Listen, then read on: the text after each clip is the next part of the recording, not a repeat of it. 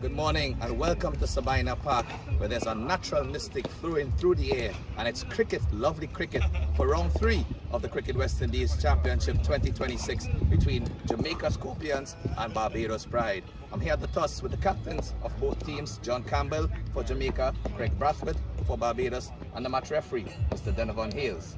At this point, we go into the toss with the home captain. Heads the call. Heads is the call. Yes, it is. And heads it is. So Craig, you've won the toss, congrats. What will you do today? Yeah, I'm going to have a bat first. I think it's a bit dry, so I think it's important to put on a good first innings total.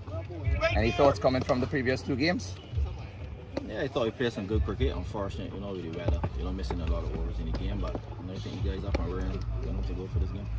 Definitely, and getting first innings in that second game, all to play for in this third one as you look to qualify for the playoff rounds. Any changes to your team? Yeah, we have the Dead Blaze coming in, for Johan Lane, and we have Joshua Bishop coming in for McAllister. All right, Craig, with all the best to you. We look forward to this game. Thanks. John, not winning the toss, what would you have done? I would have batted first as well. The pitch looks like a pretty good pitch to bat on, so I would have batted first. All right, and despite not getting to do what you would have preferred, any thoughts coming into this game based on the previous 2?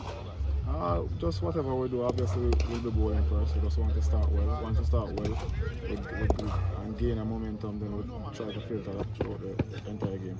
All right, and any changes to your squad? Yes, 2 changes.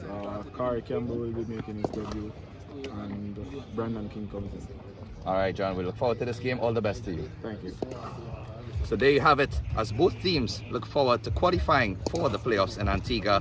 Barbados, they have won the toss and decided to bat first. Jamaica will be taking the field. So we look forward to this game, and all the coverage is going to be coming to you live from Windies Cricket.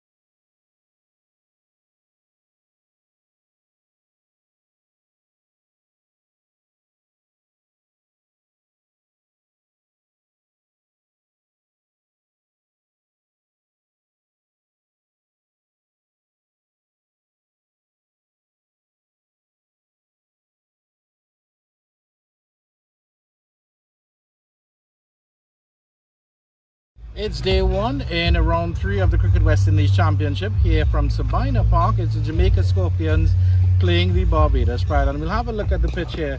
If we start on the northern end of the ground, there's a little more grass, a little more coverage, but as you can see, there are a couple of cracks here.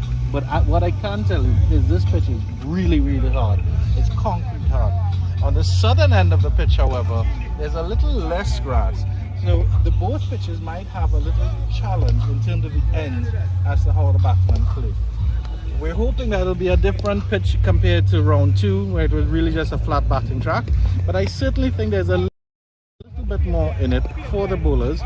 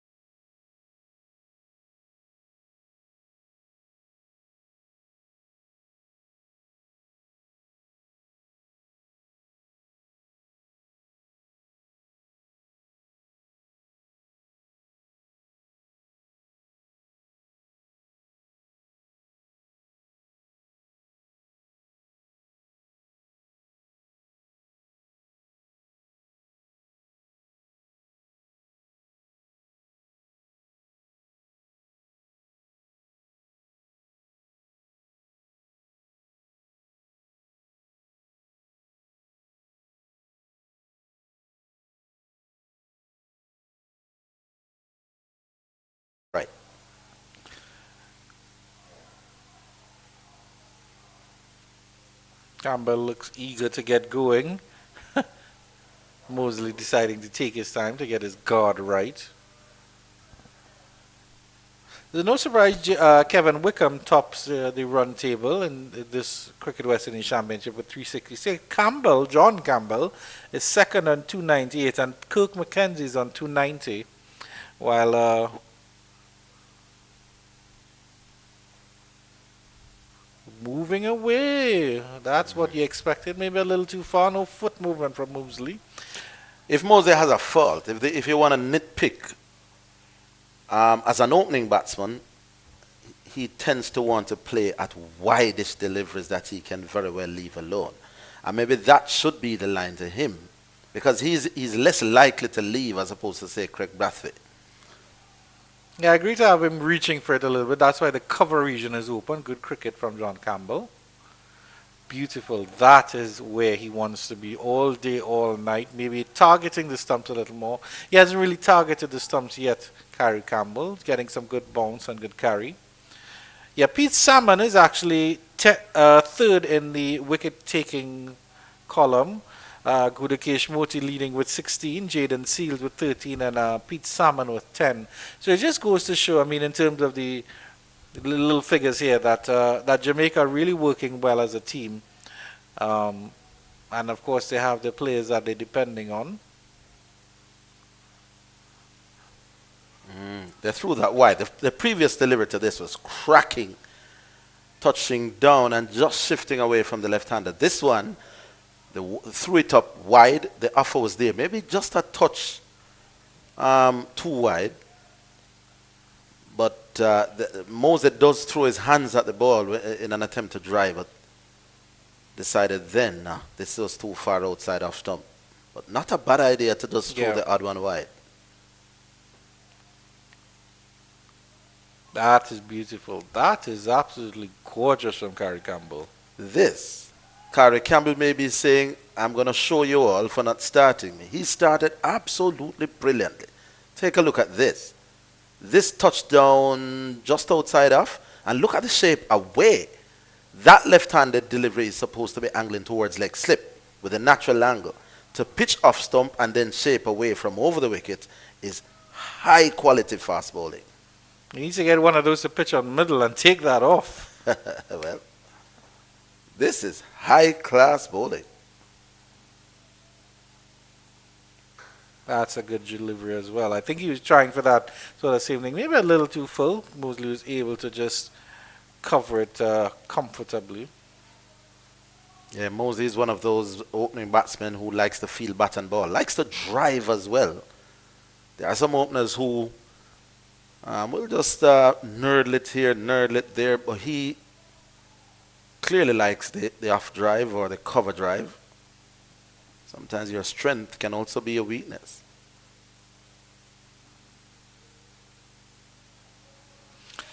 Carey Campbell has been with the Jamaican team. That is the end of the over, and I believe it's his first maiden as well, so congratulations to him. 4 without loss. 4 overs bowled. So Carey Campbell has been part of the Jamaican team throughout this tournament thus far, and I've always been impressed. Of course, in the warm-ups in the lunchtime, the fringe players come outside and do their little run-ins, and you see how they're bowling, and I've been impressed. I've genuinely been impressed with how he hits his line and he hits his length. And Robert Haynes, Jamaican head coach, told me the same thing this morning. He said, Carey is really hitting his line, and that's why they're giving him a chance here. Well deserved, I would say, and so far he's shown why he deserves that chance. Yeah, he's been extremely impressive. So is this man in your vision right now. It's a great start. 4 without loss after 4. It's probably the best start from 2 opening bowlers in this section of the tournament so far. They've been absolutely spot on.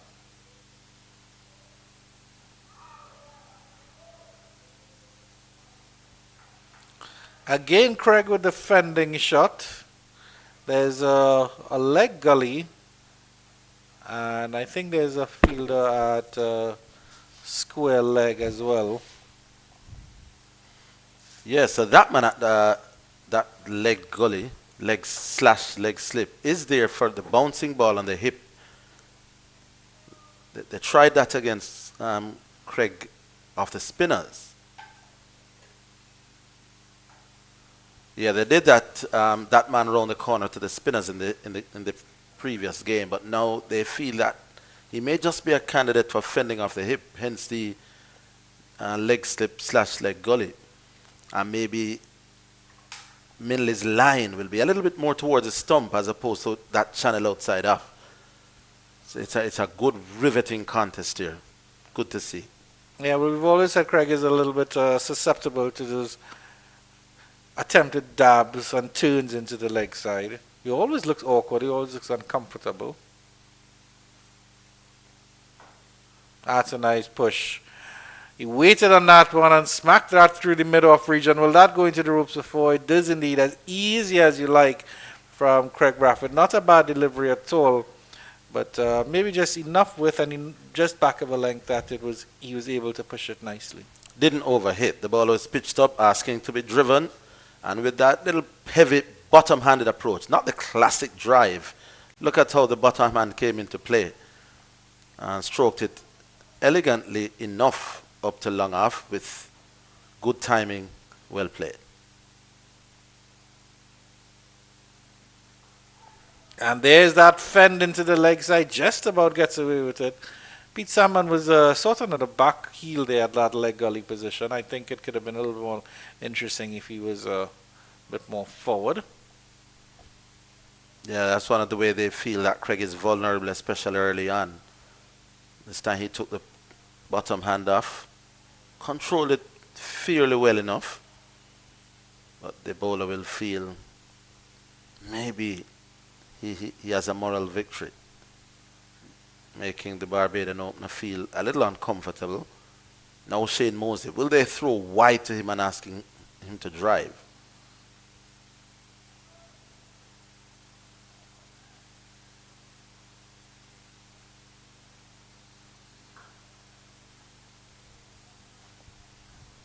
Yeah, that was homing in on the stumps. He played that well. So, some good news from Cricket West Indies. They have a proposed high-performance centre in Antigua at Coolidge, which has been approved by the government there in Antigua and Barbados. And the regional coaches have expressed their delight with that. With I think it was Robert Haynes saying that it has to happen. And it's a magnificent effort. Feeling for that one. He didn't have any foot movement on that. Just left the bat out to dry. 5 runs off that over, 9 without loss. Can't do this as an opening batsman. This is much too wide. Why are you playing at that? That is one of the things that opening batsmen must learn. That was never going to come back to challenge the stumps. And it wasn't as if he was playing an out-and-out attacking shot. Just poking at the delivery, hit an edge to that, then you curse yourself. But that is one area that a perceived weakness can be seen. He does like to play up balls sometimes a little bit too wide, and that was certainly one of those occasions. He has been impressive, Cara Campbell. Can bowl much quicker than this, Sir Andrew, but he's well within himself. He's now concentrating mainly on length and line. Now let's see. Craig is on strike. Can he run it across him and bring the slips into play? Well, he certainly can. Yeah, that had some heat.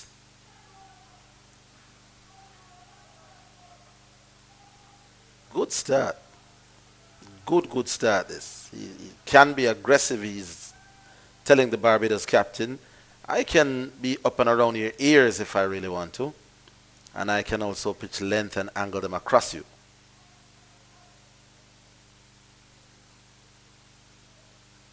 That one is a bit too straight. It goes fine. The fielder does really well at fine leg coming around there. I think that looks like Abhijit Mansingh back there. And it's a leg by. Yeah, that one down the leg side tickled So that one was offline. Wouldn't be happy with that. Right length, wrong line. It was the right line because that's I really want. You can see that he can beat the batters outside the off stumpy, and let's see if he can adjust now to Shane Mosley. So he bowled into right hand. It should be a little bit easier for him. But I just want to see him target the stumps just a little bit more. He needs to be on that off stump line. And Shane Mosley is annoying the left arm pacer, and Kerry Campbell is having a couple words with him.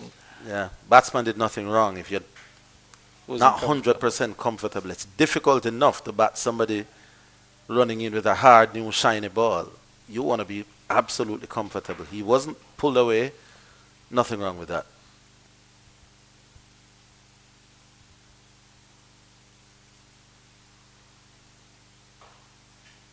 That's not bad. That's a nice drive. Open the face nicely there. And the overthrow, he'll get an overthrow here, Shane Mosley. That's poor cricket, I think, from Glenn. And poor backing up as well from the Jamaicans. So a freebie there for Shane Mosley. Not sure why he would want to throw that. There was never any chance of a run out, and there was nobody backing up. That was poor. That's poor cricket. So 2 other matches, of course, in this round 3 game. There's been a delayed start to the Leeward Islands Hurricanes and Trinidad and Tobago Red Force game. That match start has been delayed to a wet pitch, so there's no update there. Windward Islands Volcanoes have Guyana in a spotter border at 20 for 3, interesting enough. The 3 pacers so far sharing a wicket each: Ryan John, Gillon Tyson, and Shadrach Decat.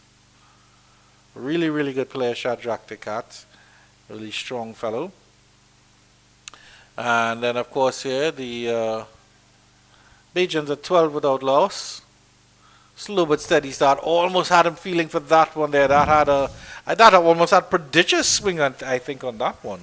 Again, this is another cracking delivery.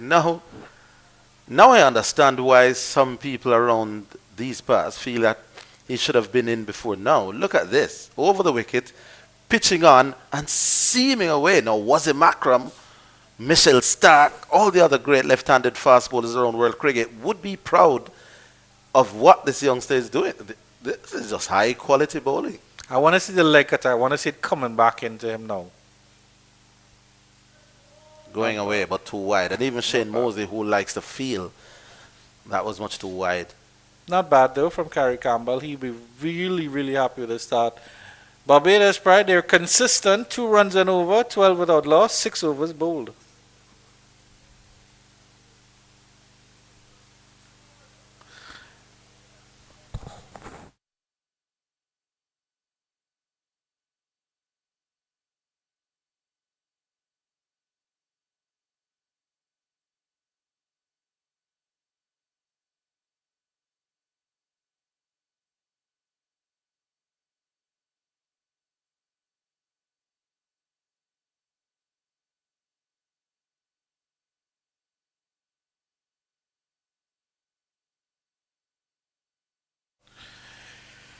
Yeah, so just some more news. Christopher Taylor has been appointed to the Cricket West Indies International Panel of Umpires effective April 1st.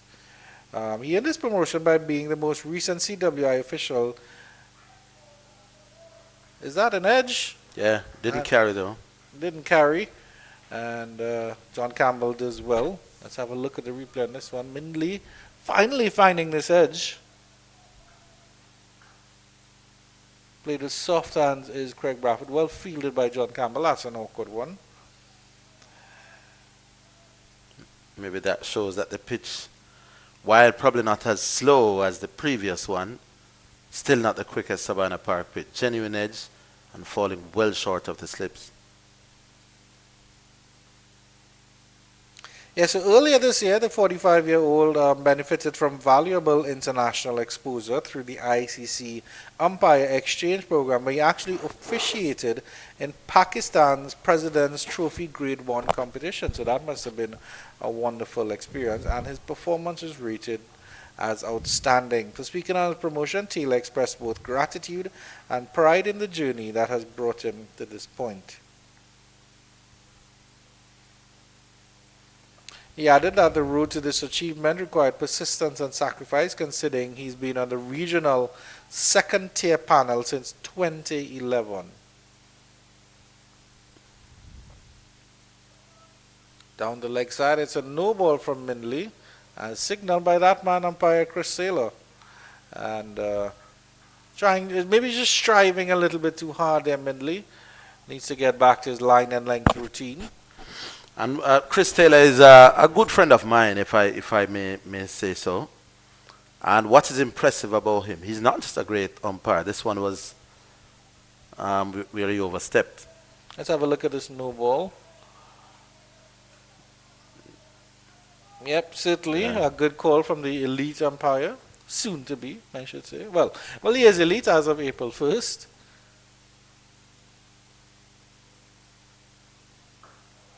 Well played. But he's also an excellent football commentator, you know, Andrew. He's probably, well, I don't want some other people to be upset with me, but easily one of the best schoolboy football analysts in the history of Jamaican schoolboy football. Okay. He knows everything, he sees everything. Just a genuine sportsman, not just a cricket umpire. Well, he's a Liverpool fan like myself, so therefore he has good taste and knows what good football is. Yes, a great character, great human being as well. Yeah, he's always been very honest and approachable with us every time we interact with him. Maintained a good standard in that second game as well in round 2. In this game, he's actually partnered with Collins Bryan. So, Miss Jacqueline Williams is not with us today. And the CEO of Cricket West Indies, Chris Derring, commended Taylor's achievement, noting that his promotion is a proud moment for the region. And his appointment reflects not only his personal commitment and professionalism, but the strength of Cricket West Indies' officiating pathway. And he will make his debut at this very ground when Sri Lanka come for 3 ODIs and 3 T20s later on in June, of which my good friend Orville Higgins is going to hook me up with his press box, his VIP box, that I can watch cricket in style at Sabina Park. Maybe your links are far bigger than mine, you know, Andrew. Feeling for that one, brilliant stuff there from Marquino Mindley. Just outside that line, rising outside the off stump. Brafford was forced to play at it, I should say. Didn't get a nick, 13 without loss after 7. Good exchanges from the Jamaicans. The Bajans, well, they're playing within themselves, but that's what you have to do when you have good bowlers attacking you. Yeah, the Jamaican bowlers have bowled a lot of good deliveries. 1 or 2 ones that you could say not so great. It has been a great start, but at 13 without loss, they want all this good seam bowling to translate into wickets. It's all well and good bowling pearlers and jaffers, as the Australians would call it. But the batsmen will feel that they are winning once nobody's getting out. Let's see what Kari Campbell can do.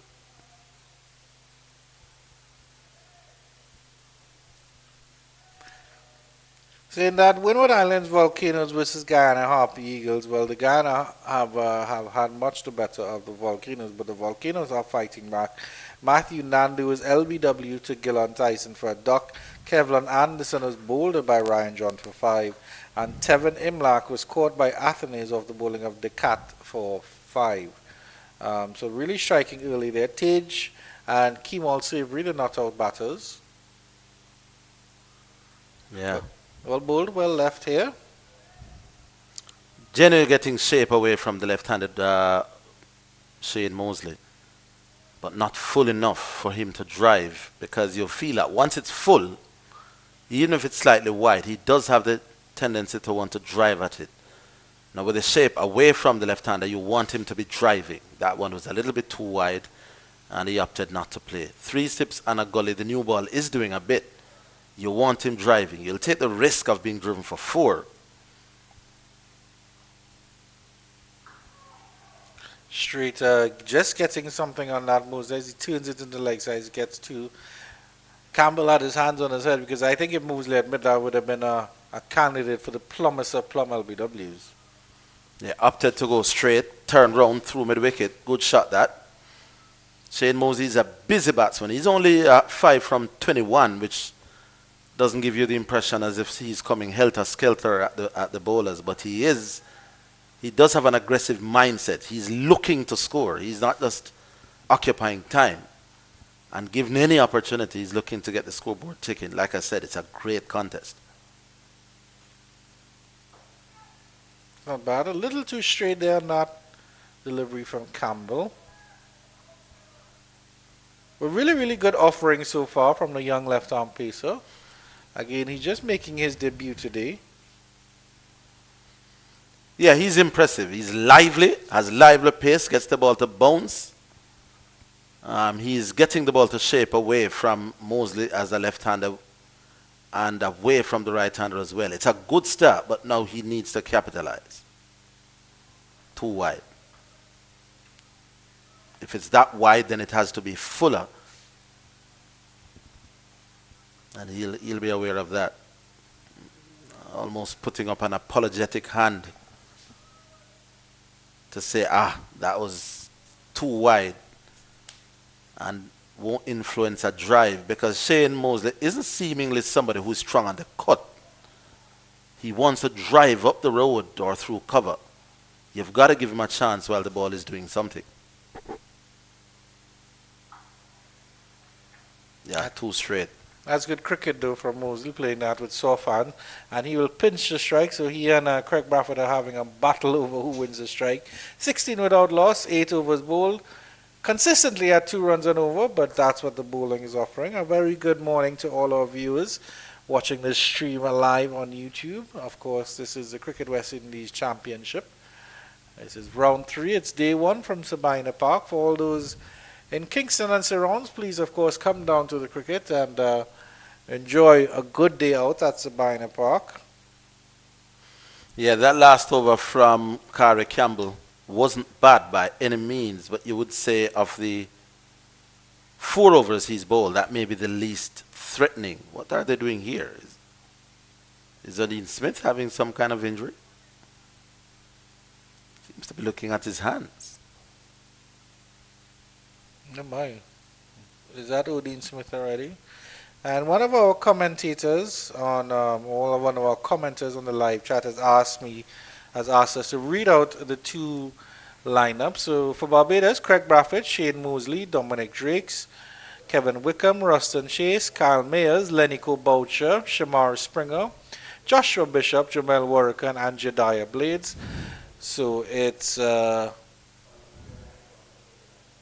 Bishop and Blades coming in for McAllister and Lane respectively. And for Jamaica, John Campbell, Romaine Morris, Kari Campbell, Brandon King, Markino Mindley, Javel Glenn, Kirk McKenzie, Abby J. Mansing, Pete Salmon, Brad Barnes, and Odin Smith. Kari Campbell coming in for O.J. Shields, and Brandon King is back in the squad in the place of Carlos Brown.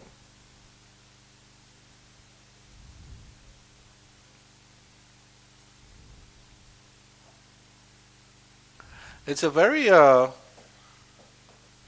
have to say it's a lot of bowling options in terms of spin bowling options here, but Jamaica have not really Campbell and Mindley have sort of strengthened their pace attack, but you look at Mansing, Salmon, Barnes, it's a very, very strong pace spin bowling attack, and essentially the same with the Bajans as well, because they have Bishop, Warrican, and of course Ruston Chase. Yeah, they're making a change at the George Headley stand in with Odin Smith coming on. Markino Mindley wasn't bowling badly at all, but the captain wants wickets. The ball is doing a little bit. And they haven't yet managed to hit an edge or hit a batsman in front. So the captain says, while it's doing a little bit, let's get in Dean Smith.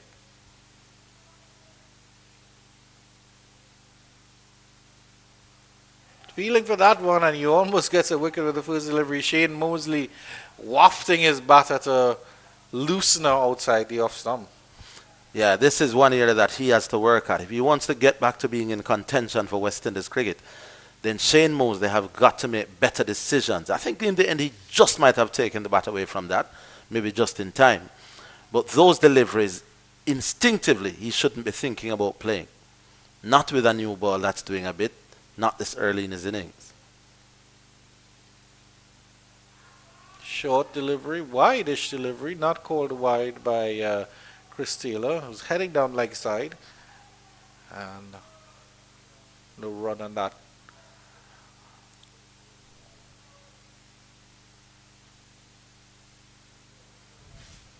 That's an absolutely hot and still day at Kingston. In Kingston, I should say.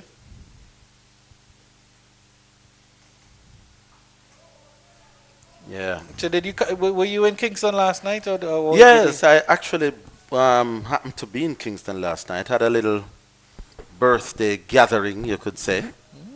Had to leave pretty early because of when am I getting my slice of cake? No, there wasn't any cakes. Just a few drinks and some food for, people who have supported me over the years. Feeling for that one again. Did he get a tickle on that occasion? No. Shane Mosley, you should smack yourself with the bat for playing not so sensibly. Now, why is he feeling at this? Now, I get it. The ball is round the wicket, angling in.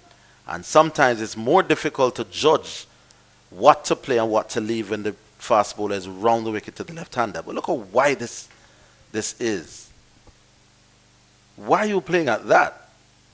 Yeah, it's touching down on about 6 or 7 stump. That's better. That's a lovely on drive. Straight back past the bowler, all the way into the ropes for 4. As soon as Dean Smith gets it full, Mosley pounces. Yeah, and that was straight, which is what Mosley wants. He wants to be driving. Dean Smith, seeing him just fishing outside the off stump, should have, probably maintained that line, but he went straighter. And I don't know that he timed that as well as he would have liked, because it looped back over the bowler's head. But that's the shot he wants to play. He wants to be driving. Has to be careful.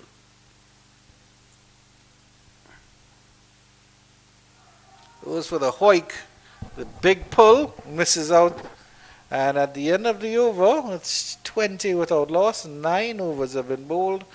Steady start by the Bajans, being asked some good questions by the Jamaican bowlers. I thought Dean Smith might have come on to say try Marquino Minley from the northern end and maybe try Gary Campbell from the southern end, but Campbell continues from the southern end. Yeah, Dean Smith can be a mixed bag. He can pitch up a few, bowl some short ones, bowl some good ones, bowl some not so good ones. He's not your most predictable up and down line and length bowler, and sometimes can go for a few runs. But because he does have the ability to bowl good balls as well, he can be effective. Gary Campbell continues his impressive start.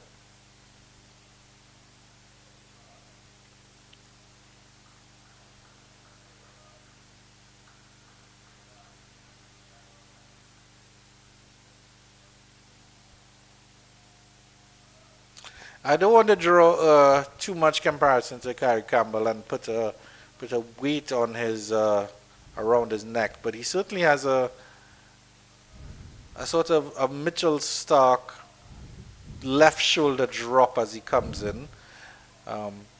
It's always funny. Left arm must always look a little bit awkward. Maybe I don't know why, but as you can see the shoulder, the left arm, the left shoulder. Is there an edge on that one? They're appealing for a court behind. Gary Campbell is begging. Well. If that was not an edge, then that ball moved prodigiously after leaving Craig Barfoot. A spectacular delivery from Campbell to have the Bajan captain and former West Indies captain and former West Indies opening batter in all sorts of a tangle. I don't think there was an edge on that at all. But Craig, Carrie Campbell just saying to the umpire, well, I've got to try something. But Craig should never have been playing at this to begin with. The ball was angling across him. He hasn't yet shown the ability to bring them back from over the wicket. That was always going to go angling towards slip. Craig fished at it. In his best form, he would have left that. That's a nice Yorker length delivery. Well dug out, just pushed by Craig. Pass mid off, and you just get a single. Again, nothing wrong. The bowler going for the full straight one. Craig Brathwaite coming down on it. It's a contest. It's neither batsman or bowler will feel that they are clearly dominating here. The batsmen have stuck around. They have defended well. They have played up one or two that they probably shouldn't have. But then every opening batsman does that. And the bowlers, by and large, have been spot on. So it is a riveting start to this Jamaica Scorpions versus Barbados Pride game. Lovely Yorker length delivery, well played by Mosley. Saw it all the way. Great bowling. I know I keep saying that, but they're asking questions, the Jamaican fast bowlers, and so far the Barbados Pride batsmen have more or less given the right answers. Yeah, they're doing well in terms of riding the storm, which I think is what Craig Brathwaite does better than anybody else. He goes for that one. That one is into the cover region. A spectacular dive by Brandon King, but unfortunately he can't hold on. Carrie Campbell applauds him for the effort, but I really think he should have held on there. That seemed like Brandon King. Yeah, I think he should have held on to that one. That would have been a spectacular catch and a well-deserved first wicket in first-class cricket for Carrie Campbell. We'll have a look at the replay on that one after this.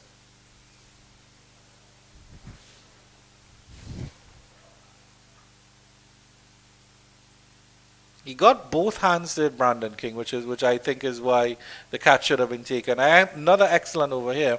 Let's have a look at this one. Yeah, he wants to be driving. I've said that several times. That is what he wants to do. Would love to see exactly where that was, Brandon King. But Shane Mosley likes to be driving. And as an opening batsman, you've got to be careful how you drive at the new ball.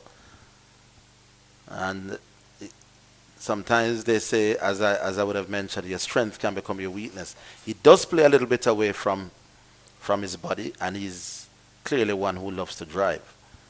He just have been lucky that time.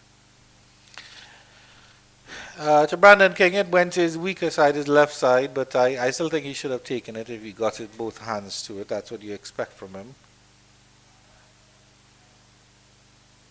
Dean Smith will continue.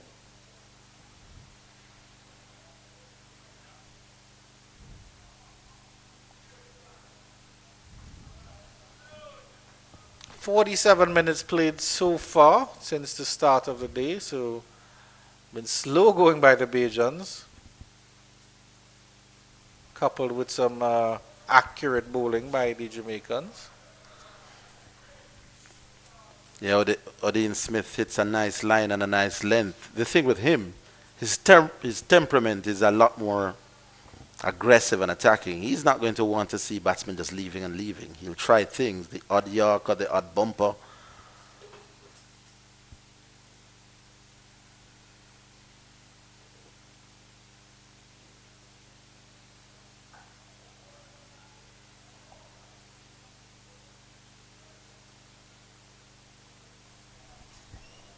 One commenter said, "Good left hand, right hand line adjustment from the left arm of Carrie Campbell," and I certainly agree with that.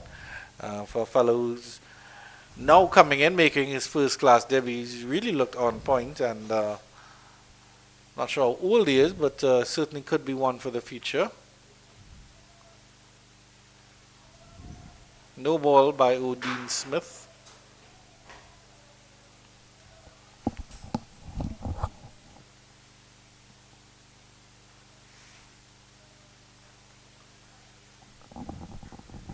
Let's Let's have a look at this new ball here.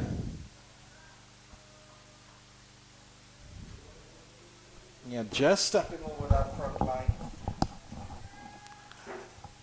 Good call by the elite Christopher Taylor.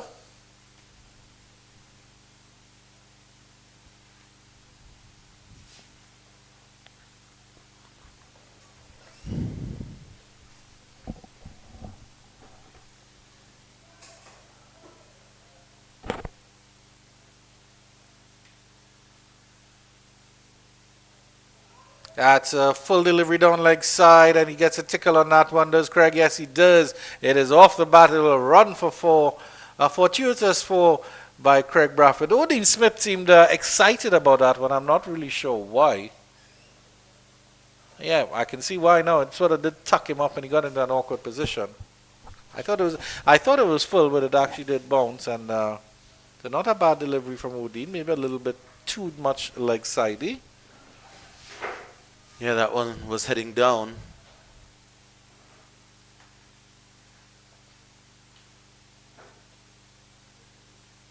Too wide, and signaled thusly by Christie. That barely was on the pitch from Odin Smith, so he deserved that one for sure.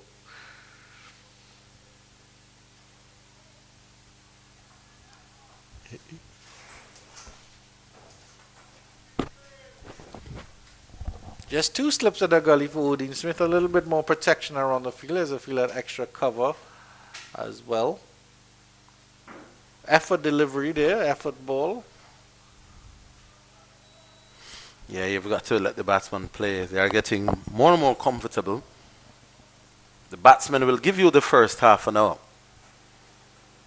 of a 4-day or a 5-day game. We've played just about 50 minutes now, so if you haven't dismissed the opening pair in 50 minutes of play, whatever the score, the opening batsman wins the contest. An appeal for a leg before. Craig Bradford turned around by that one. Might have been heading down leg anyway. We'll have to have a look at the replay and see. And Orville Higgins will talk you through this one. Yeah, my heading down. From over the wicket, the angle was always going to take this past the leg stump, or at least that's what the umpire will have to think. Yeah. And height as well. Yeah, if we've been overcritical with the Jamaicans, I think that's the only thing that they haven't done well in terms of targeting the stump. They've beaten the bat well, but they haven't followed it up with those targeting the stumps delivery. You want to get that bowl, you want to get that LBW into play. 27 without loss, 11 overs have been bowled. And just about 52 minutes have been played. So approaching the first hour of this first session in round 3.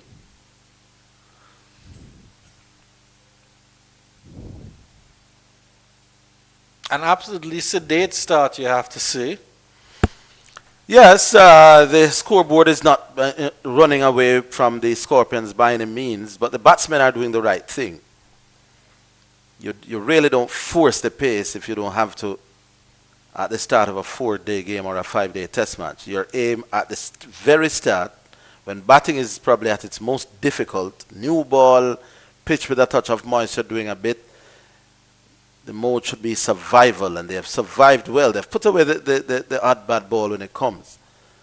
But Barbados, you would now have to say, will feel clearly the happier team after 50 plus minutes. This man can feel pretty good about himself. His 4-day debut, and he's looked the part. That one is down the leg side. I think it straightened up a little bit, but well played by Mosley. It's come back for 2. Flick down to the square leg, deep backward square leg region. So of course, a pleasant good morning to all our viewers watching this stream on the YouTube channel, Windies Cricket YouTube channel. And of course, Sunday lunch is a very, very big thing in the Caribbean. So let us know what you're having for your Sunday lunch. Let us know where you're checking in from as well. We always like to hear from our listeners. I certainly hope somebody's having a soup. Orville Higgins. I don't know why, but I've been craving a soup for a long time. beautiful. That is a gorgeous delivery from Kyrie Campbell. And he certainly looks like he can get faster as well. He actually can get quicker than this, but this concentrating on just holding a line and a length, cracking delivery. Now, this time Shane Mosley has to play. Yeah. He has the tendency to play at deliveries much wider than that for his favorite cover drive or off drive. This one he had to play, but look how it shaped away nicely. This is high quality. He has to maintain that though. Can't now then go leg side. That's a little too straight. Yeah, and you flick that behind square. That's an easy four there. Campbell knows he tried to over-adjust. He tried to follow up with another full delivery, but a little bit drifting down leg. There's no margin for error here. Yeah, the great fast bowlers don't only just bowl magic deliveries. I mean, that's a part of it. But what they don't give you is free runs. So the pressure is always on. That is giving away free runs after a cracking delivery. You can't have that. That's in the pads. I mean, you and I run a lap, Andrew, we could play that. You don't want to be on the batsman's 10 pad. push-ups maybe, straying in line. So Kyrie Campbell has demonstrated that he does have the ability to get the ball to do things. He does have the ability to pitch line and length. But he's also showing that he can just stray a little bit. And at the very top, you will be punished for that delivery every time.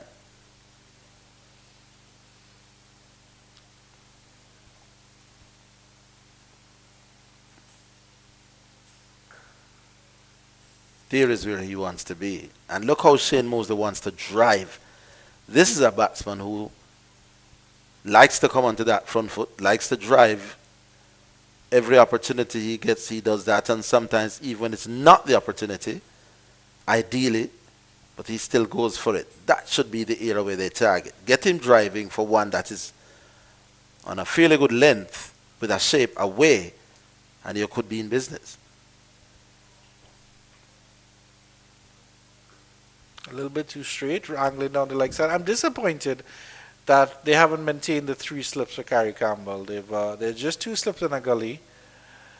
And as the field changes over for the right-handed Craig Braffett.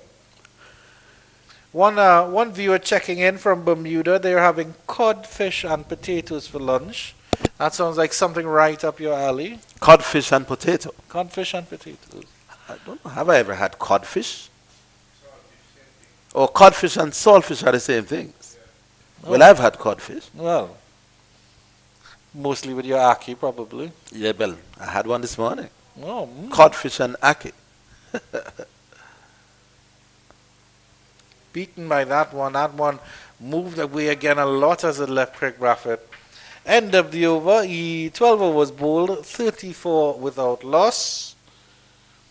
And they might just have one more over before the first hour's drinks break. Now, I know we've said it a lot of times, but we'll look at this for delivery. We'll see that in a bit. Kyrie Campbell has bowled 6 overs for 14. He's done absolutely well. Marquino Minley maybe has the opportunity to come back. Only 4 overs. 34 without loss. You have to give the Bajan some credit, though. It has not been easy to score, but they've taken the opportunity whenever it came. Much better contest this than in the previous game. This pitch is doing a bit. Odin Smith 10 from his 2, which we expect, but he has the ability to find a wicket ball as well. Well played. I'm sort of baffled by the decision to bring Odin Smith in. I genuinely am. I mean, Mindley only bowled, I think, about 4 overs or so. Kyrie Campbell continues. So I don't know if it's... but I was disappointed in that because Mindley was building pressure while I think Campbell would have been able to take a wicket from the other end. Let's see how Odin Smith adjusts. Feeling for that one again is Mosley stretching out far from the body. I tell you, old habits die hard. Shane Mosley had left the previous delivery, but we've been talking all morning about his penchant for driving at wide deliveries. Look how far the bat is away from the pad. Just throwing the bat at it. That was a poor shot. One commenter on the YouTube channel has expressed an interest in seeing Carrie Campbell with the old ball, so that should be interesting as well, if he gets an opportunity. Gets some width on this one, cuts that behind square, that will run away into the ropes. Enough width on just back of a line, camped on the back foot, eased away by Shane Mosley. Yeah, this is the first time we are seeing him getting a wide delivery and playing the cut as opposed to the drive. So he does have some shots in his armory. This one he controlled. For one just back of a length. So he can be quite dangerous, you know, this Shane Mosley, because he's aggressive in his mindset. This one was wide, but it was shorter. And he steered that nicely. Really nice shot. Down to widest third man for 4. Well Yeah, played. picked that gap really, really nicely there, Mosley.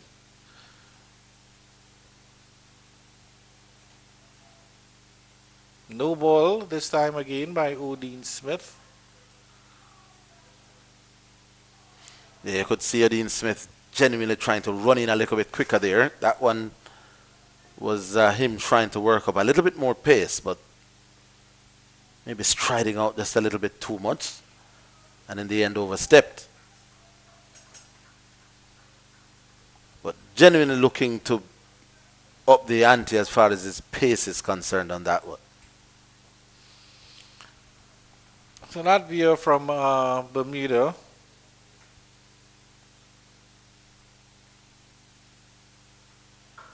Width again and struck into the cover region on the bounce. Spectators catch. Brandon King does well. Driving again, full again, wide again. That's his MO. That's in his DNA. Middle that, but straight to the fieldsman. No. But now at the start, they didn't have the field in the cover position. Now they brought it in, I don't know, as extra protection for Odin Smith. But I agree with not having. Well, I mean, Brandon Smith did spill a catch here in that cover region, so what do I know? Brandon King, my apologies. Yeah, too wide. That time almost on the return crease. The idea was right. Throw them wide, get him driving, but that, yeah, the batsman would probably need another bat tied onto the one he now has to be able to reach that. But I like the idea. For now, once he's tempted to drive, you want to tease him into that shot. Still 2 steps and a gullet. Last layer of 13, nice punch by Mosley. There is no run at the end of the over. 39 without loss, 13 overs bowled. And we're going to have a little break for drinks for the first hour of play.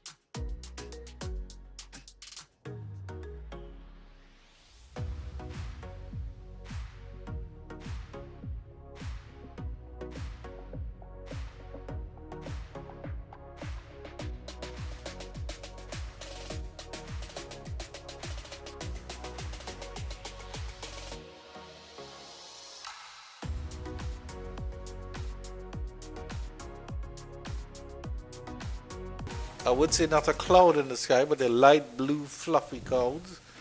Certainly wish I could take a nap on some of those clouds. Here's Mindley to Bradford. Hitting his line immediately. And it is a no ball by Marquino Mindley. So hitting his line, but also overstepping. Yeah, it's not the first time I've seen John operating like this, giving Mindley. Here's the front foot just overstepping, where he gives him short spells, maybe just to keep him fresh, because he is your best fast bowler. Maybe don't want him to bowl long spells. So maybe that's the plan for Mindley. I've seen it before, where you want to keep him fresh. You don't want him bowling 7 or 8 over spells. So maybe that it's a plan that maybe actually does have some merit to it. Maybe another over though, after looking so good in his opening 4 over burst. Well, I'm not sure about that, because Mindley is a sort of a containment bowler. So you want your metronome, as it were, to just the bowl day in, day out. Maybe they're just trying with the Odean Smith experiment to see if he could get any movement or anything. We'll have to see if he continues, or if Carrie Campbell has switched to the southern end. Left alone. I think the conundrum that John Campbell faces, where Mindley is concerned, is, do I use him as my stabilizer, as a fast bowler? Do I keep him there and thereabout, keep things quiet? Because he's the best among the fast bowlers at doing that. But he's also arguably the best of your fast bowlers in taking wickets as well. We're starting with Carrie Campbell on debut. Odean Smith is never going to be the type that you look to take 5 and 6. So I think they're a little caught in two minds as to how they should use it.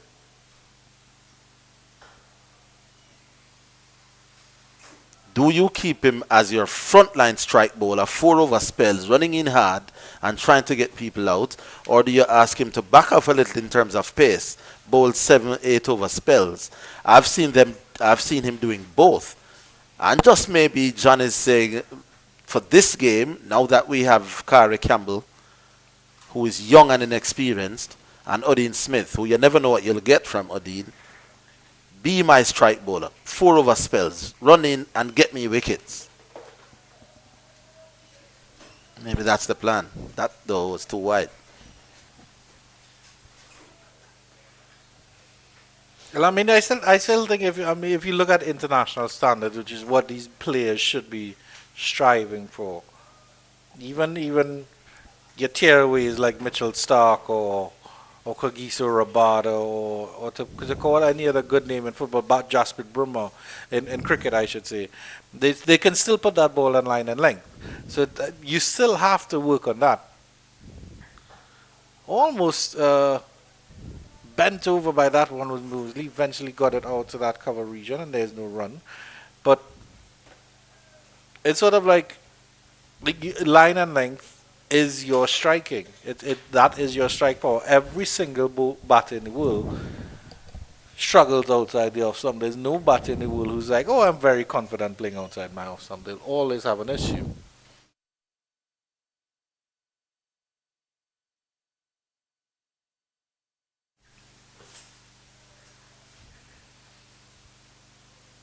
So you might look at it as containment, but in that sense, that, okay, yes, you're just trying to drive the run, but you target the stump. That's what you have to do. 41 without loss after 14 overs. As we've discussed, you have to hit that off-bill stump, off-stump bill. That's what you need to be aiming for 99.99% of the time. Yeah, well, Marquino Mindley wicketless after, what is that, 5 overs, none for 10. And the Bajans now 41 without loss. It's a nice opening partnership.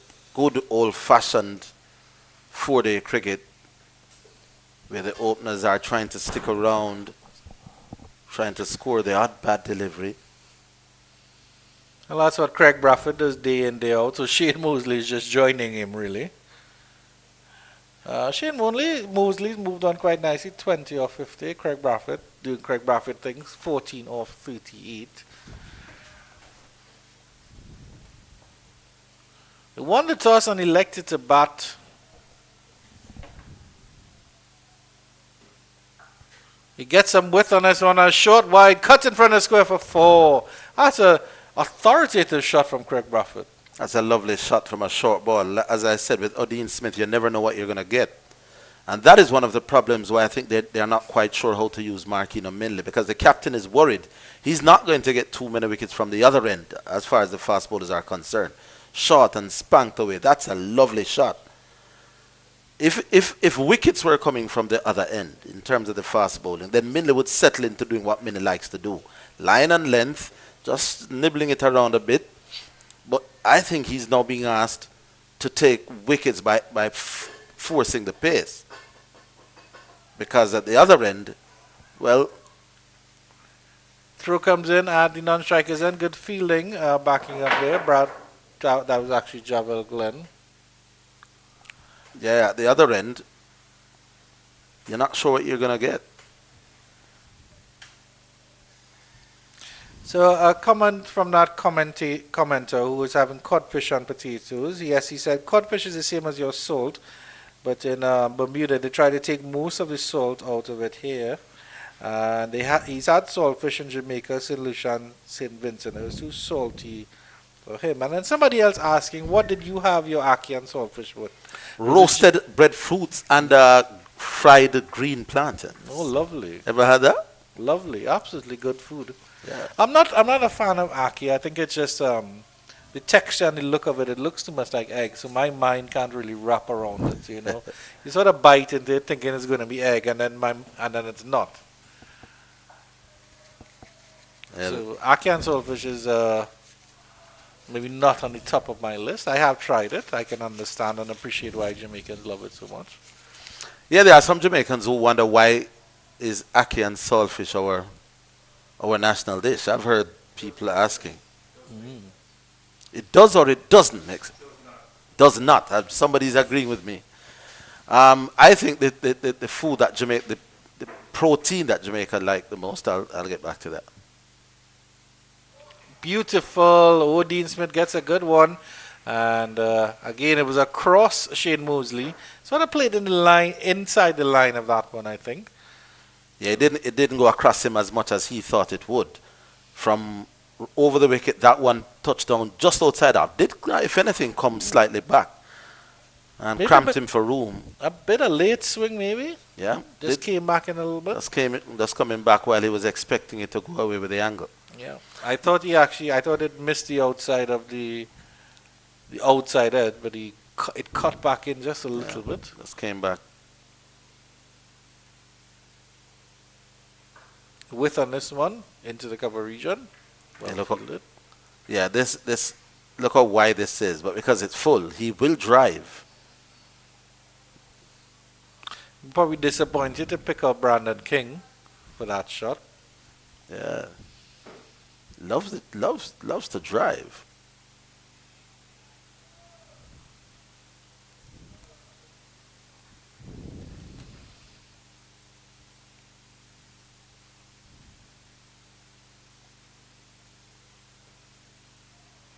Yeah, when they are not full, he's prepared to leave them when they're on a length, Andrew. The minute it's full, the minute he feels he can reach it anywhere close to hitting on the volley, he'll go for that cover drive. If they are on a length, then he may just leave them alone. I think it's still worth throwing them up a foot and a half wide, fairly full, and see if he'll have a go. No, not that. Not on his pads. Yep, two straight there from Smith. Are they going to come back for two? That's good running there, good pressure from the Bajans. They're on the front foot in that respect. At the end of 15, they're closing in on a 50-run partnership. They're 49 without loss. So solid stuff from the Bajans, if not spectacular. And we have a standing discussion that we were supposed to have over Higgins. What's that? What was that? We were supposed to discuss music and the landscape of music. Oh, what is it you want to know? Well, I want to know everything, Orville Higgins. Give me a history lesson. About what exactly, though? It's such a Well, such an open-ended question. Well, I believe that you work on it's a gospel-oriented station. Is that correct? Yeah, that's where I work now. Yeah. But not that I know too much about gospel music. I think you were more likely to talk Jamaican dancehall or Jamaica's reggae. Well, the landscape of music in Jamaica with its vibrant culture and stuff is that even the gospel music that comes out is still there's vibrancy and there's vibes to it, and it sounds like dancehall to a certain extent, but then it's praising Jesus. Or let's say that is not my area of expertise. That is not your area of expertise. So I couldn't.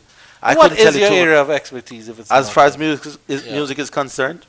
I'll tell you after this Marquina Millie delivery. Two straight from Minley, quick run, and Bradford gets in. And that's the 5th day up for the Bajans as well. They've taken their time, but they're getting there in the end. You have to respect and you have to admire the fact that despite the fact that the bowlers were on top, the Bajans are still there. They're still fighting. They've shown the mental capacity and mental discipline to sort of put those deliveries that beat them behind. It's an excellent opening partnership, 50 from 96 deliveries. They've definitely not had things their own way.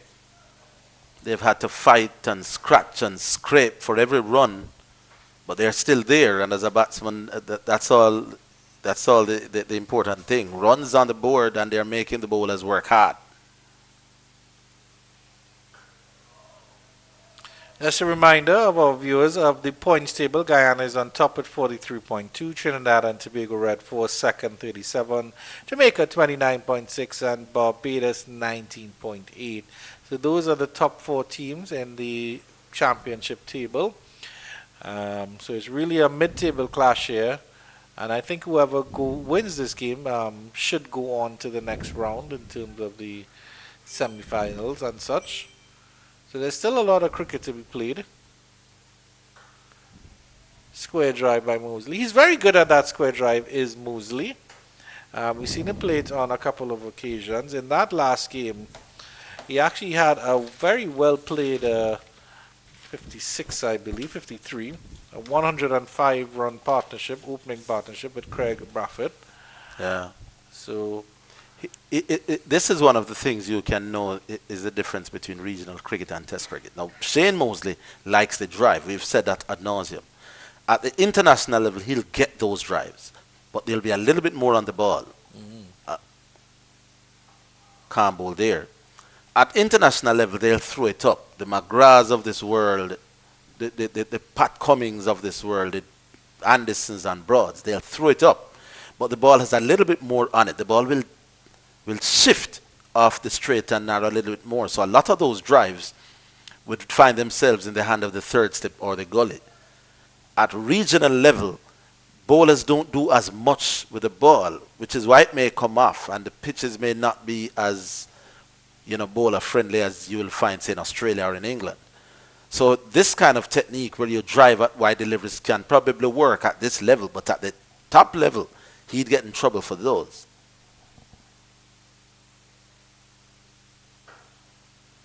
Well, that's a good point. But at the top level, at international cricket, bowlers would understand their game a little more. They would understand their skill level. They would understand their technique. They would be students of their craft. At regional cricket, this is what you have to figure out. You're like, okay, if I can move the ball away from a right-hander, then I need to work on moving it back in. That's what I need to work on. And that's the difference between test cricket and, of course, regional cricket. Some players understand their game inside out, the Craig Bradfords of this world, etc. And they're not going to play any different way. 16 overs gone, 51 without luck. Marquino Mindley, he's good at your line and length. He's good at getting that ball to move away from the right-hander. But he has to work on getting that ball to come back in. And he has to work on different things. And it's all about... if you really look at it, fast bowling is not an exact science, because based on the weather conditions, based on the pitch, anything could happen. You could be holding the shiny side of the ball on the inside, and the ball is swerving away to the outside. It all depends on the condition. So you need to understand exactly what you do. And I always think with fast bowlers, They sort of need to bowl without a batter in the nets, because if you bowl with a batter in the nets, you're sort of focusing on that batter. But if you bowl without a batter in the nets in training, then you can see what is happening. Okay, if I hold the seam and it's slightly pointing towards slip, is it moving towards slip, or is it staying straight? What is happening? What is happening with a cross seam delivery? What is happening when I hold the seam inside? What is happening when I try an off cutter, a leg cutter? Is it doing what it's supposed to do? Odean Smith being persisted with 4 overs for 23. It's not the kind of scoring rate that his captain would like. But this is what you get with Odean. He will go for a few. Well stopped by Romain Morris. It was a goalkeeper save on that occasion. The goalkeeper be proud of that. And it's a bye, unfortunately, to him. And it's a no ball as well. I'm going to ask you a question, Andrew, after that no ball. What is Odean's strength in this Jamaican team? Is he there more for his bowling or his batting? It's a good question. I think you have a player like Odean Smith, you want him to be a game changer. If nothing is happening for the fast bowlers, you want Odean Smith to sort of come on and do something different. And the same thing with batting when your team is down.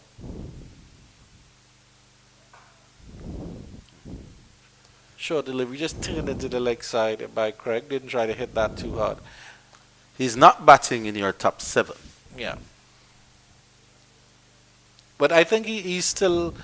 Odean Smith has the potential to be a game changer. On paper, he has the potential to be a game changer. I think we've seen it to a certain extent with his batting, because in the last game, he had a very, very good score coming down lower in. Yeah, he got in the fall. But the question is, this is a no ball. He's clearly overstepping. And Brathwaite, very comfortable, a front foot swat at a short ball. So there's really no pace.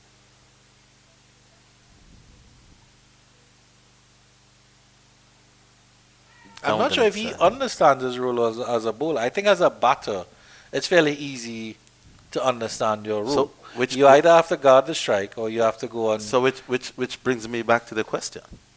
He's not batting in your top 7. He's batting at the very highest at number 8. But is he more important to this team with a bat in hand or with ball in hand? Well, I mean, maybe it's that they want a fast bowling all round, and then Odean Smith is maybe the only option they have. I'm not saying that's a lovely shot. Yeah, a quick run there. The throw comes in. The throw is direct on the stumps, and he is out. Shane Mosley is run out. The Jamaicans have created a wicket. Shane Mosley, it was a good shot. Mid-off did really well coming around, and Chris Taylor was in a perfect position to see that. Unfortunately, Shane Mosley has to go run out, but the score at 55, so the Jamaicans lose their first wicket, 55 for 1. An unfortunate end for him. Yeah, at one point the Jamaicans needed some luck, and this is lucky. That was punched sweetly down towards mid-off. Shane Mosley setting up, so you can't blame nobody. Oh, I think what happened, I think he and Craig Brathwaite ran into each other's way. Oh, my. In that single. That is, I think, what happened. Because I think initially the single was on. Midoff had to do some work to his left. So if you could see that again, look at this. Proper drive, lovely shot. Oh, Midoff had to do some work. That's Minley. Threw down the stumps with all 3 to aim at. It's the easiest place to get somebody to run out, mid-on. Yeah, let's have a look at the front angle again, because that will indicate if there was a collision of sorts. I think that in trying to avoid a collision, they say the shortest distance between 2 points is a dead straight line. I didn't think he ran a dead straight line there in trying to avoid each other. I think Mindley, to me, it just seemed Mindley was very aware of what was look happening. at the shot. So he called through. Oh, he had to go a little wider. He had to go a little wider. A little wider. There you go. To Brathwaite. So instead of coming inside, he went wide. He went wide of Craig Brathwaite. And that was probably what cost him a couple of feet. Yeah, and maybe I'm not sure his bat was sliding in the conventional way either. Yeah. Here we go again. He called. So Craig, look how wide he ended up going. And Had he, had he, Yeah, he didn't slide his got the bat bat in, he sliding, just may have just made it. So that's two reasons that accounted for his dismissal. Running around his partner, which took a few feet, and then not sliding in his bat in the conventional way. I would give credit to Mindley as well, because he had a lot of work to do, but still got across quite well, picked up the ball cleanly, and you can see he had 3 stumps to aim at. Yeah. He still barely hit the stump, but the wicket has fallen. The Jamaicans have a little bit of momentum now. And interestingly, is that man Odin Smith, who won't allow you to get away without answering that question, though. Is he more important with ball in hand or batting hand to this Scorpions team? I think he's more important with bat in hand, and he needs to step up on his bowling. I think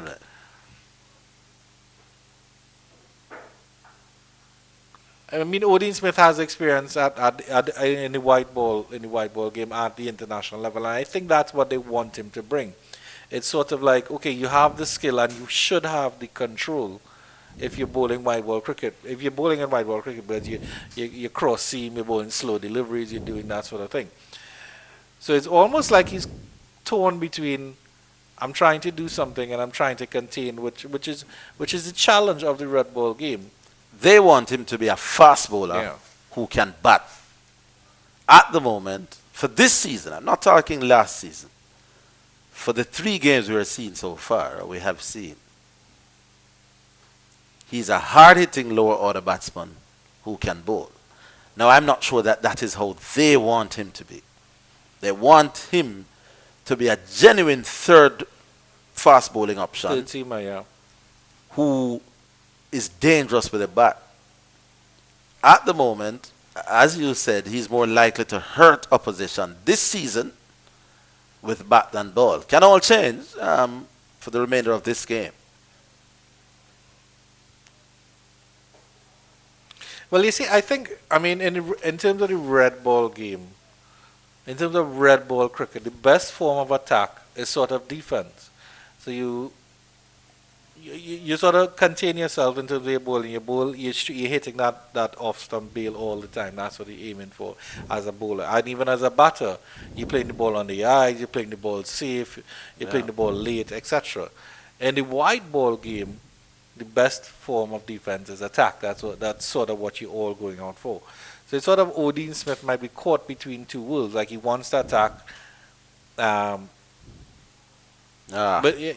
things like that. As a rule, and I'm not saying that this should be anybody's rule as we come to the end of this over. 17 overs bowled, 55 for 1. No, it's a good question. Yeah. And I love when you bring your Euclidean thoughts to the game. As a rule, I don't pick all-rounders in 4-day cricket. I'm picking, can you make the top 6? Are you amongst my 6 best batsmen? If the answer to that is yes, I'm picking you as a batsman. If you can bowl, fine. Or are you among the best 4 bowlers I have? If the answer to that is yes, I'll pick you. Take Jack Callis for it. Could you be like a solid number 8 sort of thing? I don't believe. Listen, okay, take Jack Callis for example. Wonderful all-rounder. Arguably top 2, top 3 of all time. But Jack Callis can make the South African team if he doesn't bowl a ball. He's a proper batsman who can bowl. If he lost his bowling, he'll make a team. Kapil Dev, wonderful fast bowler. If he can't score, he'll play as a fast bowler. Now, every now and again, you'll find a guy that you're not sure which he's best at, but those are rare.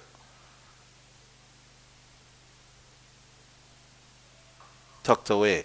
And then you have the players like Ben Stokes. I think Ben Stokes might be a better bowler than batter, but he's a very good batter. Yes. And then Jason Hole. I'm not sure about Jason Hole because Jason Hole is a very good batter and a very good bowler. I'd say he's a better bowler because of his height, purely because of his height. So you'll find the odd ones. What are you really? But as a rule, I'm picking batters who can bowl or bowlers who can bat. So I'm not picking all-rounders per se in Test cricket. It's flashed through the backward of point region. A little bit of width on that one. And Jonathan Drakes, I believe, is off the mark with a flyer. No, that's actually Craig, I believe. No, that is It's Jonathan Drakes, Drakes. yeah, it's My Drakes. apologies. He was driving, I think, towards cover. I'm not sure that he wanted this to go so square.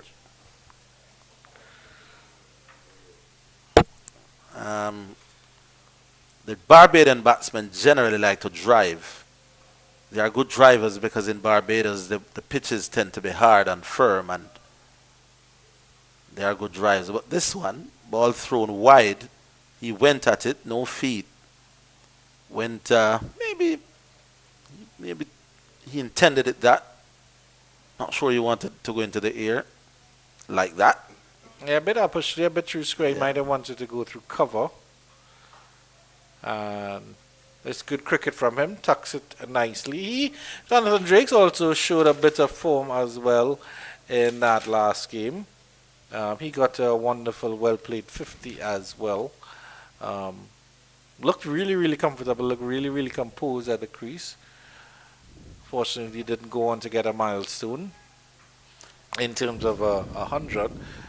But looks really, really composed, really, really good at the crease. Be interesting to see how Roston Chase plays this game as well. Yeah. So back to that all-round argument. Every now and again, you'll find a guy that can make the team top 6 as a batsman, and can make the team as a bowler as well. I mean, you said Ben Stokes. You could argue that for England, he could make the team as a batsman only when he's at his best. I think he's got 13, 14 test centuries and could make the team as a bowler. Yeah. The question is, if Odin Smith wasn't batting, could he make this team? And I think the answer to that is no. Well, Odin Smith, ideally, I think, should be batting 6. Well left. That was a dangerous leave. It was a no ball by Midley as well. Yeah. So In his current was safe either way. In his current form, I think batting him 6 as a hard-hitting number 6. Could bat him 7 if you feel Romain Morris should bat early. And then get a bowling option that you feel is more likely to get people out. That's just how I would go about it. Yeah, well, I agree. In that last game, he didn't bat until number 9. There you go. And he came in, and RBJ Mansingh came in before him, as did Pete Salmon. He's clearly a better batter than those two, at least. Romain Morris as well. He could play before Romain Morris. Nice punched on the ground by Drakes, and they get a single this time. Sometimes I think it's how he shapes up. He gives the impression as if he's just a slasher. But he's a very effective slasher. For me, it's the method. It's the results, not the method. He's going to get you some runs. But he's an interesting character, though. He can impact the game with bat and ball.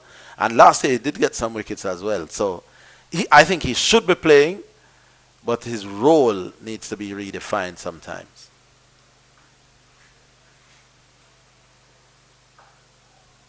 But the other thing that, of course, plays into him is the attitude and discipline of Odin Smith. And I always feel like he will put his hand up, even if he's bowled 20 overs today and you say, Odin, I need 5 overs from you again. I think he will say yes. And it seems like at the end of the day, over 63 for 1 after 18. And it seems like the Jamaican team, the Jamaican management is trying to build that camaraderie within the team. So he might be an important player in that regard. It looks like we're going to have a little bit of Pete Salmon from the southern end now. Moral victory for the Barbadian players. You have forced the captain, given first use of the pitch to bowl. He has to turn to his spinners. So none of the pacers has had any wickets. The 1 wicket so far was by the run-out route. So the Jamaican captain, John Campbell, must be a little concerned that, well, the pitch was doing something this morning. The ball did have some carry. The ball was going off the seam. But the Barbadian batsmen have denied me a wicket. Now this, going up to lunch, will be an interesting period. If they can bat to lunch without Pete Salmon creating too much problems, then the Barbadians will feel that they have got the first session. Well, of course, the other thing is the Jamaicans are certainly behind the 8 ball in terms of over rate. So Salmon should speed that up as well. Nice punch by Drakes. Fairly defensive field in terms of a slip. That fielder is at long on. There's a short leg as well. There's a backward square leg. There's a fielder at at mid-wicket region, a short mid-on, conventional mid-off on a field at cover, and then backward point.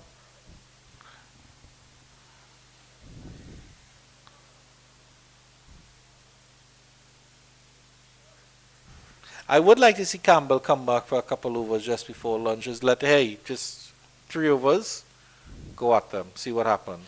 See if you can force a error.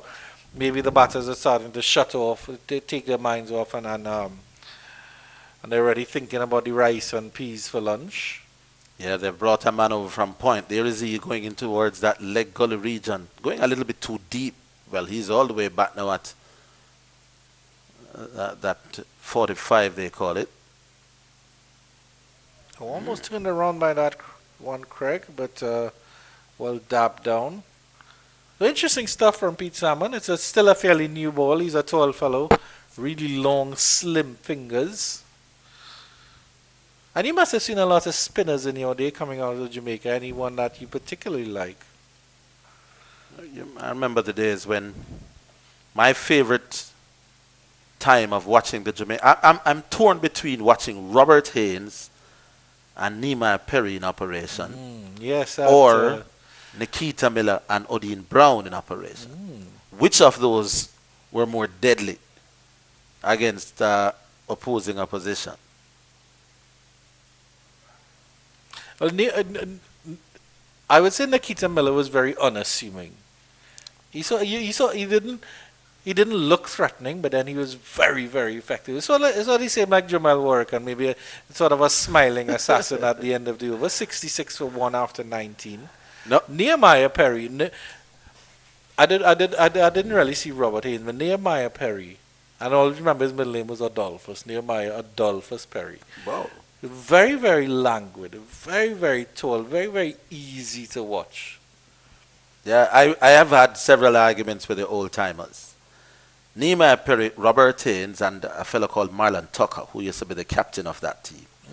Arguably, if you talk to the veterans, they tell you he's the best captain Jamaica's ever had in first-class cricket. Marlon Tucker, bowled a nice off break, could bat down the road a little bit. Now, Robert Haynes, Nehemiah Perry, and Marlon Tucker, were they a better spin trio than Nikita Miller and Odin Brown in regional cricket?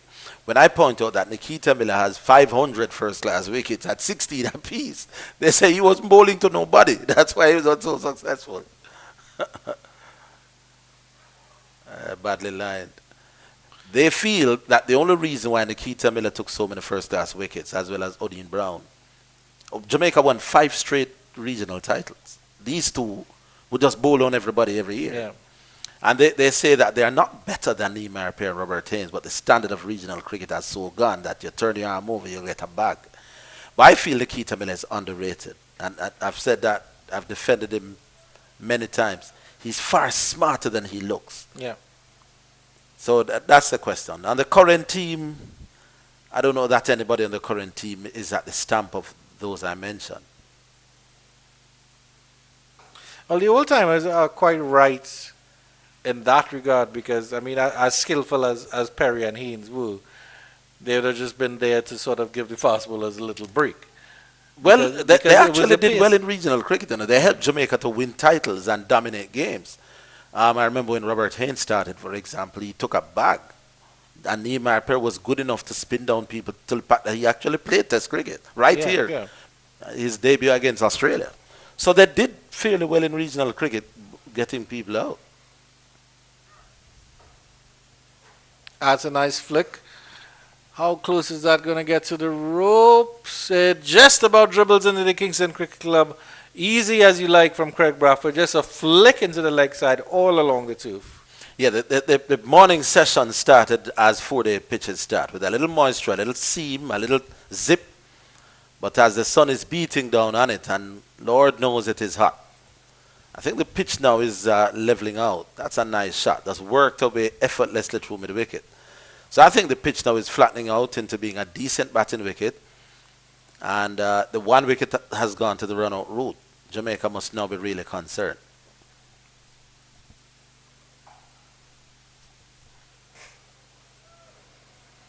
A little bit of concern, but I think it did very well. I mean, it's 71 for one, just about 17 minutes before the lunch break, before the scheduled lunch break. So, I mean, in Barbados, and get about 80, 90 in that time, then you would say honors even, as it were. Well, at 90 for one, Barbados gets the credit, gets the session for me. Yeah, well.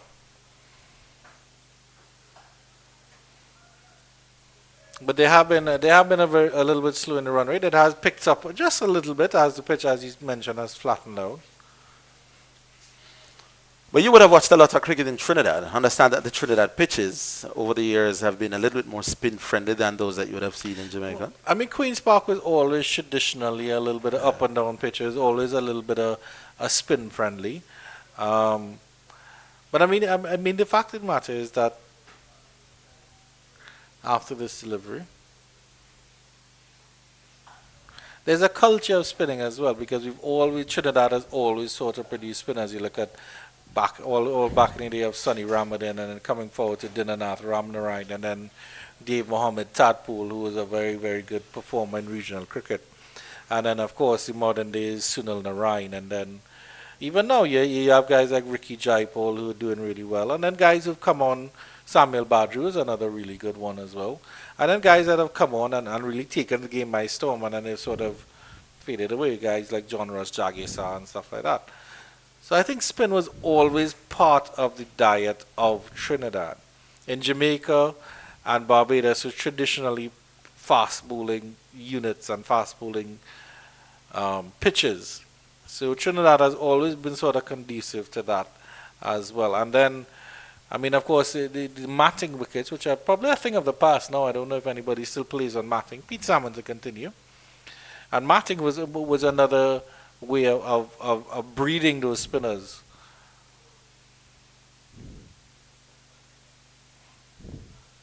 So, I mean, probably still in some country areas they use matting.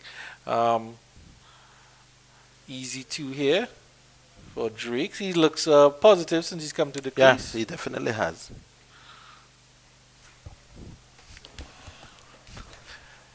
It must be the batters. I mean, the batters in the Bajan dressing room probably have a little bit of a good little battle going on here. It's like, who's going to match Kevin Wickham? Who's going to match Craig Bradford? You think about the pressure that Drake's is under, because he's coming in at number 3 after 2 openers who have done really, really well in the tournament so far, and then coming after you at number 4 is the most prolific batsman that the championship has seen for some time. Squared up by that one, dribbles off into the offside.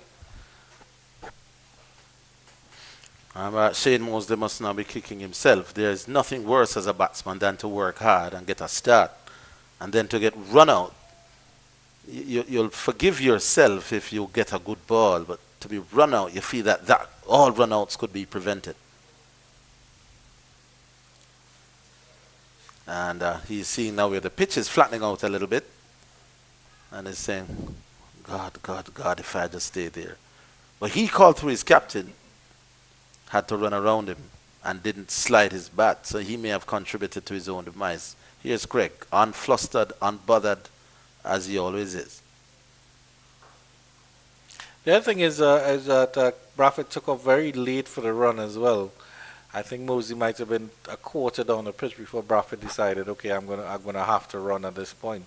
I don't think Bradford was intending to run, actually, if you really look at it.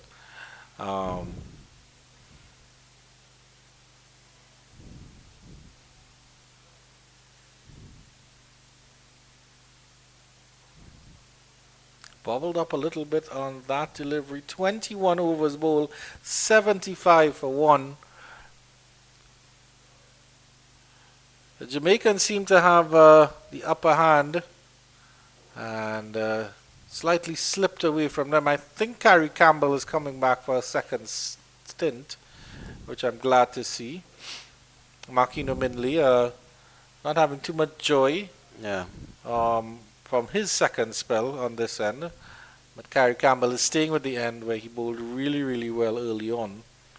Yeah, not a bad move this from the captain, especially with a new batsman there, because he was quite a handful when he got it right to both Mosley and Brathwaite. Now that Jonathan Drakes is there, looking to be positive, I feel it's a good little ploy to give Kari Campbell maybe a 2-over burst before lunch. So good move this, but he now has to do it again. Line length just outside off. Has got to be able to replicate.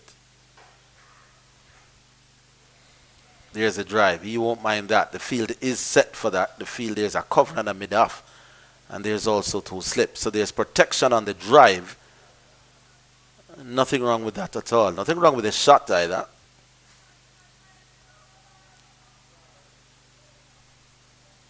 So good start. The commenters are listening to our discussions about spin. Well played. A lot of that bottom hand from Craig coming in and just flicks it into the leg side. But they're talking about Gareth Breeze, who I think was another quality player. I think he was a bit of a spinning all-rounder as well. Gareth Breeze's case is strange because at high school he was a batsman who could bowl. Himself and a fellow called Raymond Stewart had some record as a schoolboy batsman, some 600-something partnership in high school cricket. I think it made the Guinness Book of Records or something. So in high school, I think it was at Woolmer's, he was a proper batsman. I think even when he made the Jamaican team, he was a batsman who could bowl. But as his career developed, he became an off-spinner who could bat. Oodles of wicket, to the point where he did get a test match in India. Right. But every time somebody talks about Gareth Breeze, they talk about an innings where Carl Hooper destroyed him right here. Took him out several sixes. But I think in that innings he got wickets as well. But all they talk about, Carl Hooper destroyed him. He was useful with a clever cricket brain. And sometimes spinning off spinners can trick you out. Short delivery, well turned around. Is that in the air? Is the catch taken? I think it has been spilled. No, Craig Brathwaite gets a life. That one went down to deep backward square leg. And it's Abhijay Mansingh. He looked to get into an awkward position there and just sort of fell forward and tried to take the catch. It could have been the end of the Bajan captain. We like the fact that he brought back Kari Campbell. Both of us suggested it was a good thing.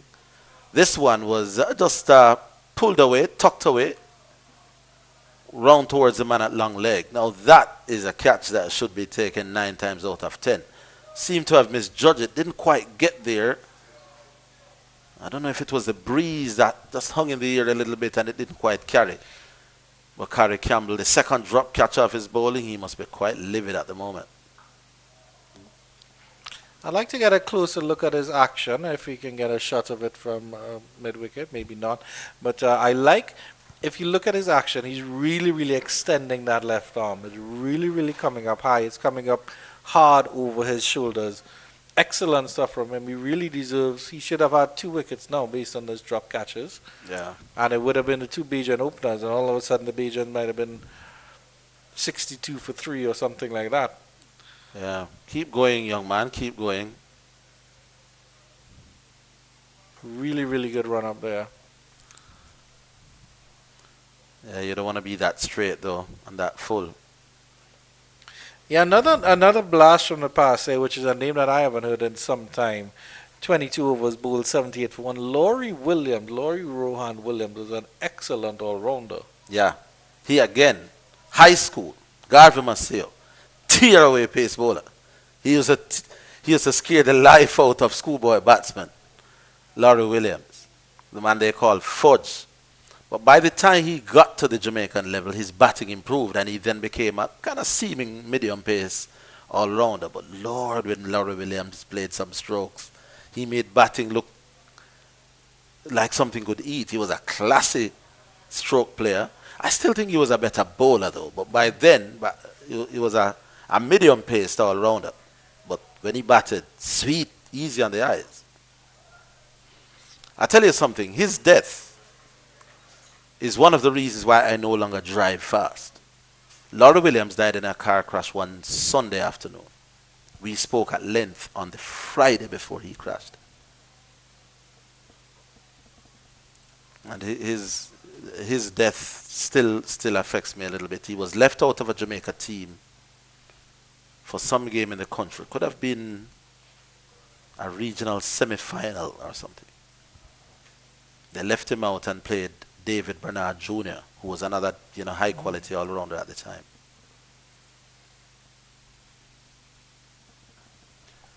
And when I pulled up, I saw him at a gas station, and just like that, we were just talking for, it must have been about an hour. And he was saying, well, maybe the selectors no longer had an interest in him. They're going to play Burning now over him.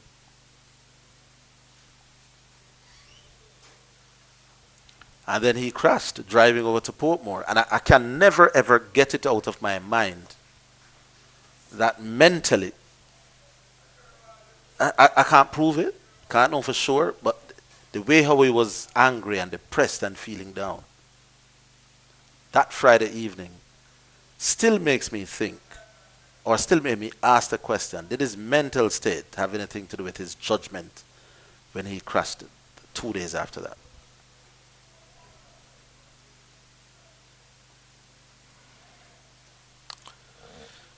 A lot of history in this ground. A lot of cricket has been played on this ground as well. This hallowed turf at Sabina Park. 23 overs have been bowled, 80 for 1. We have a gentleman commenting on the YouTube feed that he's been coming to Sabina Park since the 1960s. Interesting. And he was saying those the two Jamaica beats all teams at their full strength. Michael Holding, Patrick Patterson, Courtney Walsh, and followed by the name of Aaron Daly. Does that name ring a bell? Yeah, Aaron Daly was a policeman, I understand. Bowled sharpish medium pace. Military medium, as it were. Some people questioned his action. Oh. I didn't. When I saw him, he looked okay to me. But he complimented that attack. Was a decent fast medium bowler who could hold a bat down the order as well. Now, Kari Campbell must not allow himself to be flustered. 2 catches have gone off his bowling. It's difficult to do, but he has to put that completely behind him. Keep running in. Keep doing what he's doing. Well, I mean, well, a young player probably has the nerves and stuff. It would have settled his nerves, and he's certainly one of the Jamaican players that can hold their head high as they go into the dressing room for sure. Nobody's really lit up this game otherwise, you have to say. I mean, you could make the case that he's been the most impressive Jamaican bowler on show, which is saying something. With Marquino Minley playing and Pete Salmon. He's been the most impressive player in this 2 hours of cricket. Craig Bradford, of course, has been doing what Craig Bradford does. Jonathan Drakes looks very good and confident at the crease. But for a young player to come in, none for 19 off almost 8 overs, shows he has good economy. He's hit his line and his length, and deserves to have a wicket in that column, which he should have had. He could have had 2. We said young player. I think Kari is probably 28-ish now. So he's been around for a while. He hasn't been able to break into this Jamaican squad. Has played, I think, list A games for combined campuses and colleges, I believe. But there are those who feel that this debut is long overdue, that he should have gotten an opportunity earlier. Now, on the basis of what we have seen this morning, you can't argue against those who think that this debut is belated, to say the least.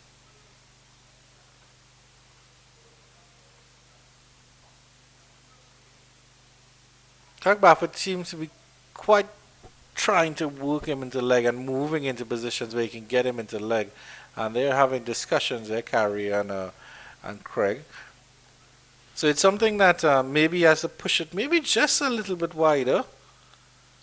Yeah, Craig is batting to a 6-3 offside field, so there are 3 people on the onside, none of them stopping a single. There's a long leg, a backward square, 3/4 way back, and there's a mid-on that's a little deep as well. So anything in the leg side is a single. And Craig Brathwaite is manipulating that. Now it's Drake's on strike. He will probably want to do the same thing. Does knock it in the onside. Short delivery, well played and well avoided by Drakes. End of the over, 20. No, it's one delivery left for the over. Heat on that. Yeah. And yeah, I'm hearing just below us 1 or 2 spectators being interested in that. In local cricket, he can be quite scary to senior cup batsmen. Can be quite rapid. And as you see there, not against the bowling the odd short ball, which took off. Was a little too wide, and Drakes did well in pulling out of the shot. But it's an impressive start to his 4-day career.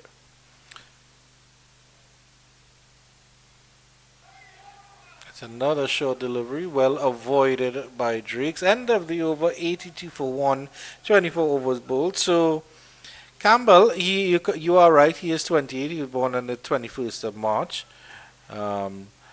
He made his T20 debut for the St. Lucia Kings against the Trinbago Knight Riders in the 2024 Caribbean Premier League. And in November 2024, he actually made his List A debut for the CCC again, or against the CCC in the Super 50 Cup. Corey Campbell there, having a few words after he bowled that second short ball to Drakes. Here are some spectators. Not sure who they are supporting. Looks like some international spectators. Although I'm seeing a familiar maroon here.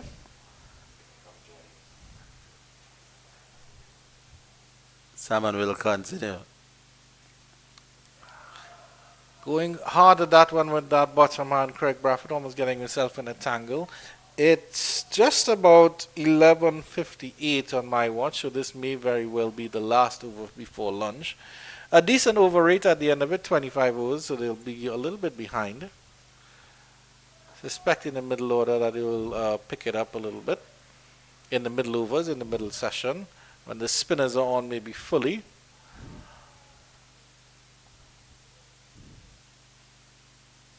So Barbados should be going in feeling a little bit more comfortable after that first hour when it was all the Jamaicans, I should say. Turn into the leg side by Craig, a little bit awkward, and the throw comes in for Corey Campbell, and Drakes is quick enough to get back in for the single. The single was on, but Craig Brathwaite has got to be careful. Corey Campbell is left-handed.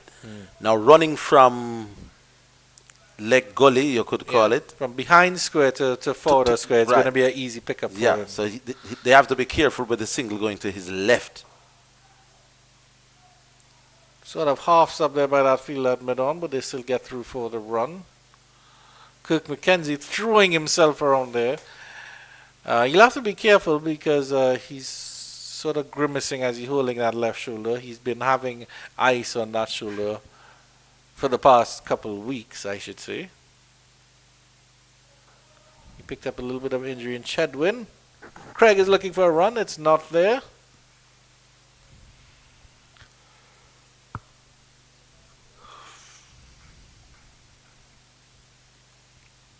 A little bit of breeze in Sabina Park now. The flags are fluttering to the north. Yeah, has Pete done some damage? Yeah, northeastern as well. No, looks to be okay. He's lacing up. Might assist Salmon with just a little bit of drift.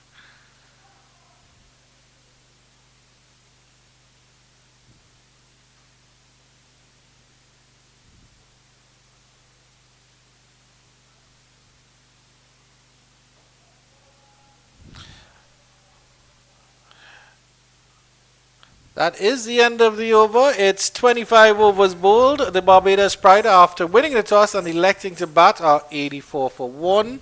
And they're off for the lunch break here on day 1 in round 3 of the Cricket West Indies Championship.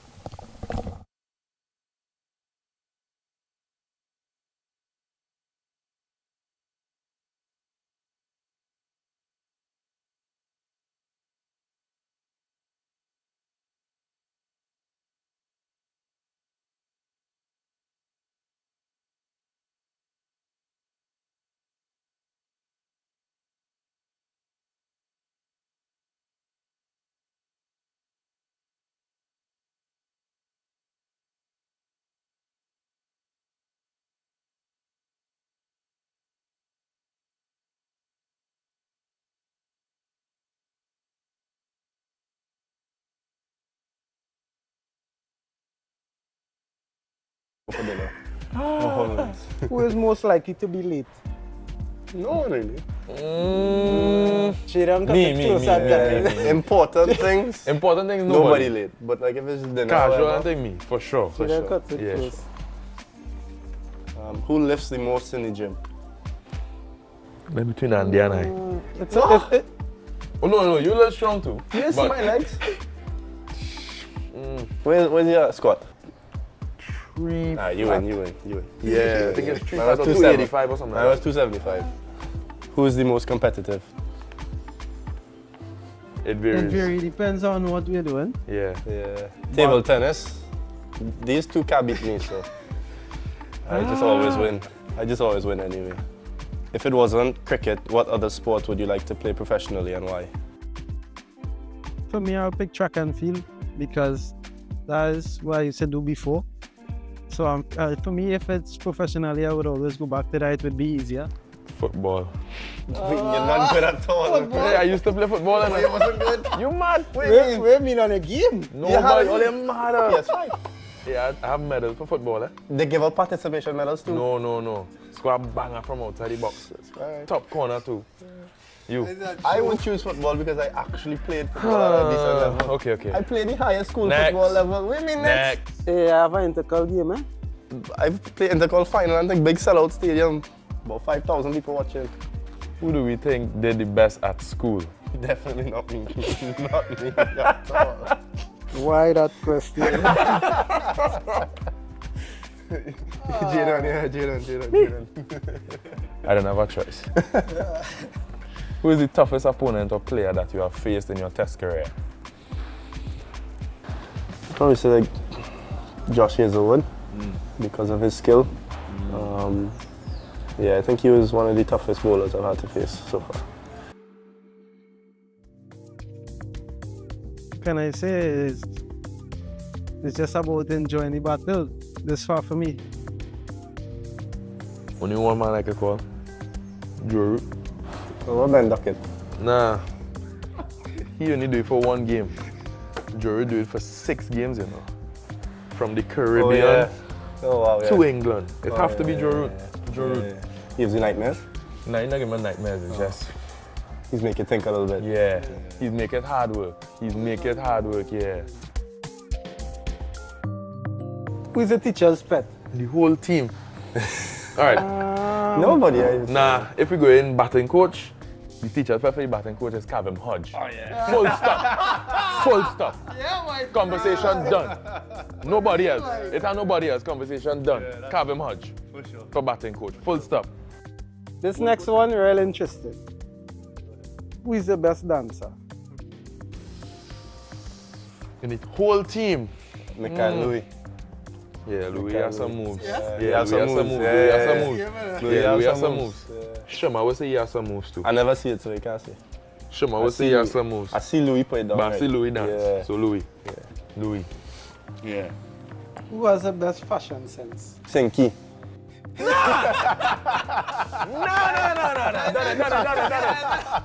Next. Cut. Nah, you're doing that for spite. You're doing that for spite. Casey has the best Yeah, from Casey fresh when Casey you always fresh, yeah. Alright, this one I can probably say Sinky. Who is the loudest? We don't need to answer. That's the man, that's the man. Kevin Sinclair. Kevin Sinclair. Come on, man. I'm gonna tell you out, man. Ah, this is an easy one. Who has the worst taste in music? Don't say me, eh? If you only say me. So who are we gonna call again? I don't know, it's not me. You are the worst taste. You listen to country music, bro. What's wrong with country music? Everything wrong with country music. I listen to soca, I listen to dancehall, I listen to country, I listen to Afrobeats, reggae, you name it, I listen to everything. When? All the time. Who would you call in an emergency?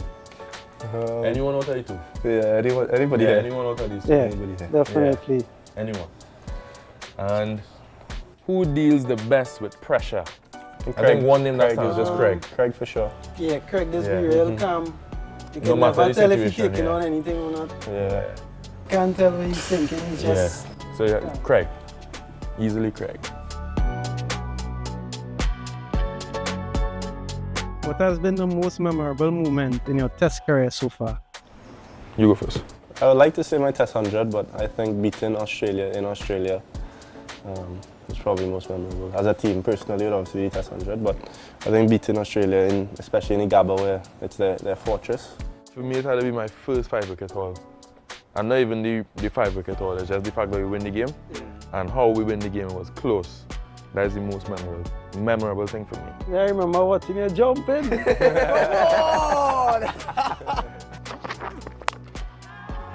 To become the youngest West Indian fast bowler to get 5 wickets, and he does so. For me, it's my first Test wicket. It came off my second ball of my first over. So that is something I cherish as well. And we have a picture with that one. Yeah. Hands up. Who is the most naturally talented cricketer? In the team, Alec boy. Yeah. Alec just look the part all the time. Discuss the friendship that we have with each other on and off the field. Well, I can speak from when I started, because I didn't know any of them personally when I now started. I started playing cricket with Josh at probably 19, 20 years old, and we just created that bond when we played together for Trinidad in the first class setup, and then we all came together with West Indies, and the friendship just grew and grew, and we went on tours together, and every time we had to go for lunch, breakfast or dinner, we moved together, and we sit near each other on the bus as well. Yeah, I agree. It was something just natural. It was just natural from the beginning. You know, we fight, how we could say it, we go to war together, so we always just lean on each other when it's that time. But it's something that's come natural. We know each other, so like on the field, I would know Jaden bowl a bad over or something. I'd try and cheer him up a little bit. I'd know Andy's emotions when they're not going his way. Yeah, it's a nice feeling to have two of your best friends on the team at the same time. So.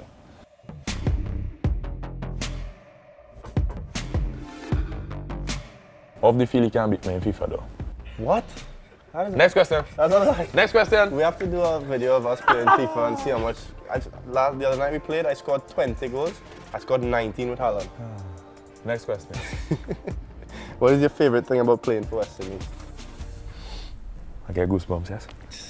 Everything. For me, is everything. The first thing was I wanted to play cricket. I wanted to play for West Indies.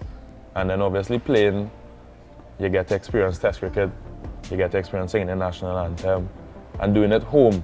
Doing it in the Queen's Park Oval was something big. So I guess singing the national anthem anywhere in the world is a big thing.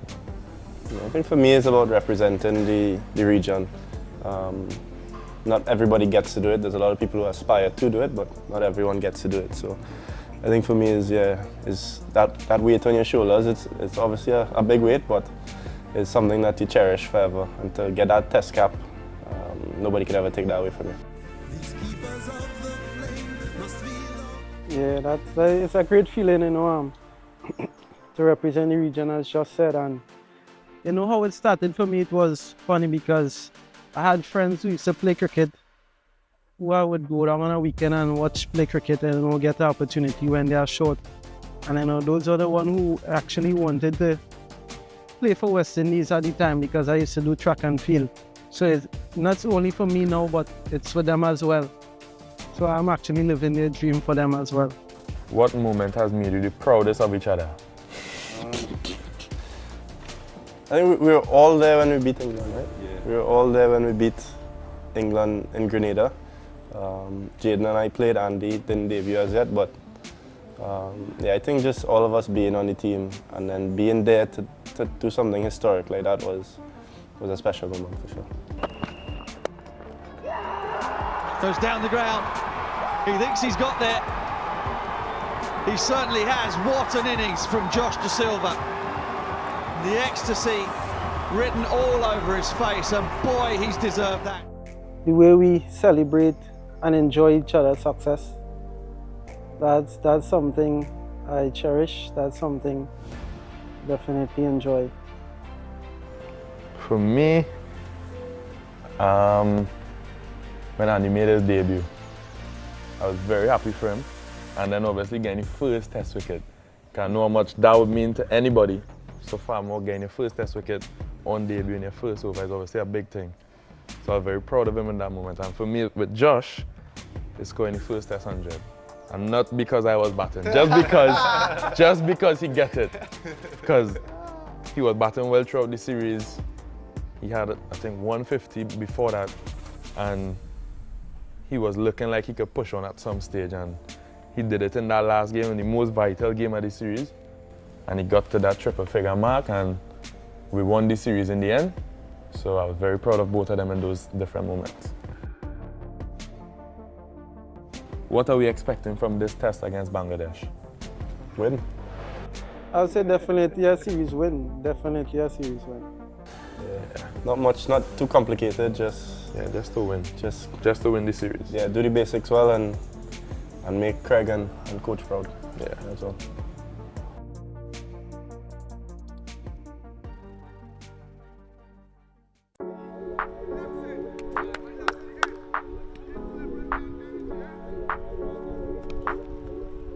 When we hear the words Antigua and cricket in the same sentence, we're often thinking about names like Sir Vivian Richards, Andy Roberts, even maybe a Sir Richie Richardson. Maybe one day we could be thinking about Joel Andrew. Great to have you. Congrats again on all that's happening this year.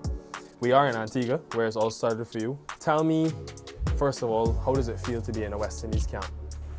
It feels great, to be honest. You know, playing around the old guys makes me feel even better about myself, and just the support I've been getting so far is something that I want forever.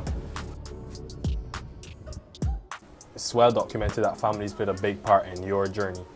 If you had to describe the role that they play, how would you put that into words? If I try, I'll be here a long time. My mom is very neat, you know.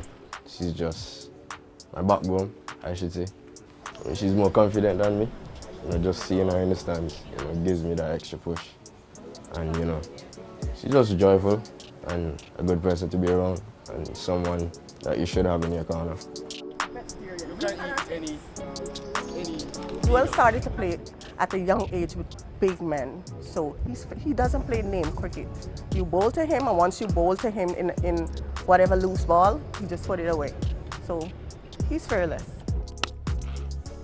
Joel and I have a connection. We talk about everything, every single thing. And if he knows that I'm here, he's going to do his best to make me happy. What he normally says is that, Mom, I'll give you something to watch, because I watch all of his videos over and over again. Once it's on YouTube, I don't watch anything else. So, you know, that's how it goes with us. If you had to put into words, who is Joel Andrew, what would you tell them? So a confident young man, you know, fearless, as Viv would say, never die sort of guy. So it's just someone I want to be forever. Let's talk about the Under-19 World Cup, where this unbelievable year began, where you scored the most runs for the West Indies and you were well talked about. Did you feel any pressure now that there are eyes on you and there's a certain expectation tied with your name? At that time, I was feeling extra pressured because everyone expects me to, you know, score every game, and that's not realistic, but that's what I try to do. I just try not to think about it as much, because at this level, expectations will be high. So just for me to just stick out what I'm doing and just learn as much as I can at this level. I think a month after that World Cup, you made your first-class debut for Leewards. How have the guys in the Leeward Islands shaped your journey and helped you along this process? I mean, they push me more than I push myself, especially fitness tests and those things, you know. Aiden is the one that really pushed me to, you know, do an extra one, even when I'm not feeling it, because it will benefit me in the long run, and it did. I really, you know, see him as a little brother, and I really try to encourage him in, you know, doing the right things to stay at the highest level. So, you know, the only thing I can do is just give him my knowledge and, you know, encourage him a little harder. He just reminds me of myself when I was a kid, you know, just always laughing. Sometimes you'll see him sleeping on a chair. So, you know, he's just, at the end of the day, he's just a kid, and, you know, I really, you know, love having him around. And what about Casey? He's more, you know, my idol off the field more than on the field, because I like the way he carries himself off the field. So what about on the field? What's wrong with that? Nothing is wrong with that, but I just... You think you could bat better than him? Yeah. So much has happened for you in this year. So you get that first class experience, went to Ireland with the West Indies Academy. Whilst all these things are happening, what is keeping you grounded to remembering sort of where you've come from? I actually look at old Snapchat videos that my sister sent me when I just started playing. I'm like, look at this to now, you know. It feels like a big achievement, but I just feel it's just the beginning for me. June 2024, CPL draft is around, and Joel Andrew gets picked. Not only does he get picked, he's going to play for the Antigua Falcons. Playing for your home is always something you love to do. And I know it's a franchise team, but it feels more like home to me. Receiving, you know, that call was something that I always wanted, to just be in a part of the CPL, because, you know, this is the biggest part in sport, so I always wanted to experience it for myself.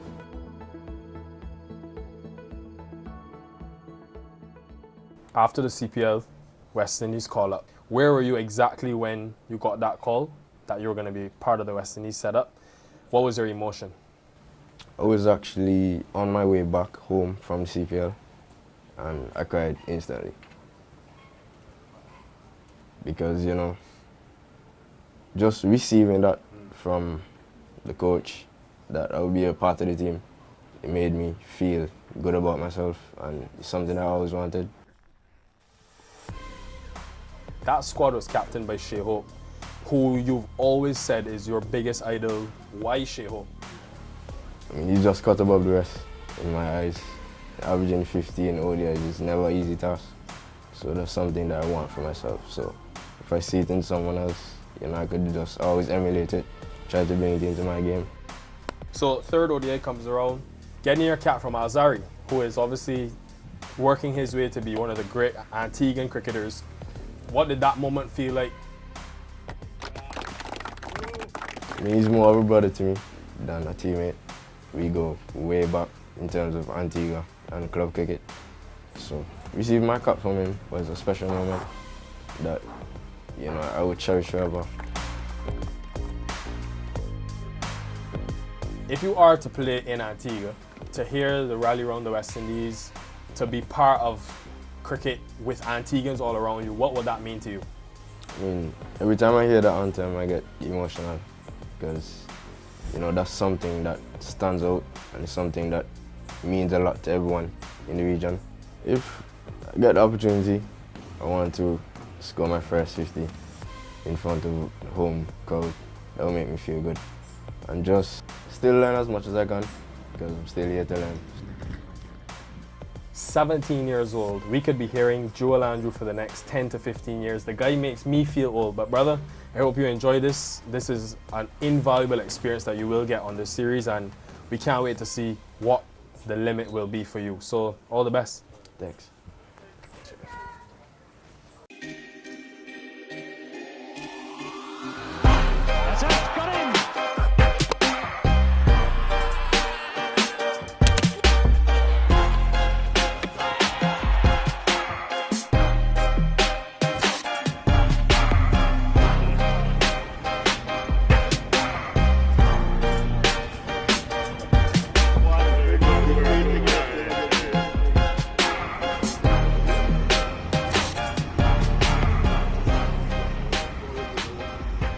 Two West Indian great fast bowlers. Two men that sit in the top 5 West Indian leading test match wicket takers. Courtney Walsh, we sit in his end here at Sabina Park. Kemar Roach, a man that's working his way up and closing in on 300 test wickets. Gentlemen, it is a great privilege to sit here alongside the two of you guys. 17 years in test match cricket, 15 years in test match cricket and counting. I want to know, first of all, what trait is needed to be able to perform and sustain excellence for such a long period of time? We'll start with the superiority. The big strong words. No, obviously for me, I think the key is being able to be fit, have good health, work out what you want to do, and be prepared to put some hard yards in before, so that can help you to sustain what's going on after. So once you look after your body and do the right requirements, and also knowing your body after a certain period of time to know when you're match fit and what you need to do to get match fit, was one of my motto, and I think Kimara has done that extremely well. What worked for you? Yeah, same thing you said. Just being match ready. Put the work in at the beginning, train hard, take care of your body, eat well, get some rest, and then on the field, you just express yourself, you exploit your skills, and that has worked for me from my whole career. And obviously watching the great man before me, he laid a foundation, and he was a very hard worker. You can see that he bowled long spells, and he was very consistent, and that's what I emulate my game off. Roach has the last laugh. Roach has the last wicket. Both of your journeys in fast bowling, your skill sets actually changed over time. How did your, Courtney, starting with you, how did your skill set evolve over your 17 years of test match bowling? With experience, I mean, any young fast bowler, when you started, you want to bowl fast because that was the name of the game. So you always try to hit the deck as hard as you can and try to bowl as quick as you can. And for me, I could only get the ball to knife back in or swing in a good pace, consistent pace. But over the years, as the game started to evolve and my own career started to develop, you realize that you need certain skill sets. So practicing the nets was what I went to do, and then you try it out in matches. Obviously, being able to play a couple of seasons in England did help, and then playing our regular 4-day cricket here and club cricket, where you can experiment in those. And then I would call myself an all-round fast bowler afterwards, when I was able to swing the ball away from the bat. And those skill sets is something that you have to work on. There's something that I've admired with Kumar. His skill sets, when he started, he was raw pace.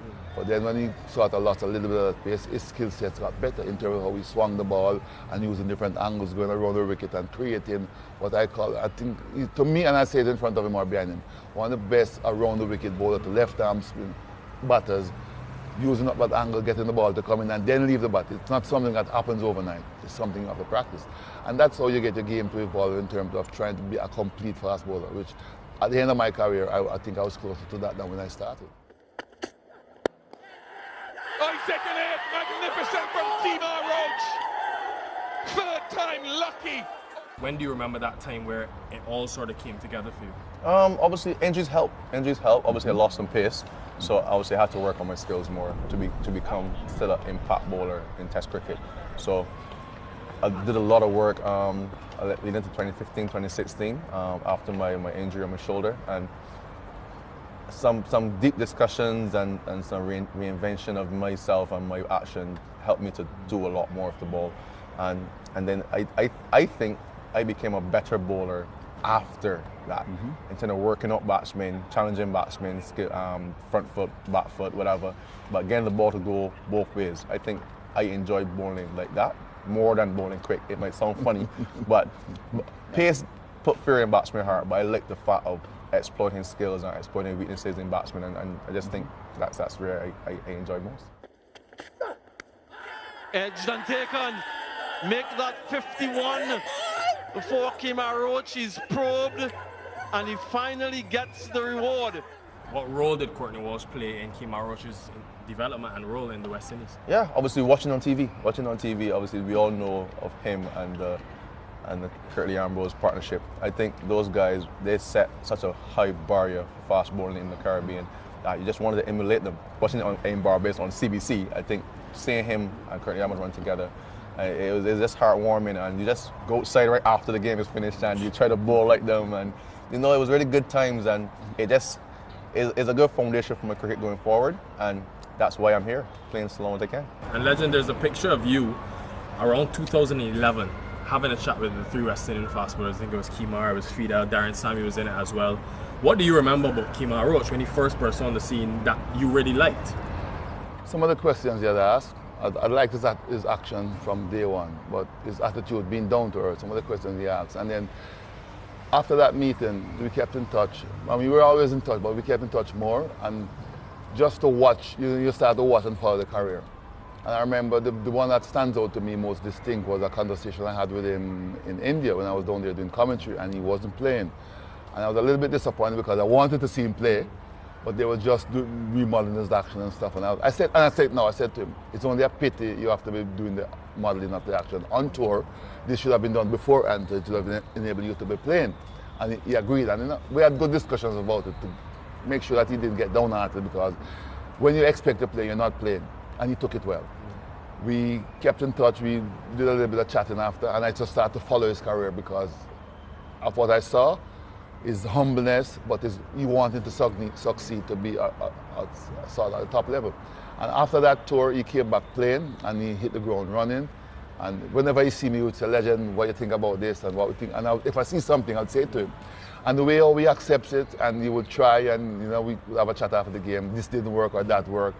That sort of helped us, and it helped me to be able to know that he's not afraid of asking for advice. And I was always happy to pass on whatever I saw to him, and he would take it on board. You remember that conversation? Yeah, I do remember that conversation. Speaking to him is just an upliftment. And I was down, wasn't playing as much, but he uplifted me, and I just wanted to push on, man. I just wanted to be among those great fast bowlers of before, and he was one of them. So it's just a good feeling to have him around sometimes.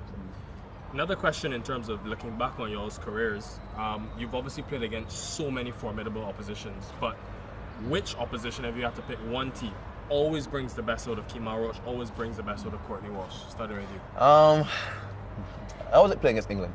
I think obviously that is our biggest series, and the hype around it just brings a life into you. Like, you want to do well against England. Could be close, could be close. Finger goes up. Joel Wilson says you're on your way. I'm watching, as I said, Curtly Ambrose and Courtney Walsh, they go out there and they dominated England for years, away and at home. So it's like, I want to emulate that. I want to emulate as much of my career as possible. And I think the England side brings out the best in me. Australia, because of the competitiveness for me, and then you play the moment away and stuff, and it was always with the band that back in those days as well. They never used to sell the fast bowlers, but they always, you feel like you have a point to prove when they were taking on Gus Logie. So that used to bring the best out of me back in the days against Australia. That's pretty close, he's gone. Roach's 100th wicket against Australia. With England now, because I played county cricket, it was always a very close rivalry, because when you're in there playing county cricket, you can sort of stand on your own feet as well. He keeps mentioning Ambrose Walsh, Ambrose Walsh. I want to know that having that strike partner for you, first of all, in Sir Curtly Ambrose, what did that do for your bowling and your quest of that 519 test wickets? Well, Curtly and I, we didn't compete against each other. We complemented each other. And I think that to me was the friendship that we have, and just the respect for the game and for each other. That helped me, because we knew what we wanted to do. We would discuss batsmen, the length we want to bowl, the type of surface, the opposition, and we'll have our own game plan. On his day, I play the supporting role. On my day, he plays the supporting role. And I think that helps in terms of partnership. If he picked up something that was not working, he would come and we'd have a discussion. And I just remember a test match at Lords as well, when he was struggling, rhythm was off. And I went up to him and I said, "Listen, big man, you're struggling today. Don't fight it, try to relax, because sometimes when you lose your rhythm and you're rushing in, it just doesn't come back." And he said, "So what to do?" I said, "Just relax. I will take up the thing, because I was in a good rhythm. Whatever short spells you have to bowl, just try to find by that rhythm." And these are the conversations you need to have and the understanding. And to me, was one of the hallmarks of our career and our partnership, because we understood each other. Take on, that's it. Courtney Andrew Walsh is now Test cricket's leading wicket taker. The West Indians surround him on the field. One of the most respected and admired cricketers on the international scene. And there's Curtly Ambrose. Wonderful scenes here, emotional scenes at Sabina Park. And who is it for you, if you had to look back on your career? It could be current team, it could be former team. Who always pushed Kemar Roach from the other end and brought the best out of you? I think the partnership with me, Jason, and Shannon for a period of time, I think that three of us, we were very close-knit, and we communicated really well, and we were kind of solidified in the team, so we got a chance to really express ourselves and communicate and become better. I think that period in my career is really what pushed me to I want to be one of the great fast bowlers of West Indies cricket very highly. So it's that period is I really, really enjoyed the communication, the friendship I had with Shannon, obviously the friendship I have with Jason, obviously he's my countryman. But on tours, the communication, the conversations, the fun we had, it really, really, really propelled my career through those periods. Oh, well done. Very well done by Kemar Roach and Jason Holder. A familiar combination and just holding that channel and that length.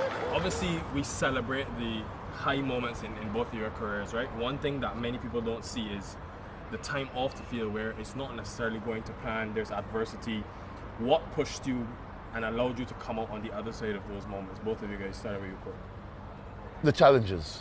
You see it as a challenge, you see the adversities, you know what you've been through, you know the work you've put in, and today just wasn't your day, or things, this might not be your series. It's how you bounce back. And I've always tell people that you're not going to have great or good days all the time. You have to treat the good days with the bad days. And then one of the things that I always remember is that on your good days, everybody doesn't have to tell you it's a good day, because people know it's on your bad day you need that support. And you know, sometimes you go into your corner, but then if you have people around you with that understanding, on your bad day, they will help you to get through it as well. But I always tell myself that I don't want to experience too many bad days, so you try to do the best you can to have more good days than bad days.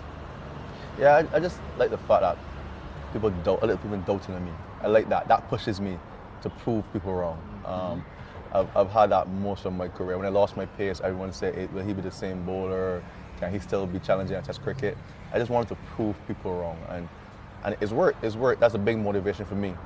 And obviously, leading a young group of fast bowlers now, that also pushes me as well. Like, they have good respect, they have good work ethic, and we get along very well as well in just the room. We have fun. We also work hard, and that also keeps me motivated to obviously know what I can help these guys to become also legendary fast bowlers for West Indies. So there's a lot of motivation around my career, and that's the two major parts for me. We're going to transition now to a bit more of a fun segment. I'm going to quiz you all on your careers, right? So it'll start easy and then it'll get hard. There's only 3, so don't worry. First of all, who has Courtney Walsh dismissed the most in Test cricket?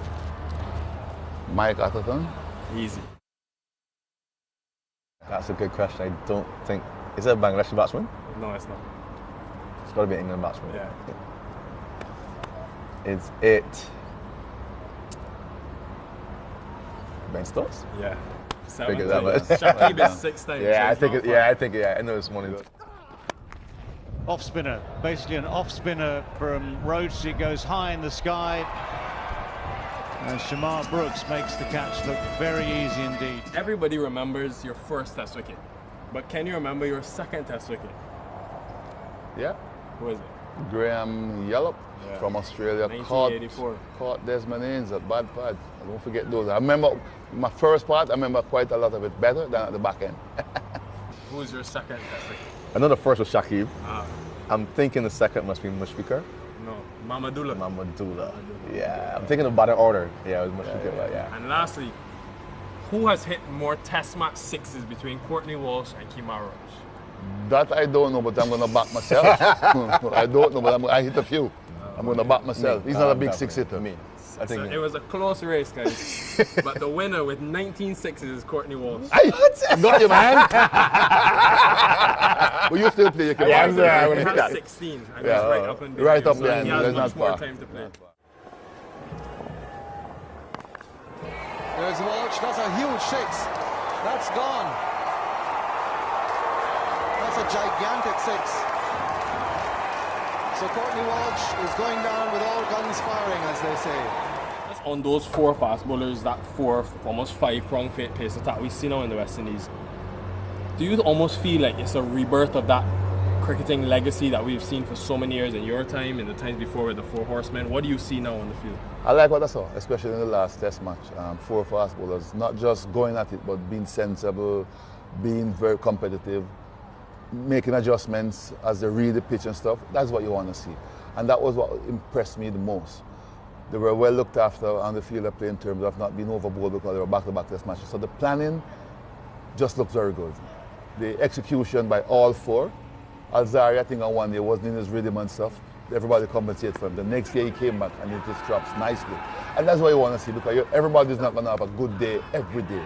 But just the way all the 4 came together, not leaving out Justin Gill, but the main 4, so to speak, Because when Justin came in, he did his bit. But the main four is what you want to look at, and everybody's skill set was different, but the way, the planning and the execution and how they went about it with their adjustment, I was happy with And the that. four of you guys, this is really the first time we're seeing all four of you on the field at the same time. You've had injuries, guys have come in and out.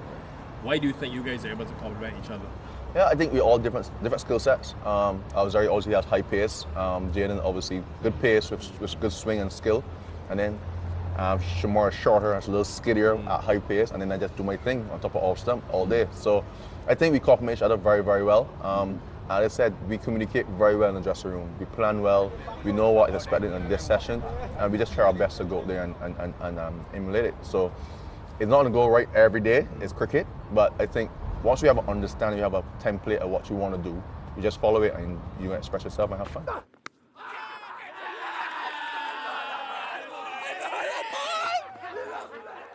Last thing I want to ask about legacy. Obviously, it's been a couple of years now, only a couple since you retired. You can still get back on there.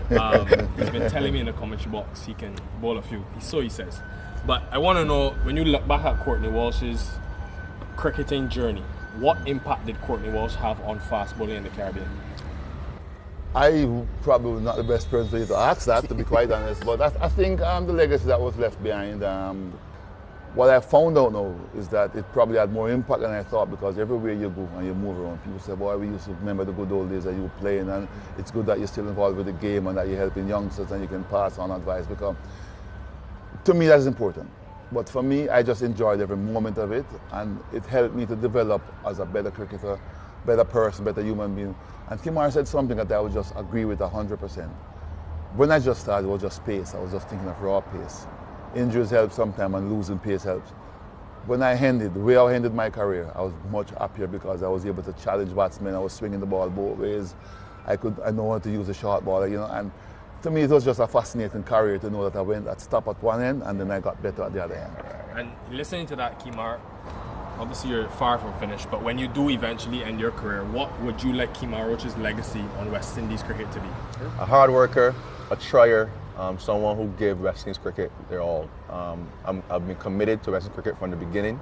I've given it my all. I've obviously turned up and put the work in order to perform and to challenge and compete against opposition. And as I said, it doesn't always go the way you want, but once you have that foundation, that mentality and understanding.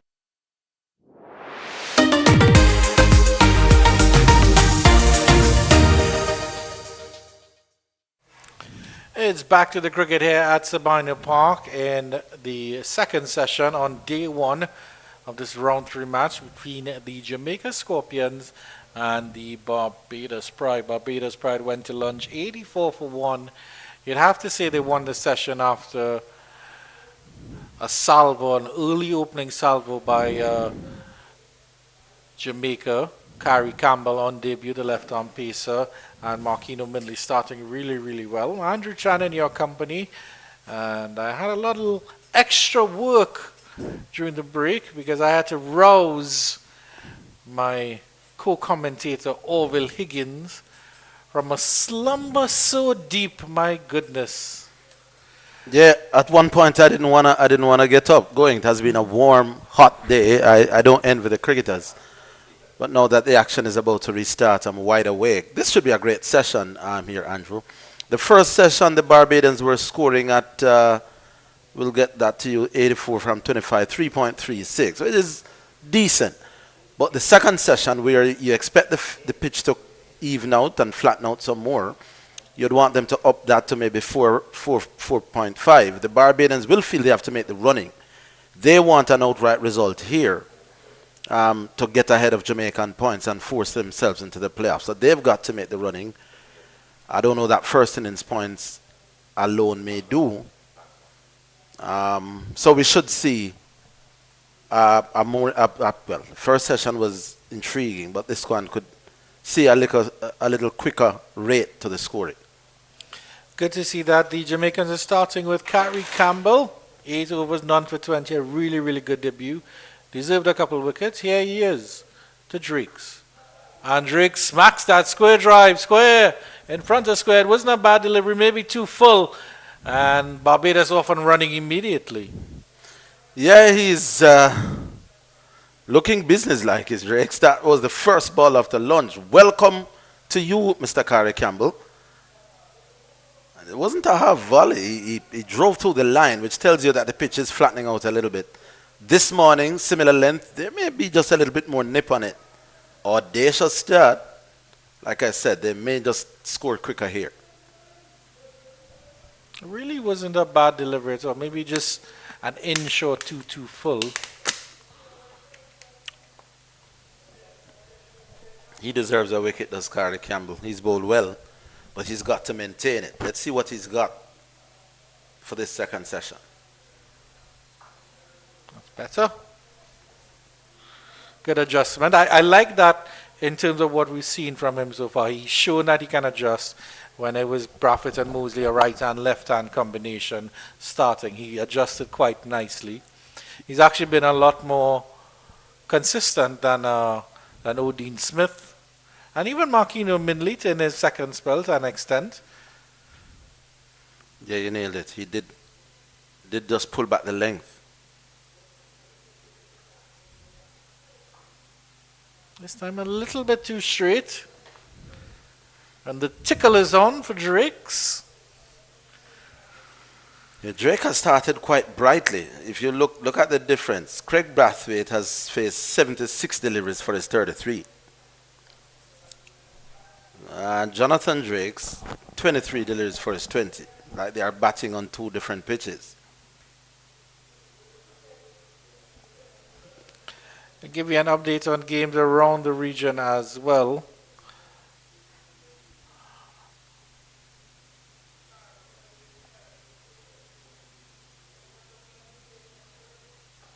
That's a full delivery. Came down quite nicely. Well played by Braffett. So the Leeward Islands Hurricanes and Trinidad and Tobago game has actually gotten underway. And the information on that is that the Leeward Islands Hurricanes won the toss and elected to field. The Trinidad and Tobago are 37 for 1. They're actually technically 37 for 2 because Evan Lewis is retired, not out. Hurt. No details on that at the moment. O'Shane Thomas, your compatriot, the only man to take a wicket. And the Guyana Harp Eagles, after having been put in by the Windward Islands Volcanoes and having slipped to 20 for 3, have stabilized to an extent. They're 65 for 3. Tej Chandapol 26, Kemal Savory 31.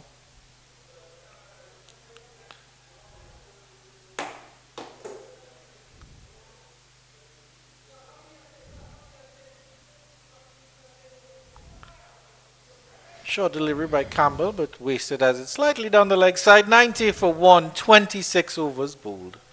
Yeah, he tested the mud, as we say here in Jamaica. And Drakes went under it easily enough in the end.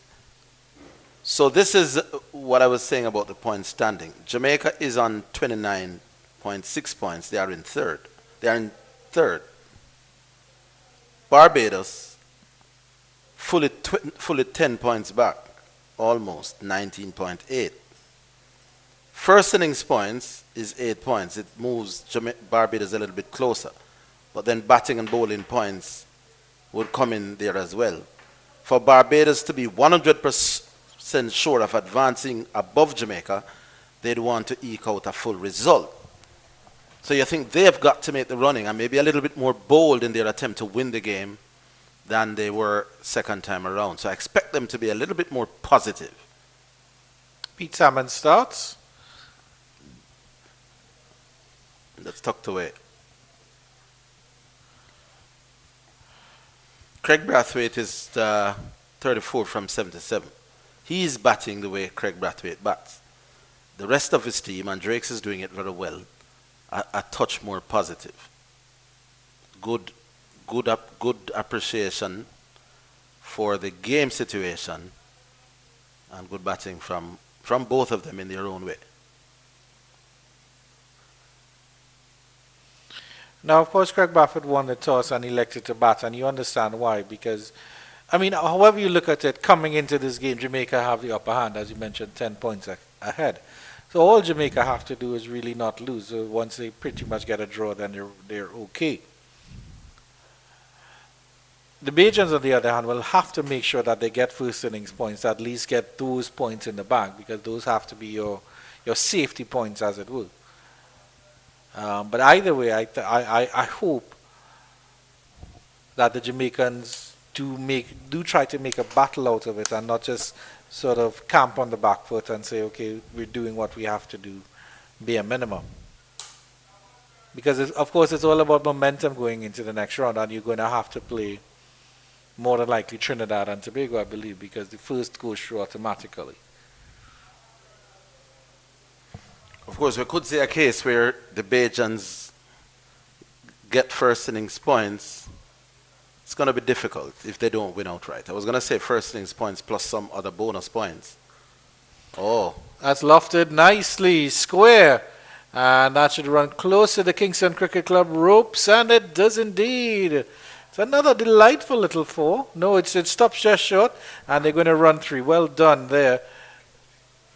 That looks like it touched the rope to me, though.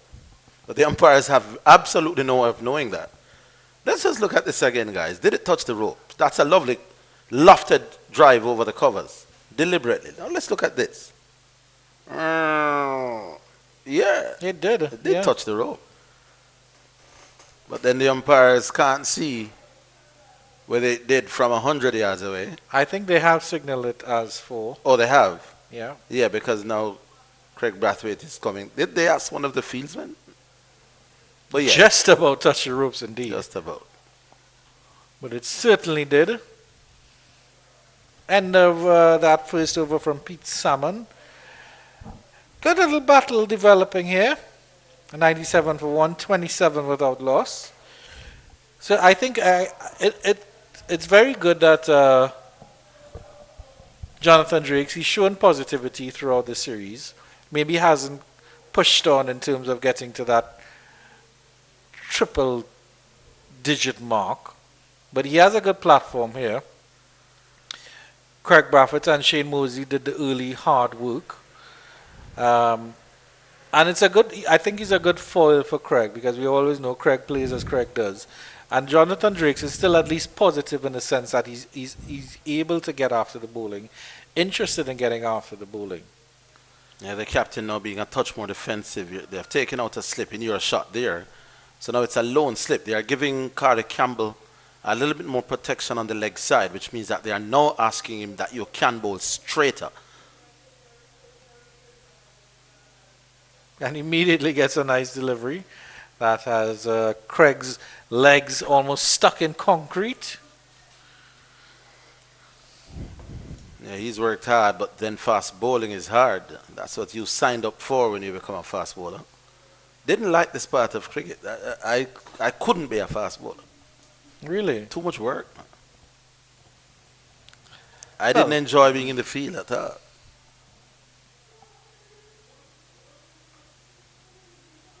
That's a good Yorker, well dug out. A little bit too straight maybe in terms of the line. If he got that just about a little bit wider and coming in, again targeting that off stump. Yeah, it's a ring field, a ring of fielders in a semicircle from slip to mid-off. So there are very little singles on offer on the offside. So they are saying bowl straight, try bring the stumps and the LB into play, which is fair enough. The ball isn't doing as much as it did earlier on. He's just got to hold a length and a line. Well, and he has a good bouncer. I'll give him that. Yeah, fast bowling is too much hard work. And you hit the batsman's edge and the keeper drops it and the slip fielders drop it. I'd probably get too angry at somebody. Yeah, but I mean, I think in terms of the legacy of West Indies cricket, that's kind of why you want to be a fast bowler. I mean, to be among those sort of greats, you know. Yeah, straight and full, which is what the captain is ordering. But even in that great era, I wanted to be Gordon Greenwich, not Michael Holding. Really? Well, I mean, Yeah, Gordon Greenwich was. So you've seen him bat, I suppose, Yes, live? yes, And so yes. you've seen Greenwich and Haynes together? I've in seen action? Greenwich and Haynes in some great battles with the Jamaicans, holding Walsh and Patterson. Right here at Savannah Park. Some epic, what they used to call the mini tests. That's a nice punch off the back foot. Square again in front of square, and the ball wins. Despairing dive by the fielder, but positive again by Drakes. Like the looks of him, he's playing aggressive without being careless or Yeah, reckless. indeed. Now, when a batsman can get on the back foot and punch through the offside, it tells that the pitch is true, but it also tells a lot about his balance. Not falling over. Ball was short. Look how compact and balanced he is. That's a lovely shot. And the other thing is he played that under the eyes. There was no reaching out. And he adjusted his body well because he stepped out of the line a little bit in terms of just jumping back. That have influenced Kari Campbell now to come round the wicket. There you see it. So the batsman has forced the bowler to do something different, which is always good. I like the angle, beautiful, and he starts brilliantly. That is always an interesting angle to a right-hander for the left armer coming around the wicket. 102 for 1. Hope we get to see more of that in the next over. Pete Salmon will continue, more than likely. Can you describe a delivery as gorgeous? Because if you can, that was gorgeous. Cricket is a game of angles, you know, and sometimes what looks ordinary or simple isn't simple. Now, from round the wicket, pitching outside, that ball should have gone on the stumps. The fact that it didn't means that it was a special ball, because the batsman naturally playing for the angle for the ball to come back, and Kari Campbell knows it. Didn't continue with the angle, which means it just held up. That is proper bowling. Another thing, he was very wide of the stump, so that created more of that Even more angle angle. as well. There you go. But I mean, I think with cricket, it's the even more important, more interesting thing about cricket. I mean, as with any sport, but it's the millimeters of difference. The millimeter of a difference of striking a goal post between a goal and a wonderful shot that hits that hits the post, and the millimeters of difference between a brilliant ball between bat and pad and you're bowled. There you go. And could be four. Well, yeah, a bat is what, 4.5 inches wide? Yeah. The difference between the middle of the bat and a lovely shot and the edge is literally maybe an inch or two. Yeah. So an inch or two can determine whether it goes careening to the boundary or you nick off the slip. So yeah, you're right. But I mean, it really is a batsman's game still, because the bat is still heavily weighted against the ball. I preferred batting as a child, even as a young man. Bowling was too hard. Tell you what I didn't like as a batsman, as this one is worked around. So you go there at the top of the order, you're struggling away, you're nicking, the ball is doing a lot, and you struggle and you eke out a 30, which was my typical score. Mm. I would scratch you a nice 30 any day. I didn't go on a lot, but you want a nice 25, classy, that was me. But then after you do that, the fast bowlers come out to bat. And they hit the ball all over the park, and I was wondering, what were you doing?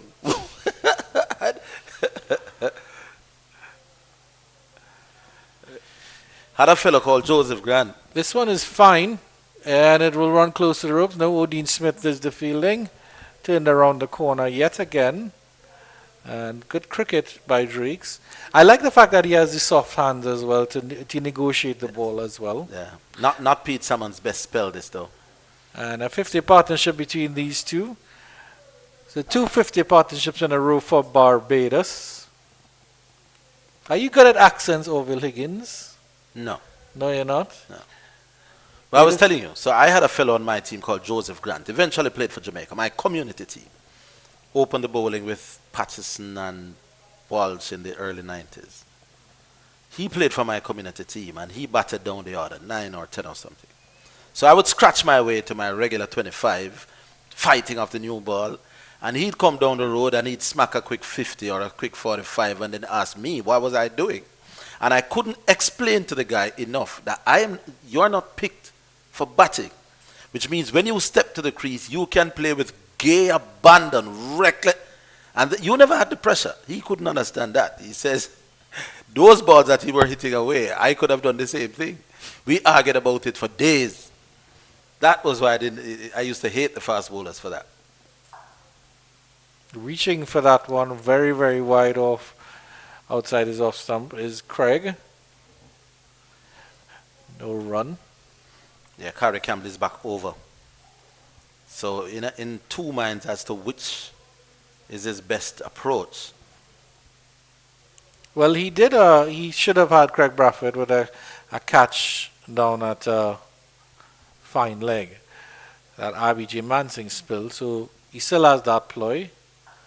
Try him with that short ball again. See if he gets him into an awkward position. This is the real test of a fast bowler. Yes, the new ball is doing a bit. It's your first session. You're fit. Ball doing a little bit so you look good. Now, how will you look between lunch and tea on a hot day with the other team 100 and odd for one? What have you got? Do you have the pace? Do you have the temperament? Do you have the skill with an old ball to get the batsman out? Almost squared up by that. When I was a thick outside edge, that might run close to third man. Craig will come back for an easy 2. Squared up by that one. Almost turned him sideways there. But in adding to that, he's also shown his fitness, because the Jamaicans have bowled just about 30 overs, and he's bowled 10 of those at least. So that's 1/3 of the Jamaican bowling allotment so far. Yeah, all of that he will now be tested. So this is the real test. Coming back between lunch and tea with the opposition ahead. How do you cope?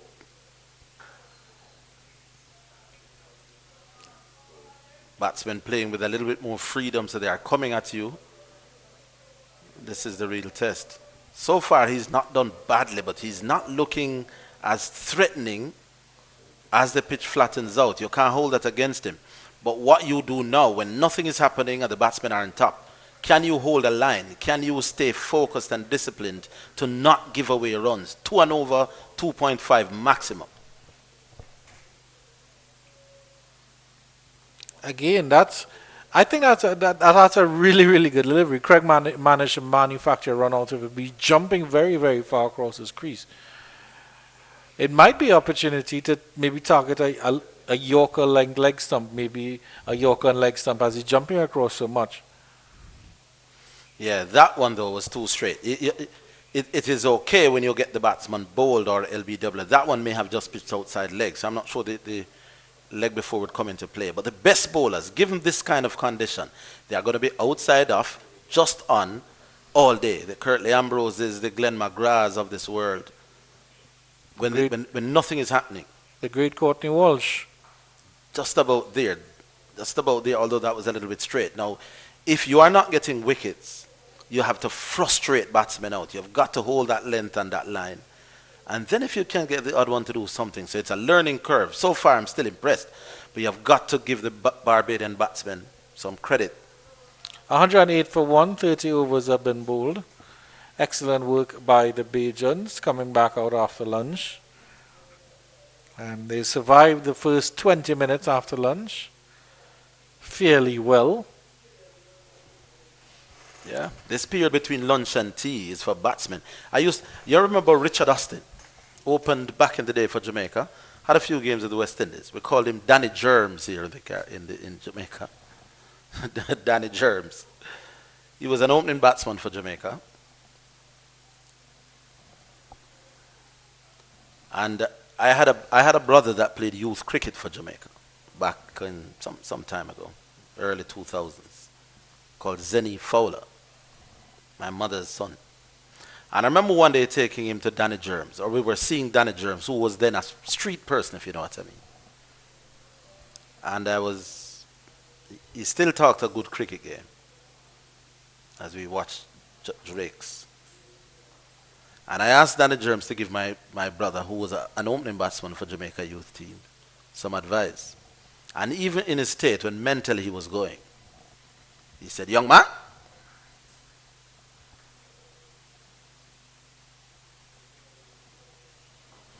between the toss and lunch, bowler time, bowler time.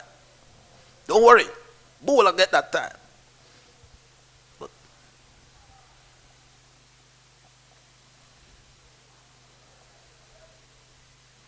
and then he said, but lunch and tea, my time. And he was a fairly successful regional opening batsman. And we understood what he was saying immediately. This is the time when, as an opening batsman, you get rewarded for all that hard work of sticking it in. Pitch flattens out, bowlers are tired. Well, a little bit animosity there from Pete Salmon throwing the ball back, and unfortunately the only person who is any worse for the wear is his keeper, Romain Morris, who had to heel that one. Yeah, a little bit of frustration in that return because there's no way the batsman was going to be run out on this. Well, I mean, he was a fair bit out of his crease. Outside the crease, yeah. And at the end of the day, Drake says, punches it down the ground for a single, pinches the strike. He moves on quite nicely to 33. The Bajans are 110 for 1. Solid stuff from them. And yeah, I mean, I agree with you, but I mean, I think in the international game, of course, it's more like the first half an hour, the first hour belongs to the bowler. But the whole concept of Test cricket, of red ball cricket, is that you have to survive the day, and then in the afternoon, when everybody's wilting, when everybody's tired, when everybody's been in the field all day, that's when you cash in. Yeah. I mean, you also think about it in terms of pacing and innings. I always say the first 10 or 20 runs you get, there should maybe be one boundary if that was off a bad ball.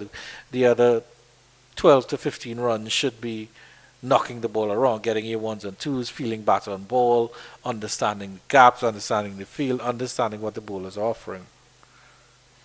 BJ Mansingh will be coming in now, replacing Kari Campbell. It's the first time we're going to see Mansingh for the morning, for the day, for the game. Yeah, the captain has been forced. The captain is now running out of options. The batsmen are 100% comfortable, and doesn't seem as if there's a bowler that he can turn to that can A, get wickets, or B, keep the scoring rate manageable. Mansingh is being asked now to do a job.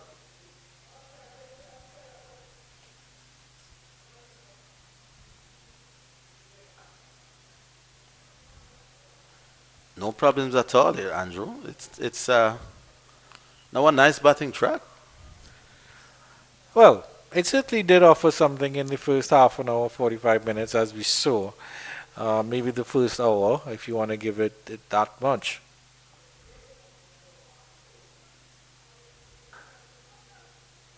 But it's obviously flattened out, which you expect on a first day pitch. It's what you expect. It's how you expect the pitch to play.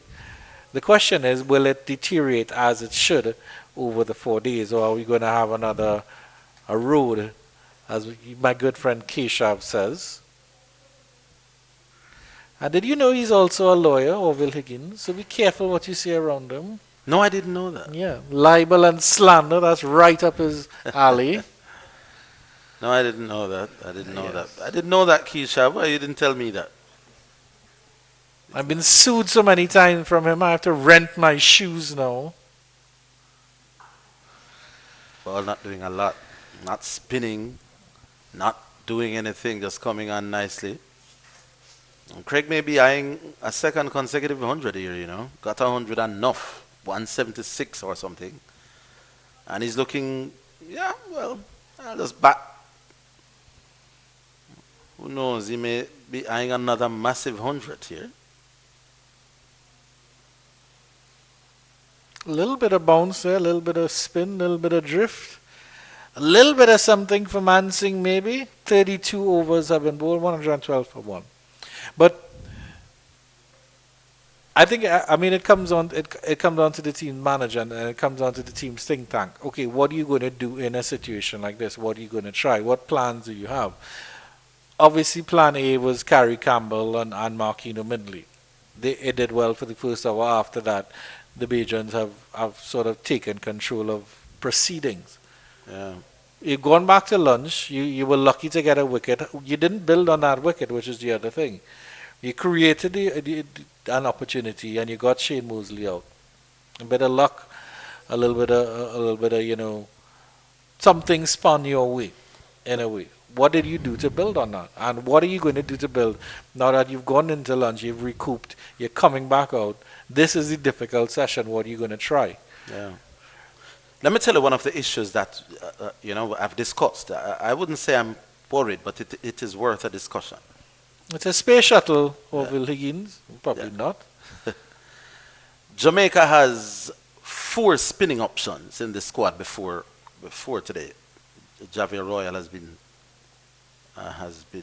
asked to, relieve the squad. Yeah, but you have Salmon, Barnes, and Mansing as the Salmon, Barnes, and Mansing are all very capable batsmen as well. So there's not an out-and-out specialist spinner, so to speak. Javier Royal himself is you could say a left-arm spin bowling all-rounder. He was good enough to make 100 in List A cricket.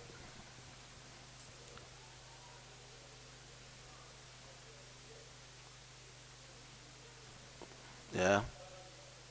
So the spin options that Jamaica have are all capable batsmen, which can make them a very dangerous batting side because their bowling options are all batsmen. But on days when nothing is happening, that attack sometimes looks a little short. So Brad Barnes not getting the ball. Abhijay Mansing almost reluctantly, the captain turns to him. And Pete Salmon, nothing is happening here. Now I've talked to some Jamaicans who say, give us a specialist, maybe a wrist spinner. That's a nice punch to the extra cover region. That's delightful from Drakes. Will it get to the ropes? It does. It does indeed. So easy on the eye is Jonathan Drakes as well. Very classical. Very easy. Second time we've seen him loft over the offside deliberately. Look at this. Ball pitched up on a length and nice and easy. Opening the face. Inside out. Over cover.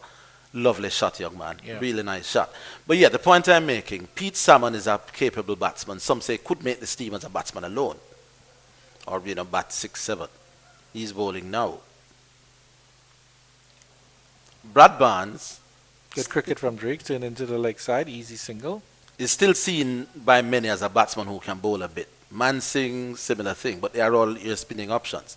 Now there's one argument that one of these 3 could give way to an out-and-out spinner. I've heard people say the youngster, Redwood. Well, Tamari Redwood played last year. Vital Laws, the left-arm, back-of-the-hand spinner that played for the West Indies youth. And Alex Hines, who is the son of Wavell Hines, who is in this 13, goes left-arm spin. That one of these 3 should have been in the team ahead of these kind of bowling all-rounders kind of thing. I get the feeling that you're a little bit traditionalist, at least when it comes to red ball cricket, that bowlers should be bowlers and batters should be batters. 118 for 1 after 33. But, West Indies cricket has always had all-rounders. We've always had, it doesn't matter. If you look back at the first real blockbuster all-rounder, is a Trinidadian by the name of Larry Constantine.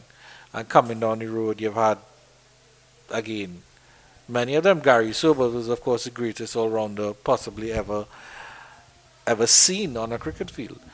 All right, so the West Indies, their best team ever, without doubt, in Test cricket was that 1980s team. Clive Lloyd, Gordon Greenidge, Des Haynes, Viv. There was no all-rounders. The 6 best batsmen in the West Indies, well, people argue that probably Logie but Viv turned over his arm a little bit. Larry Goombs turned over his arm a little bit. Yeah, but you're comparing platinum to aluminum in the sense because Marshall could have been an all-rounder. Marshall had 92 in Test cricket.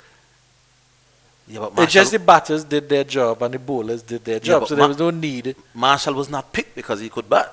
Well, Marshall was not picked as an all-rounder. That's the point. And Marshall wasn't even a first teamer until some of the players Fine, went but off. when they did pick him, he was picked as a fast bowler. Yeah.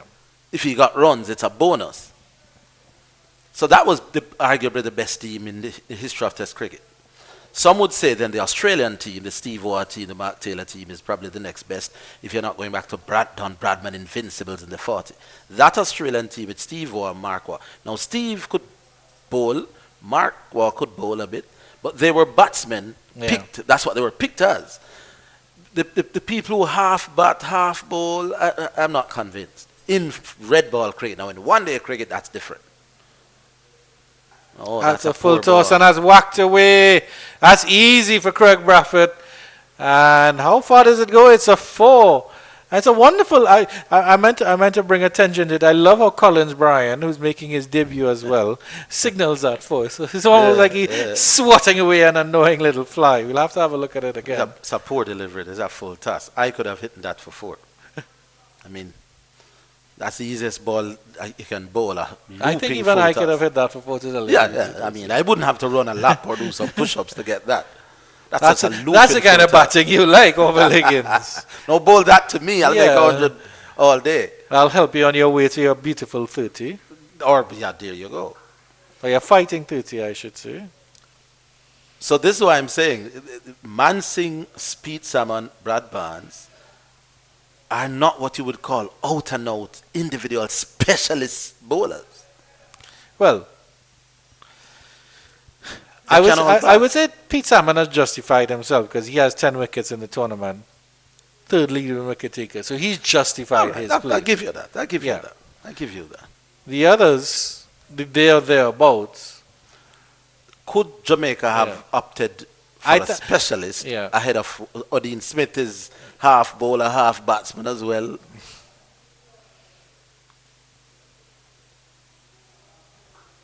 So yeah, the team is packed with all-round talent. Could one of these have given way? End of the over, 123 for 1. I would say an out-and-out specialist. But to add to it, I would say Mansing is probably more of a bowling all-round in the sense that his bowling is leading, but his bowling hasn't been doing well, and neither has his batting. Brad Barnes, if you see he's a batting all-rounder, his batting really hasn't been there, but his bowling has been there and thereabouts, right? Yeah. So I'm saying you don't expect Brad to take 5 for 30, nor Mansing to take 5 for 20. I get what you're saying. You know what I mean? Yeah. If you're being all-rounder, then you have to excel. You either want them hard and fast as a batter or bowler, or if you're an all-rounder, you have to be succeeding in both facets. Something. So or good enough to be in the team inclusive as one of either batter or bowler. So maybe that's something for the Jamaican selectors to think about. In fairness to them, though, the Vittel Laws still has some way to go. Youngster still learning his craft. Tomorrow Redwood also has some way to go, the young leg spinner that they played last year. Alex Hines has now been brought into the squad. Left arm spin will develop into something decent, you think, but maybe also needs time. Lofted again. Does he get it through cover again? He does indeed again. It's a wonderful shot again by Jonathan Drake. It's a carbon copy almost of the one he did earlier. And the Jamaica Scorpions will certainly have to think about that. Maybe it can be a ploy to get him out, try to get him caught in that extra cover region. That is sweet. Inside out. This is special, you know, people, folks at home. This is special. This is talent personified. Now, as an off spinner, as a batsman, we'll take a look at that shot. This is absolutely sweet. I mean, not too many, even at test level, play this. I mean, we're not saying, look at that. Inside out, carving your body. Look at the shape to hit the off spinner over the extra cover. He's done that now 3 times. This is talent. This is somebody who, this is batting. I dare say a ballerina would have been proud of that pirouette there. There are people who play test cricket. My apologies to Jonathan Drake if you think I'm comparing to a ballerina. But look how he's opened up his I'm just saying body how wonderful that foot movement is. Look at that. Look how he's twisting his wrists to guide the ball in the air over extra cover. And the balance is the follow through of the shot. This is mouth-watering cricket shot. Now, I've seen people who play test cricket and are successful who don't play shots like these. Lovely shot, young man. Look at that. Picture perfect, inside out, over cover. Love it. There's certainly a lot of potential being shown here by Jonathan Drake. Can he go on? Can he make it count? And good cricket, sensible cricket. This is what I like to see from him. Immediately after he struck a boundary, soft hands, opening the face, guiding it behind square, single. And I think he did that in the last over as well when he got a single, when he got a 4. And that one, you said it right. He was opening the face. So he was not just playing forward. He was looking to evade the fielders with an open face. There's much to like about this young man, Jonathan Drake. 45 from 51, easy as you like. 3 fours, inside out, 1 bounce or 2 or 3 bounces over cover. Mouth-watering display of batting.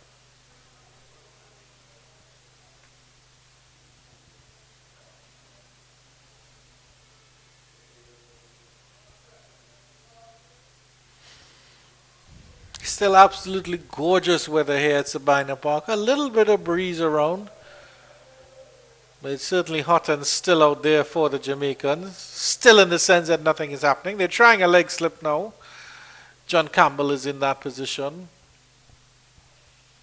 Other than that, the field is spread fairly far and wide. There's also a slip, extra cover. And the mid-on.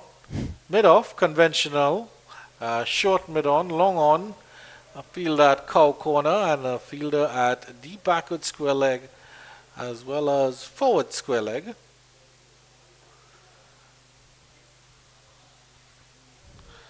Now Craig will be Craig. He's 48 from 104 balls. Jonathan Drake is 45, so just 3 runs away, facing less than half the balls. Now in cricket, you probably need both these types. But give me the Jonathan Drake's type any day of the week. And Craig manipulates the strike, pinches it, 35 overs bowled, 129 for 1. And Craig is on 49, on the, looking at the back of another half century, which I actually think would be, might very well be 3 in a row.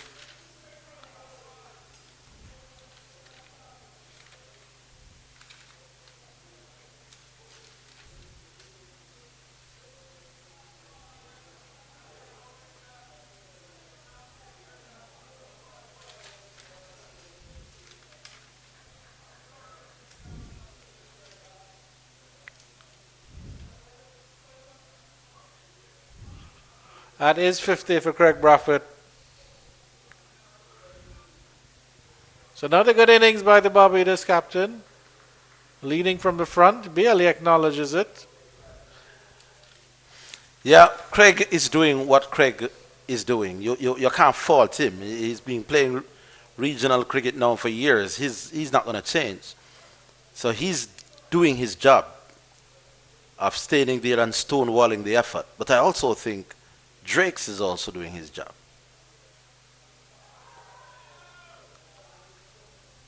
Which is trying to score that a little bit quicker. That one was wide. The shot was on, I think. It was wide, but I give Manson credit for the flight, which sort of deceived Drake's into thinking the cut shot was on. So you just need to get that maybe a little bit straighter.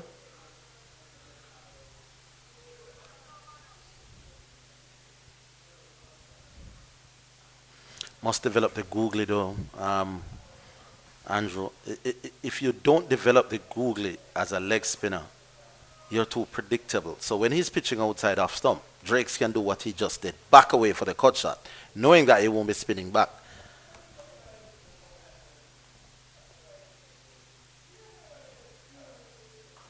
Like that.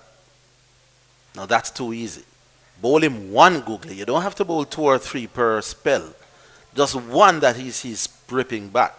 And then he's second guessing whether he can back away and cut like that. And then he has to be watching your arm and your body positioning. Gives him more things to think about. Yeah. But the difference between those two, the first one, his bat was horizontal. He sort of going for power. And that second one, he brought it down at the angle So he's using the angle and he's opening the face, which we've seen he's very good at on the offside at least. Yeah. So he's adapting at least to what Mansing is bowling. That. He doesn't have the googly, or we haven't seen it yet. But that now becomes that very important delivery in his armour, the one that pitches, doesn't spin and hurries the batsman on. That's good bowling that time around, or certainly that's a good ball. If he's going to not have the googly, then that must be seen a little bit more often. The one that rushes on, where the batsman is backing away, playing for the cut, and then boom, next thing you know, it hit the stumps or hit your plumb in front of the pad. He has to mix them a little bit more than that, between that straighter one and that leg spinning one that goes away from the right-hander, if he doesn't have the googly. Like that last ball. 130 for 136 overs bowled.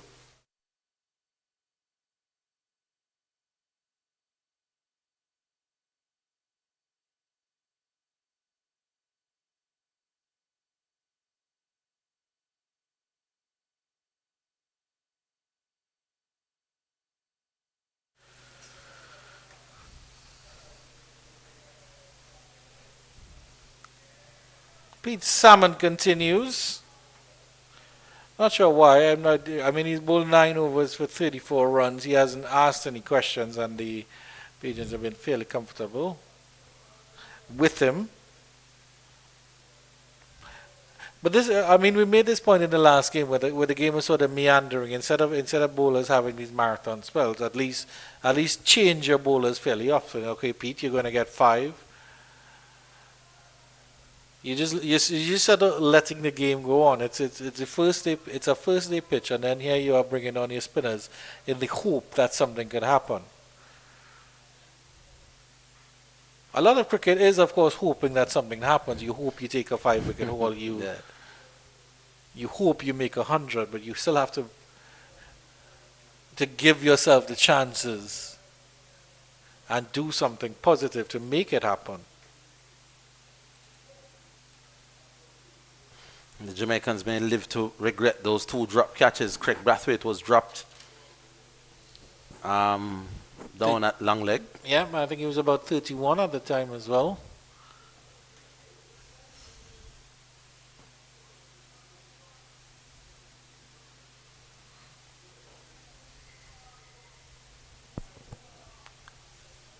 For somebody who has the ability to bat that long, you don't want to drop him. Now, Drake's has hit 3 shots over cover for anything just outside off.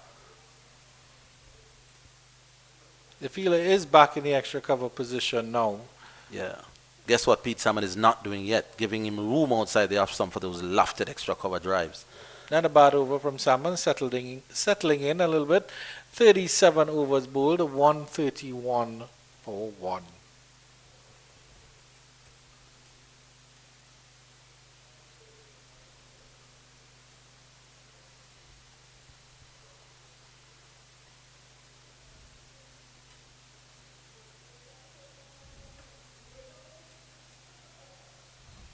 I think it's sort of an interesting passage of play here, and that if Barbados go through this session and they haven't lost a wicket, we're maybe just about an hour into that session. Punted down to long off for an easy single there for Craig.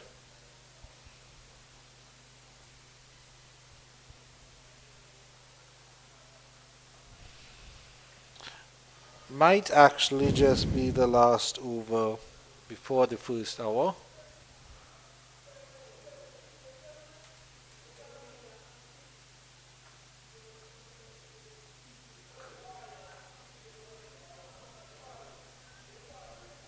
Actually, the timing is wrong. First hour is run 10 scoring. or 15 minutes away, yeah. Yeah, run scoring very easy at the moment. Your leg spinner, usually your leg spinner is your most attacking weapon. You very rarely ask a leg spinner to contain and defend. They haven't gone after Mansing yet, to be fair. I mean, he had one delivery where Craig put it away as a horrible delivery, but I would say that Drakes is sort of playing within himself a little bit. I don't know if it's just that is what Mansing is offering, or he knows that he's closing in on 50 and he's just taking his time, which is good. Which shows good cricket, which shows good temperament. He knows he has. Reminding himself, hey, I can bat all day. I can finish on 150, 200. I'm not just going to finish on 50.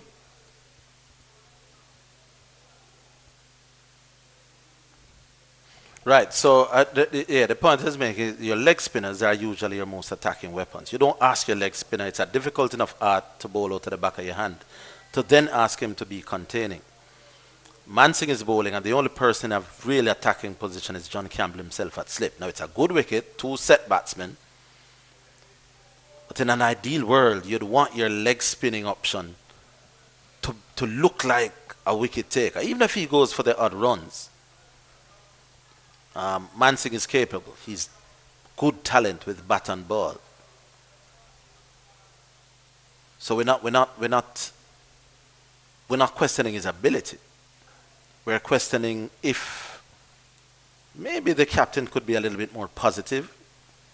But then that's also understandable. 2 batsmen, 1 on 50 and 1 bearing down on 50. Summary is problems for Jamaica. In a nutshell, that's what it is. 135 for 1 after 38. These 2 batters are actually just 20 away from a 100-run partnership. They came together with the score on 55 for 1.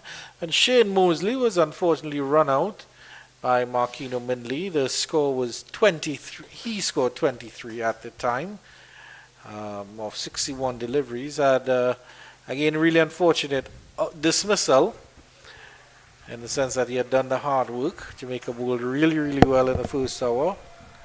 Carrie Campbell had 2 catches dropped off his bowling. A shot of the spectators there, and they're applauding the state of the game, and they're enjoying their time here at Sabina Park. I think I saw a shot of young Alex Hines running on. I think that's what the crowd was clapping for. A youngster, the son of Favour Hines, is just forward of square in a white floppy hat. Let's see if we could see him at some point. Feeling for that one was Drake's. Bit too close for comfort. Yeah, so Drake's has lofted a few shots over the infield. That seems to be a go-to shot for him against the off-spinners once he feels he can get to the pitch. So far, Pete Salmon is keeping him fairly quiet.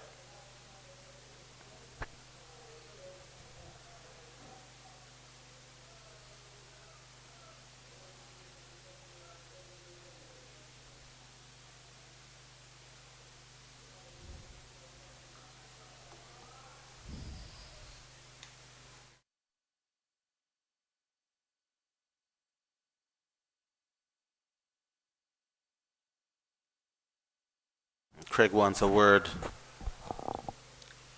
with Drakes. He called him down. Captain calling down is number 3. Still have a quiet word. Now what that is, we'll never know.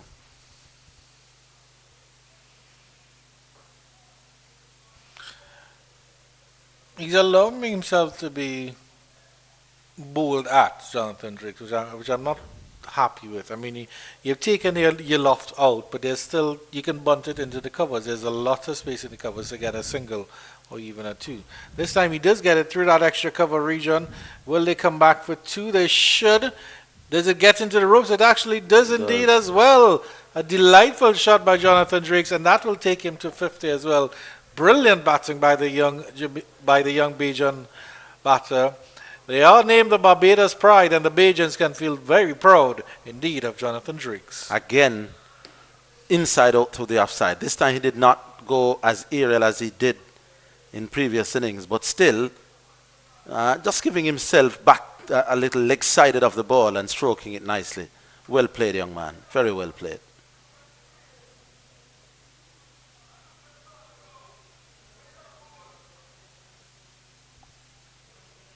end of the over as well. 139 for 139 overs have been bowled.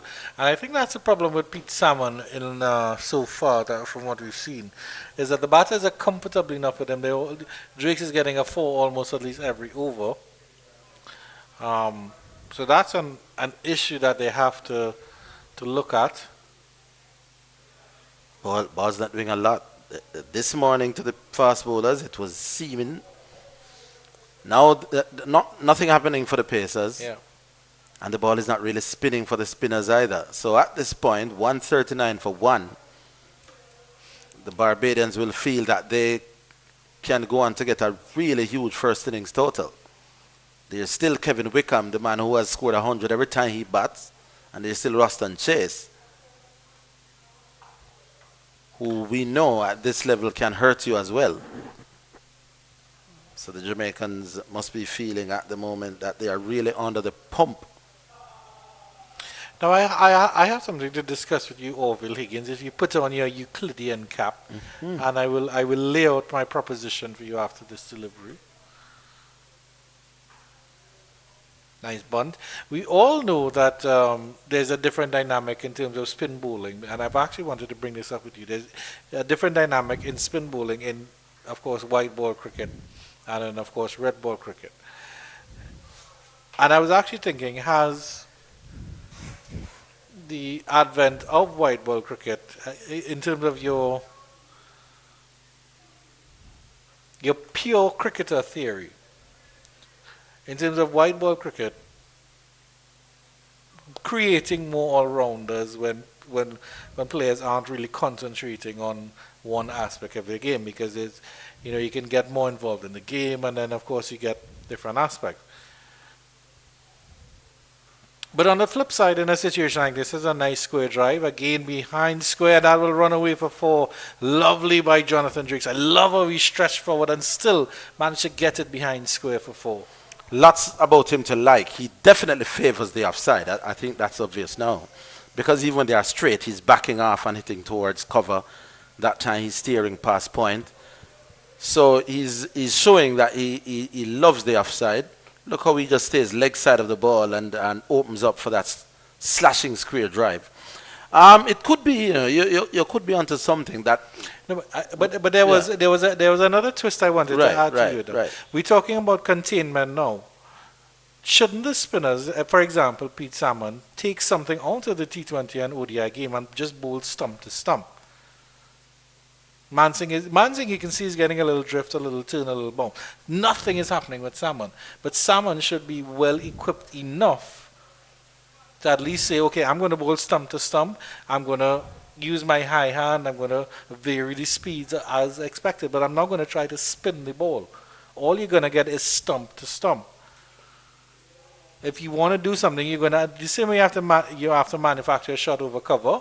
That's what you're going to have to do. End of the over. 40 overs bowled, 144 for 1. 140 to 1. Sun is hot. And the pitch is flattening out. And are they going to be making another bowling change? I think the captain has decided that he'll bring Brad Barnes on to try something. Mansingh's 5 overs has cost 17. And the captain now has made another bowling change. So this now is his 6th bowler. And at this point you're wondering who is most likely to get you a wicket, and there's no obvious choice. Well, Barnes I think is a good option in terms of stump to stump. We saw that he did that in the last game right here at Chetwynd Park. He was very unfortunate to maybe not get a wicket or two, as we see a shot of the VIPs in Kingston Cricket Club. And the feet of Sachin Mohammed there, our cameraman in the gantry, wearing his Crocs, which are very popular in Jamaica. Crocs and Clarks, people. Yeah. Brad Barnes. The skipper here has turned to Brad Barnes, not because he wants to necessarily, but because he absolutely has to. Because none of his previous 5 bowlers, he can say, okay, I'm going to put you on, and I expect you to run through the Barbados team. The batsmen are too comfortable at the moment. And I don't know if he knows who his best bowling option is at the moment. Brad Barnes can be quite excitable. He's always in a contest, and sometimes he does have a bit of a golden arm. But in terms of talent seeking, so now I always remember I read this story after Lloyd had faced the Australians for the first time, and the Australians had 4 fast bowlers, and he wanted to find fast bowlers, and he specifically went around the Caribbean looking for fast bowlers and looking for dangerous players. We've heard how Brian Lara plucked Fidel Edwards out of obscurity, a net bowler, but offered a lot, and he saw that.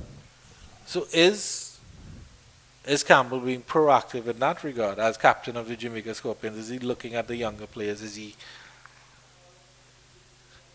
sort of finding the team that he wants to play? Or is that an aspect that has sort of gone out of captaincy?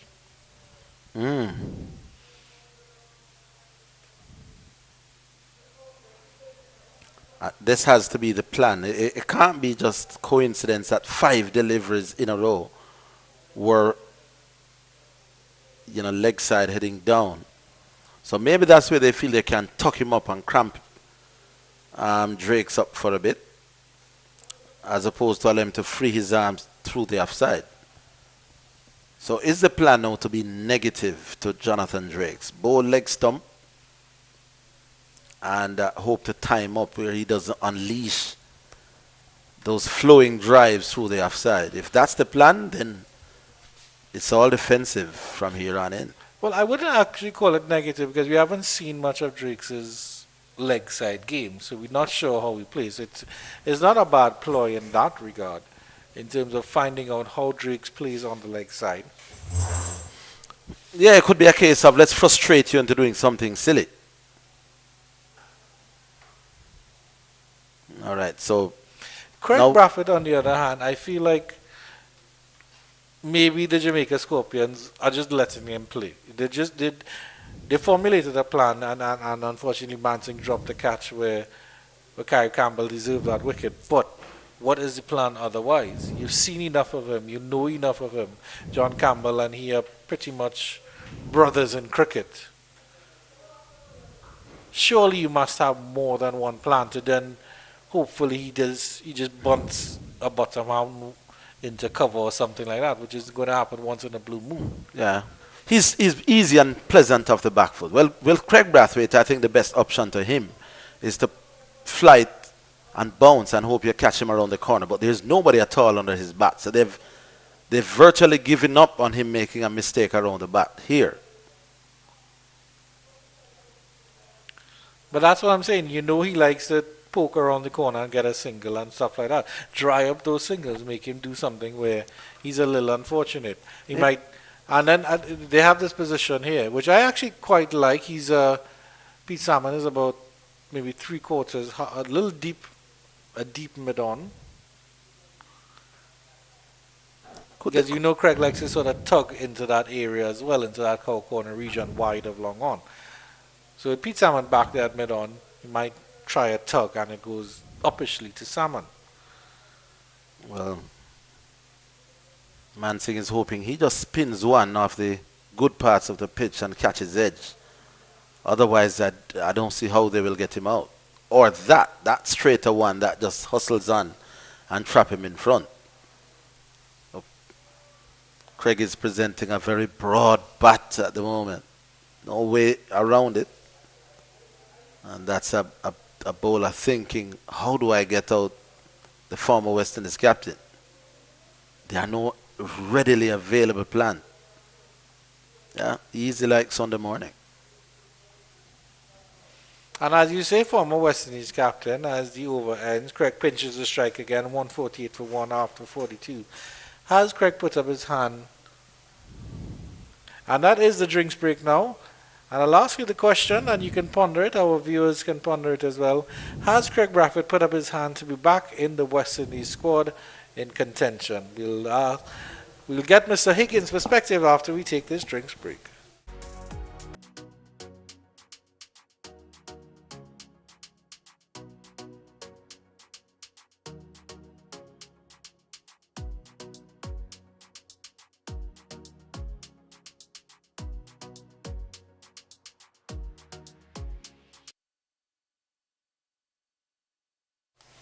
In the sweltering heat of Sabina, in the cauldron of fire, continues the battle between the Scorpions and the Pride. It is the second session, the second hour of the second session on the first day in this round 3 championship match between the Jamaica Scorpions and the Barbados Pride. Brad Barnes will be bowling to Craig Clement Braffett, the Barbados captain, former West Indies captain, former West Indies opener. And yes, has he put up his hand? Well, to get back into the West Indies squad. My take on the West Indies is that the team is too weak to say no to people in form. So if Craig gets 100 here and gets, say, another 100, assuming Barbados advance to the next round, then why not?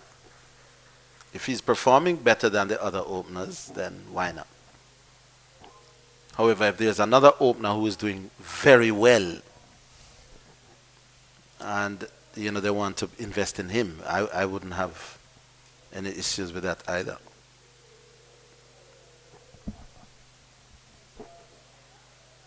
Well,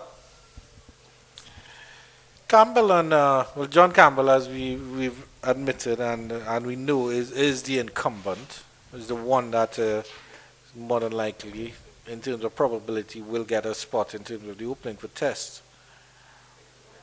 And I always think that Craig and John had a good partnership, and I feel like the temperament of each other, they sort of suit each other. They have a long history of playing youth cricket together. Added to the left-hand, right-hand combination. So that's the other consideration, because, I mean, Tagenrai Chandapal has been the stable figure that he has been as well throughout the tournament, 148 for 1 or 43 overs. Well, Brandon King opened the last Test match that the West Indies played.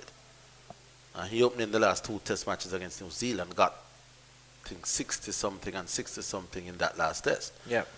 So Brandon King had 2 half-centuries the last time West Indies played a Test match as an opening batsman. Yeah.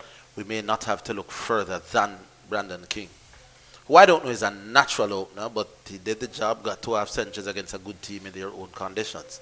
So I think Brandon King, at the moment, if he scratches anything for this match, I think will be John Campbell's partner.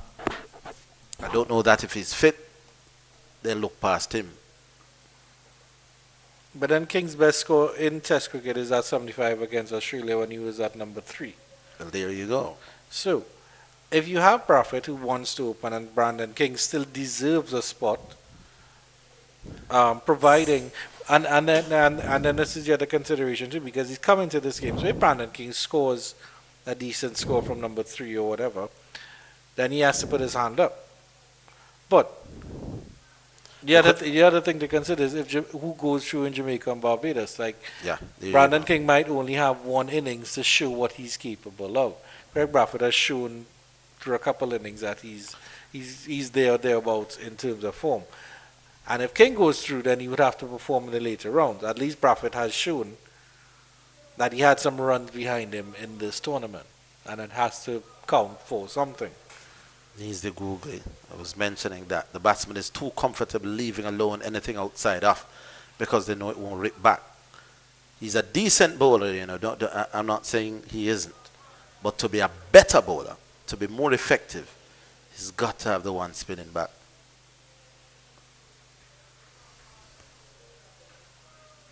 Otherwise, that will happen. Batsmen leaving balls that you want them to be playing at because they're not sure which way you're going. Who does Jamaica open with now that Brandon King is back? That's the other question that I'd love to hear you answer.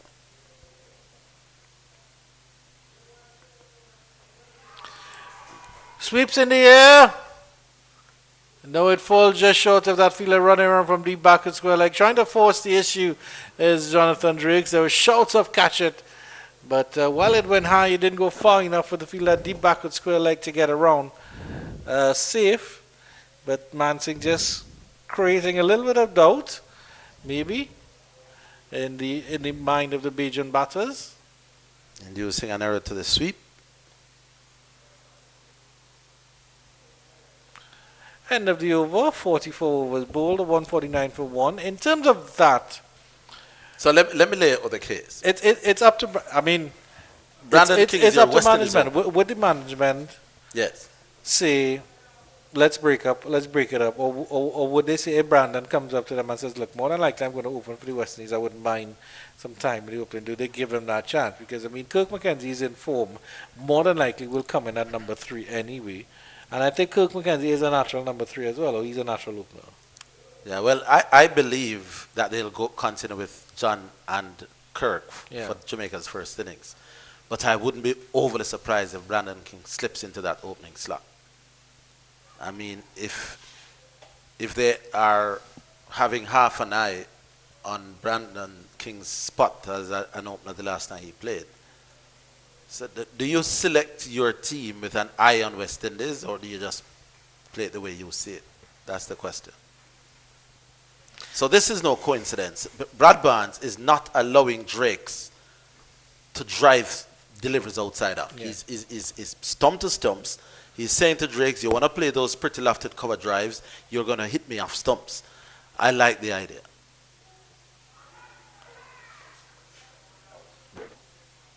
With a man under the bat at leg slip as well. So nothing outside off is the plan.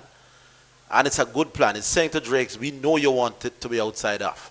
We are going to be bowling straight. We're forcing you to do what probably doesn't come as natural to you. This is good bowling. Dead straight. I have to say Drakes has looked very tentative on anything going into the leg side. So, they found their weakness, but it's a weakness they found 58 run when he's 58 runs in. There he is into the leg side. It looks a little bit awkward. Still can't get it past the fielder. Yeah. I don't know that they want it that far down the leg side, but if anything, he's overcompensating. I'm not bowling outside after you, sir. I'm wicket to wicket. We have already seen, 3-4 lofted shots over the offside. Let's see how you are when they are straight. Like that. And we see on that last replay, you almost turned that one straight in the hands of leg slip, other than the fact that it fell short. And if the over, not bad from Barnes. Which is why I tell you, Brad Barnes, that almost carried to leg slip. Did it carry on the full? I'm not sure. I doubt it. Brad Barnes is not your best spinner. He doesn't spin it a mile, but he's a smart cricketer. He doesn't take long to figure out what he needs to do. I don't know even if that was a captain's decision or Brad Barnes have decided I'll be straight. Let him hit me off stumps, which is what a thinking cricketer will do. They rate him highly as a cricketing mind. He was the one who captained the team for that List A tournament last year. Well, you initially said it was negative cricket. No, negative in the sense that you're saying to the batsman, I'm not trying to get you out. I think it's negative cricket that has been turned into a ploy. It's frustrating you out, which is you need to be able to do that as well. So negative in the sense that I'm going to wait on you. Yeah. Right. Because sometimes... Let's call it containment cricket, right. More politically You prefer the word containing. Goes to the slog sweep. Does he get this through corner? He does indeed. It's effective from Craig Brathwaite. And there's Collins Bryan with that very, very lovely way of saying 4.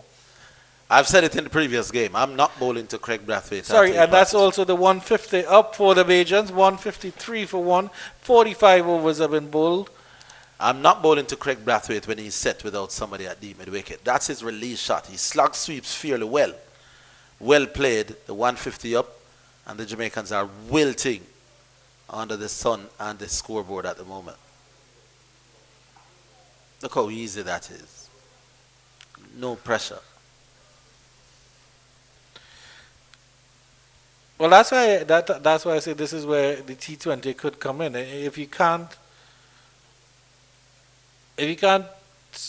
you need to draw up the runs. So you need to have your fielders inside the circle and preventing those runs and not getting it easily away. So even if he hits it to a fielder every single ball of the over, at least he's not getting a run. Now, for Craig Brathwaite, that might be okay because he's happy to soak up deliveries. At least with Jonathan Drakes, he's going to try something because he's not going to be bogged down.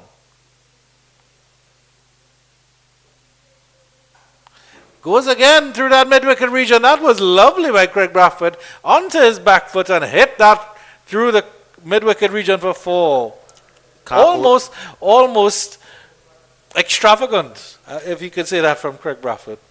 Not bowling to Craig without a mid-wicket, whether to the leg spinners or the off spinners. He plays through mid-wicket, both with the sweep and this pull-down pull shot. That's one of his areas.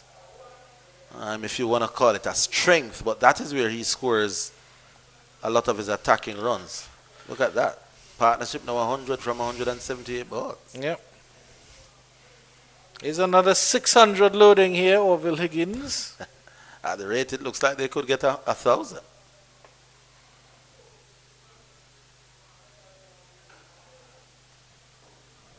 Good cricket from the Bajan skipper.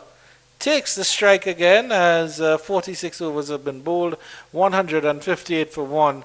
Brad Barnes to continue in this little mini battle developing here with Jonathan Drakes. Moving on at, I wouldn't say it was close to run a ball, but a fairly brisk pace. But since then, he's slowed down just a little bit. Drakes. Yeah, he's slowed down because they have changed the line. They are a lot straighter and he's a lot more comfortable when it's outside off. But let's see. Some shot at the spectators there. They've been, it's a small gathering. You would even call that a crowd. But they've been very vocal. A box of food and a ginger drink. What more do you need on a Sunday afternoon? Yeah, and after opting to bat 158 for 1, only one side winning at the moment. He gets his one nicely through mid-wicket, so a sort of anticlimactic battle building up there. But even then, he still looks like he's falling over Jonathan Drakes. It's almost interesting, yeah.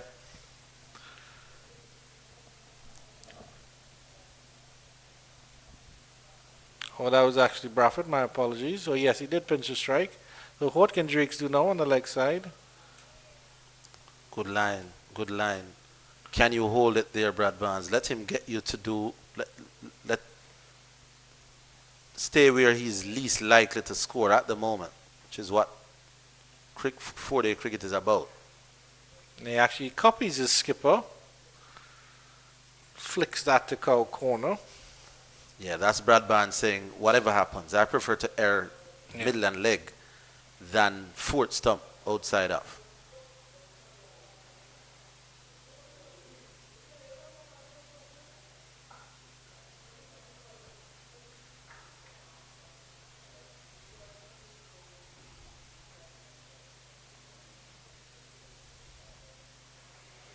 Yeah, he's taking a leaf out of his skipper's book here in terms of playing within himself as Drakes.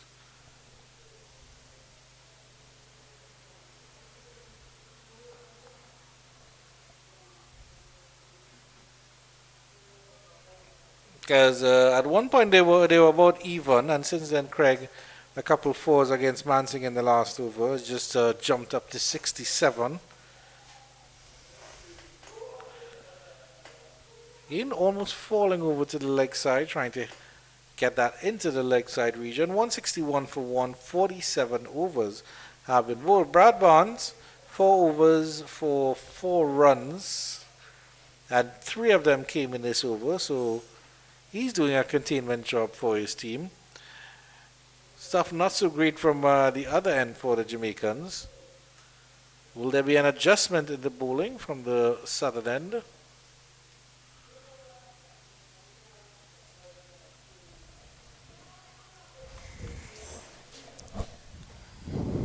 It looks like they're going to try with Marquino Mindley again. Not a bad ploy, just a good rotation here. The Mansing experiment didn't work too well. Extra padding for the pacer. Craig Bradford getting himself equipped.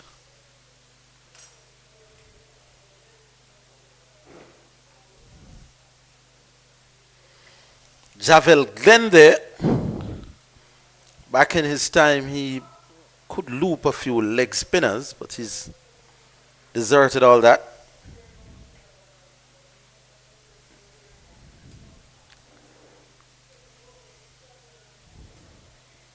The Bajans will feel, you know, Andrew, that had it not been for that one brilliant moment of batting from Kirk and John in that first game, they would be well on top of Jamaica. In other words, though Jamaica did force a result in that first game at Chedwin Park, it was after a declaration, which means had Barbados opted not to declare, because they had already gotten first innings in that game by 6 runs, 348, 342. They gave what they would have thought was a fairly safe declaration. It turned out that they were denied by just some brilliant batting. Then they got first innings in the second game here. Now they are set for a big total here. Barbados could just feel, had it not been for that declaration, they are playing much more consistently better cricket than Jamaica over the 3 games. At this point, they must be saying, why did we declare at Chedwin Park? Because otherwise, this team, we would be having our noses in front of them. They took a gamble, didn't pay off. Well, and they may just be regretting that.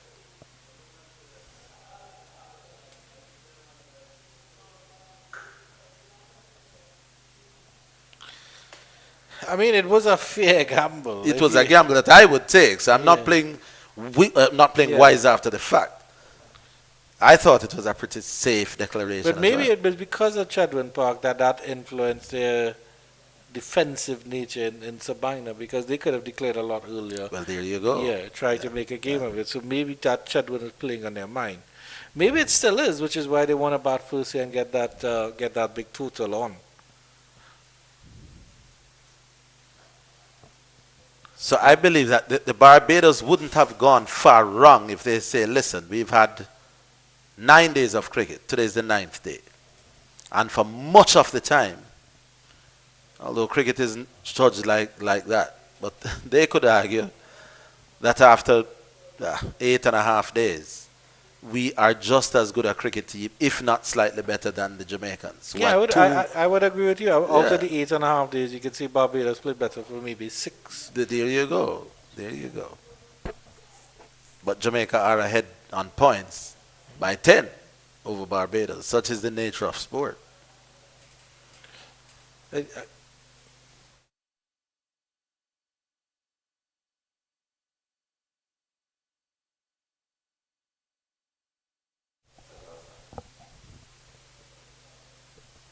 That's an edge, and that's a lazy shot from Jonathan Drake, I should say. He's hanging his bat out and just getting it past the lone slip, and the lone figure, Marquino Mindley, will walk back to his mark. Poor fellow. It's, as you mentioned, a thankless task being a fast bowler, especially in the day and age. Yeah, especially in this day and age, you have to see. But you have to admit, I mean, as much as you wanted to be Gordon Greenwich, did anybody thrill you as much as the fast bowlers? No, man, I prefer batting. I used to come to cricket to watch batting. Yeah. Yeah. I want to see Viv Richards as opposed to Malcolm Marshall, for example. Yeah.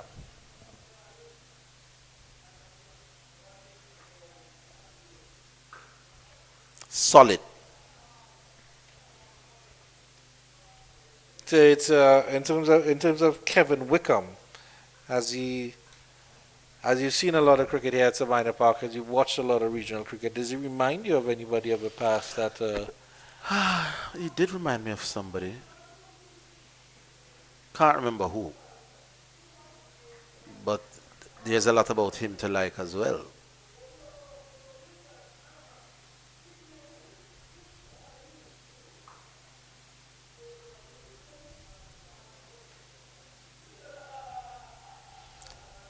Jamaicans, the Barbadians are 166 for 1, and the batsman coming next has scored 3 straight hundreds.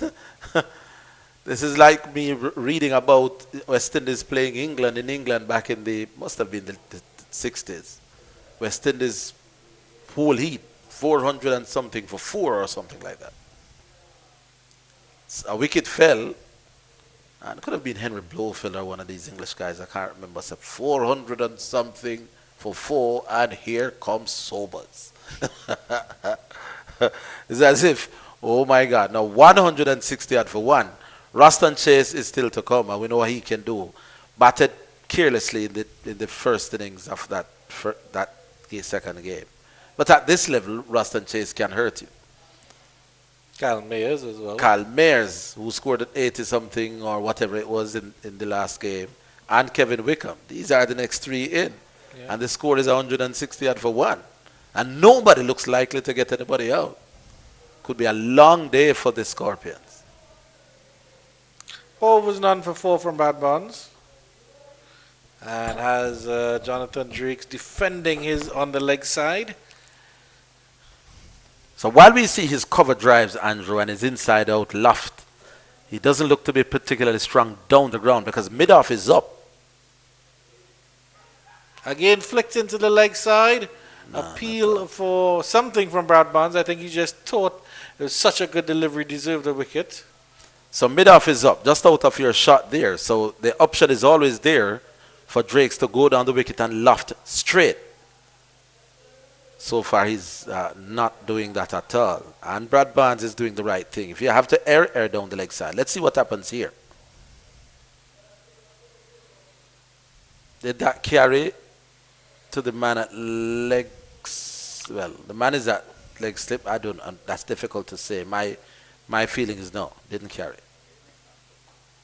Gonna get the next angle in a bit to see if A was there batting it and did it carry to the skipper at leg slip. So they are not bowling outside off. This is spinning down leg. I don't know that he got a bat to that. Might have been off the thigh pad. It meant nothing as Campbell didn't take the alleged cash cleanly. Trying to give himself some room. There's is Drakes. Really, really not good on the leg side at all. Well, I did say... Which is, I think, is an aspect of his game he'd obviously need to work on. Right. So he's being tied down with the one that's straight to the point where he now is now being forced to do something, using his feet to advance at the spinners. Even can't get the sweep out on this shot. And even Keshav said he could have hit that for 4 at the end of the over.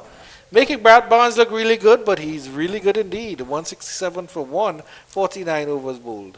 And this is what Test cricket will be. It is how do you counter the plans that are made against you. So it was opening up over cover.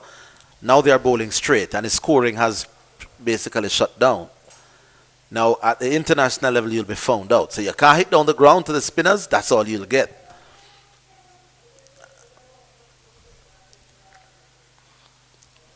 Until you show us that you can do it, we will not deviate from the plans. So at this little stage, Brad Barnes is doing what he needs to do. Let's see what you've got, Mr. Drakes. Craig Brathwaite, on the other hand, has no such complications. Easy as you like, 68 from 141. He won't be bothered at his tempo. He will bat this way for days. Craig Barnacle Brathwaite against Marquino Mindley.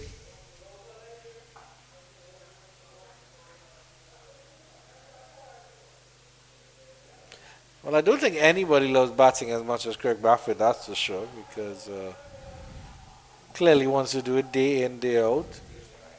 He comes very, very early. He's here at 8 o'clock in the morning before games, getting through downs. Well, Keshav was whispering the sweet name of Shivnarayan Chandapol to me. I think Chandapol. Like if I needed somebody to bat for my life, it would be Shivnarayan Chandapol. I don't think I've ever seen anybody get knocked on by a Bretley bounce and then get back up and hit him down the ground for 4 and then continue to score 100. I was here, right here at Sabana Park. We thought he died. He lay motionless for, I don't know. In that situation, 10 seconds can feel like hours. But he was struck flush on the head. Didn't flinch, didn't move, just... Yeah, went straight down. Yeah.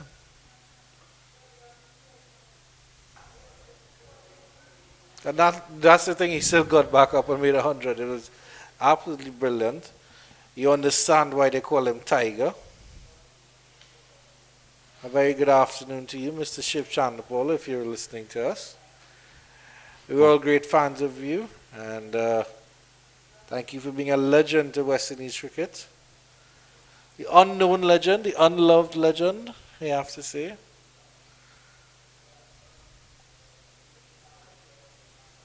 Where will they get a wicket from, Andrew?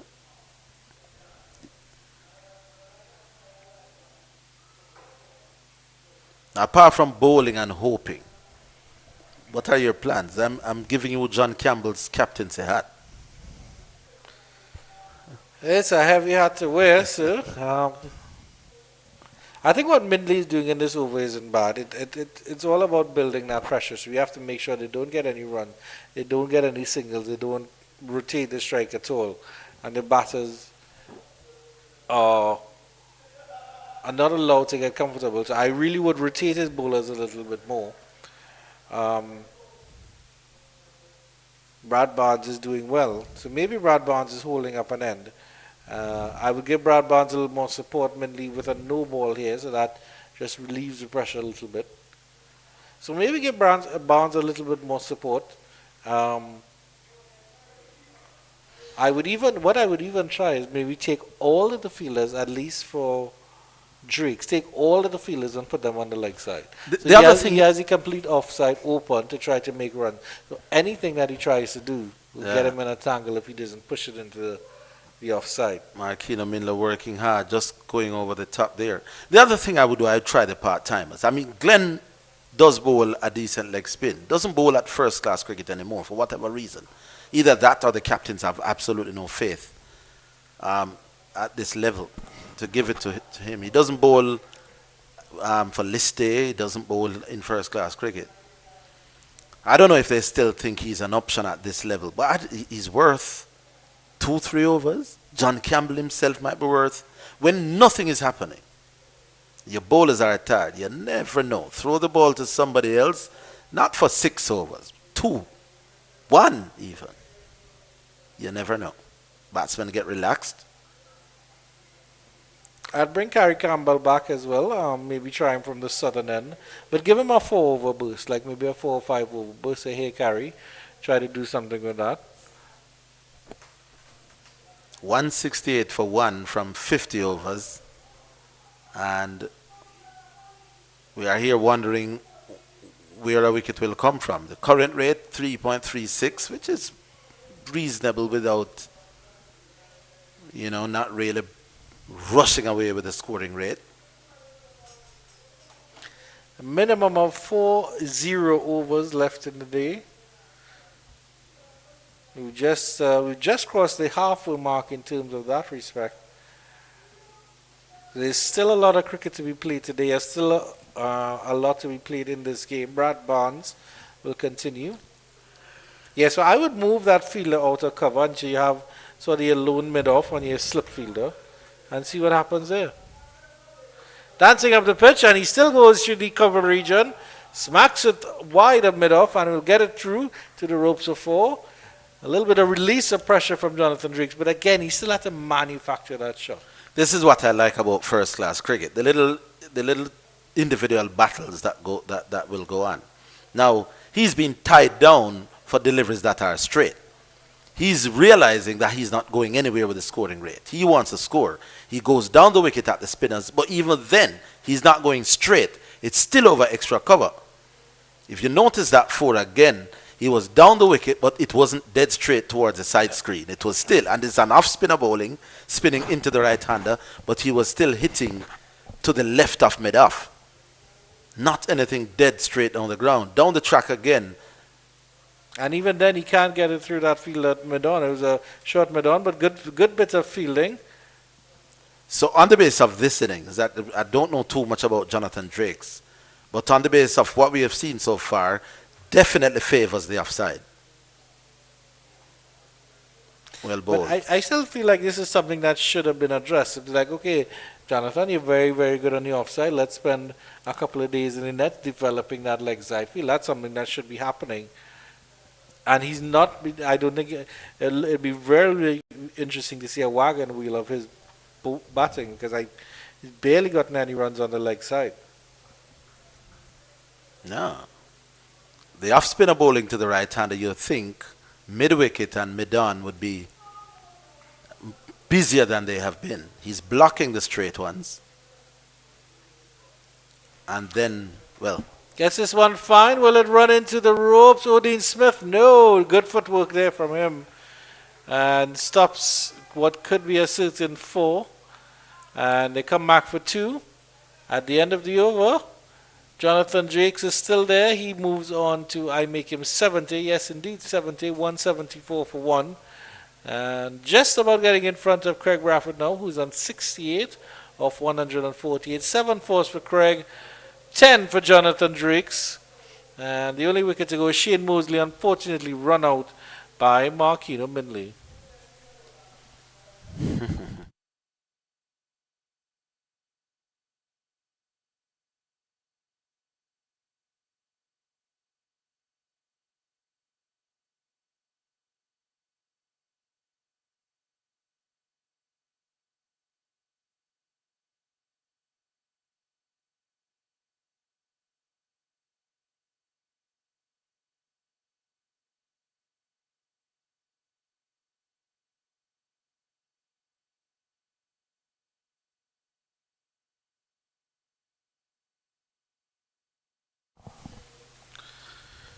Mindley to Bradford.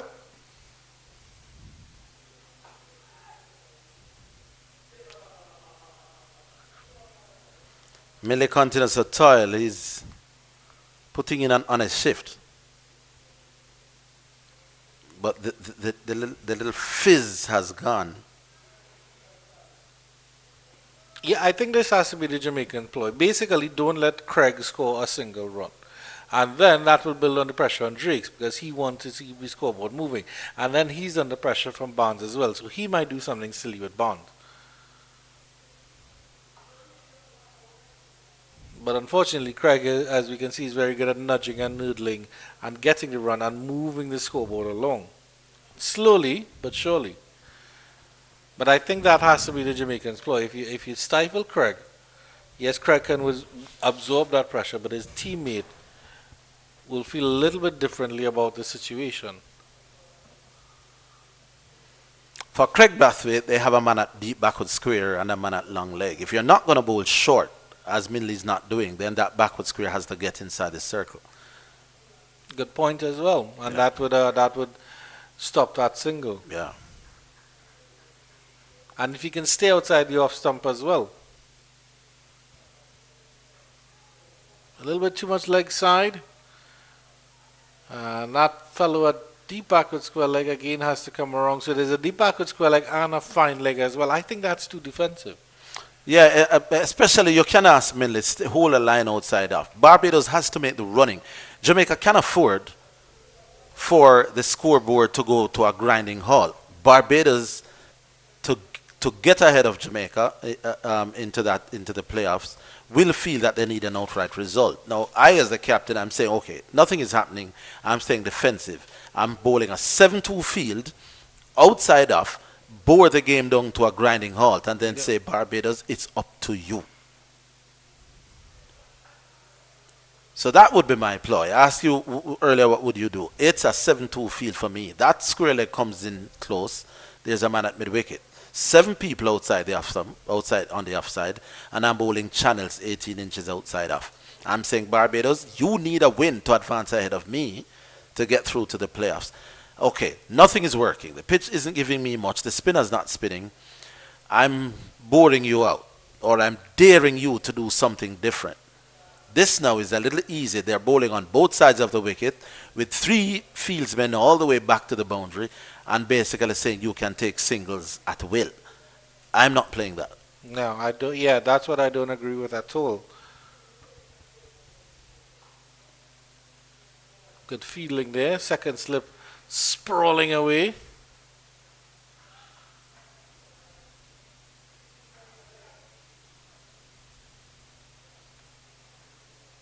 That man Cook McKenzie doing the hard work. Yeah. And there are some bowlers that you probably can't trust to bowl to a 7-2 field that don't have the accuracy. But Mindley does. You can ask Millie, hold me a line. And I'm saying this is a game that the Scorpions don't have to win to advance. They are 10 points ahead of Barbados Pride at the start of this game. Barbados has to make the running. So ask Minley, hold me a line. You'll get 6-7 overs. You go for 10, fine.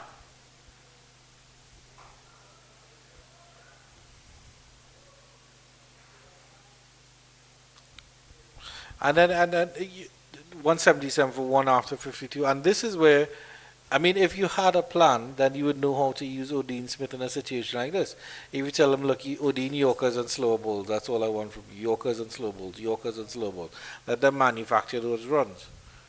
Yorker slow balls and bouncers, that's all I want from you. Yorker slow ball and the occasional good bouncer. Well, with O'Dean, you don't have to tell him that because that's what he's naturally. He's going to try things. Well. Yeah. He's going to try Yorkers, bumpers, slow balls. You're always going to get a mixed bag from him. Brad Barnes settling down to... here's the shot I was telling you about. So he's coming down the pitch to the spinners. But look, so he still is opening up the face of the bat to hit over extra cover. This is where he's comfortable. So even though he's been tied down and wants to hit over the top, it's always with an angled bat into the offside. Fine sweep by Craig. That should run into the ropes for 4. It does indeed. That actually went through the wicketkeeper and the leg slip. And the umpire actually signals byes on that one. So no touch on the bat from that one. But still 4 runs for the Bajans. Yeah. Now this is overcompensating. Down the leg side. You can't be there, Brad Barnes. May not be runs against the batsman's name or to the batsman's name, but that's still runs that the Barbados Pride are getting on the scoreboard. Much too wide down the leg side. Better. They ended the first session on 82 for 1. They're now 182 for 1. So these two have put on 100 runs in the session so far. So that's good from them. The run rate is consistently just about 3 and a bit. It's going on to 3.5 now. So they've sped it up ever so slightly. But it's more consistency than anything from the Bajans. Jonathan Drakes, I think he's starting to feel the weight of the potential milestone. He's certainly playing within himself. As this one is again, he's trying to manufacture something and gets one into the leg side. So that will make him feel a little bit better. I like that. So now he's showing, okay, maybe I now have to open up my range because I'm getting nothing outside off. Yeah. Nice little, on drive / flick off the spinner. Maybe now just beginning to feel a little bit more confident.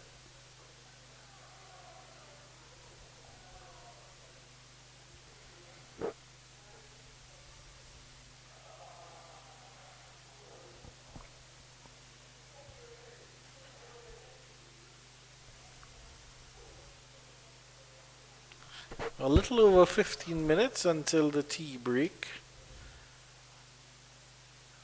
It's an interesting passage of play here now, as the over comes to an end 184 for 1 after 53.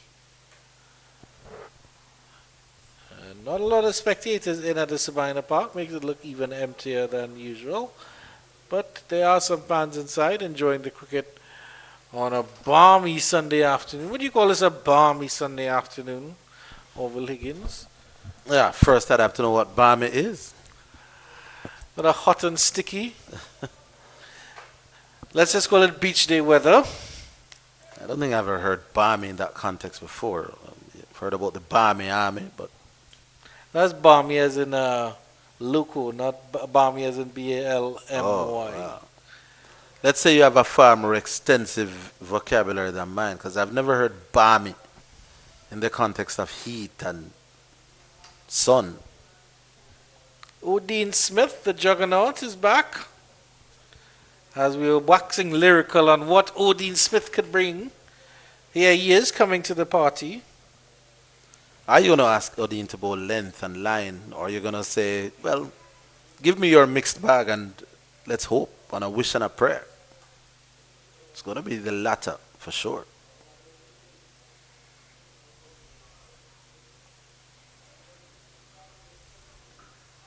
Yeah, you'll get a mixed bag.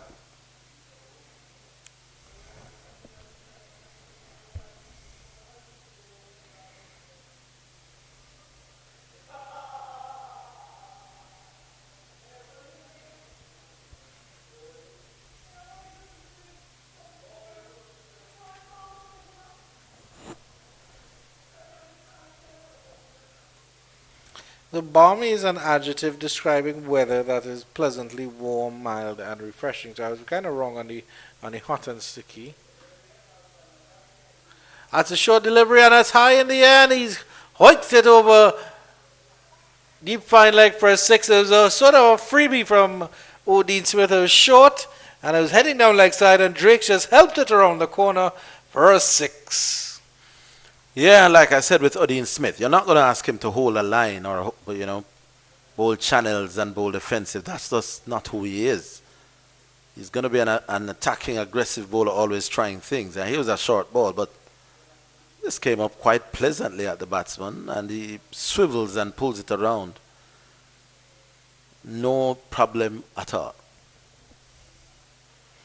Fielder might have thought he was in the game for a minute, but certainly enough distance on that one, did Jonathan Drake. So it's good to see that at least he has the pull shot in his repertoire. What's your bet? Is he going short again now that the batsman shows an inclination to hook, or length? Length. A nice punch, square. That's in front of square on the offside.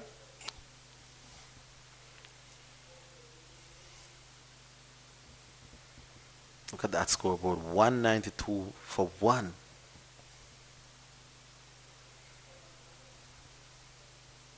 Approaching T.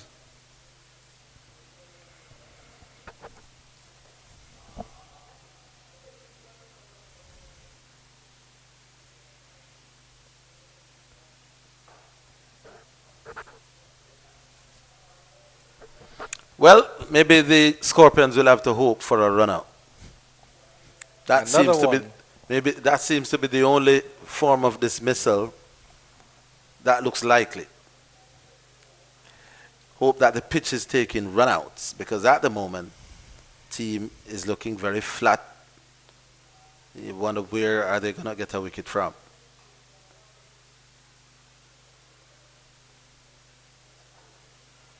Yeah, it's too easy pickings for them now.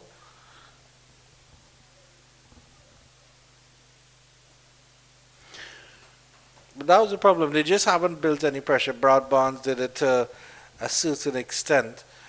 But O'Dean Smith again with his mixed bag of tricks. And certainly the Bajans using some of those tricks as treats. Well, I did see a mixed bag. Didn't Edged! And that one is through the slip region. Lazy, maybe a little bit too easy from Jonathan Drake.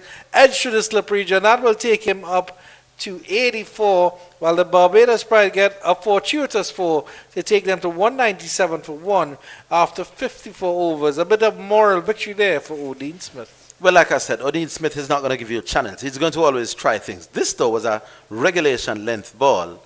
Batsman hands away from body, half leaving, half playing, no first slip.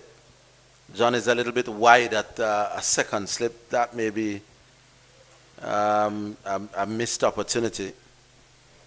I don't know why Romain Smith didn't go for that too. If you look at it, let's have a look at the replay. Romain Morris, I don't know why Romain Morris didn't have a go at that, because he literally watched it the entire way. If you have a look at it, you can see his eyes following this ball.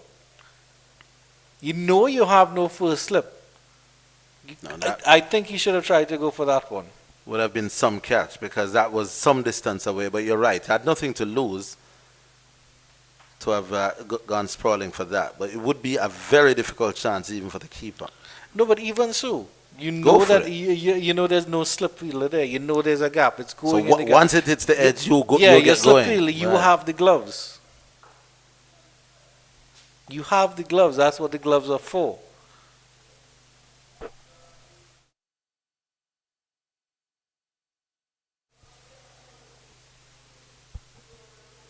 So Brad Barnes, 13 conceded from 7.1. So he's following the script.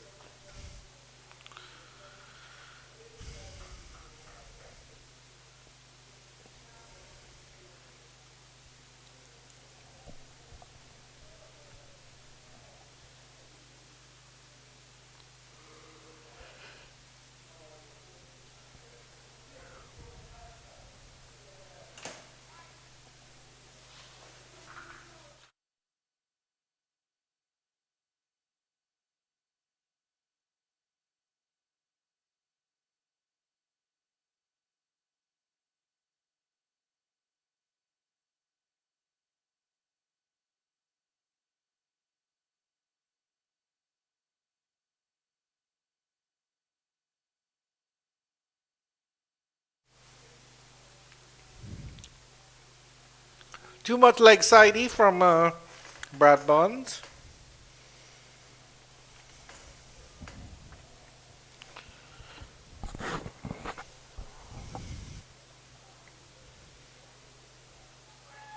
Another edge on that one, just past John Campbell. Does it run into the ropes? No, it doesn't. They'll come back for 2.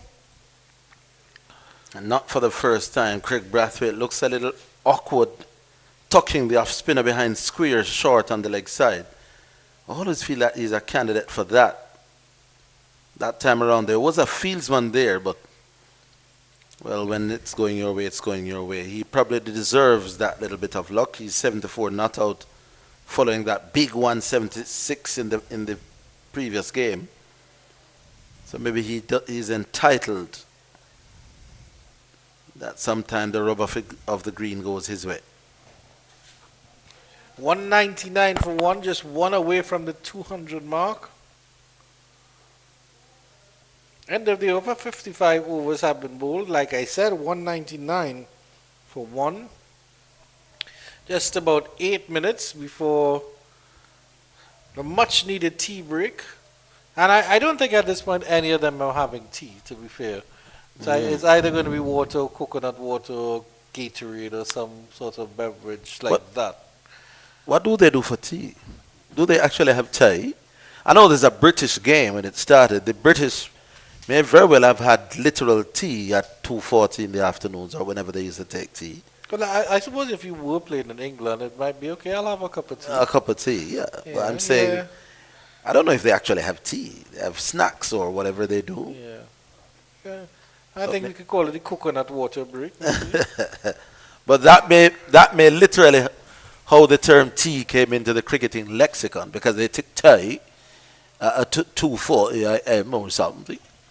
In the Caribbean, it's maybe too hot for actual Tetler bitter or whatever the tea was. Ooh, lovely indeed. There you go. Would you care for a cup of tea, Mr. Higgins?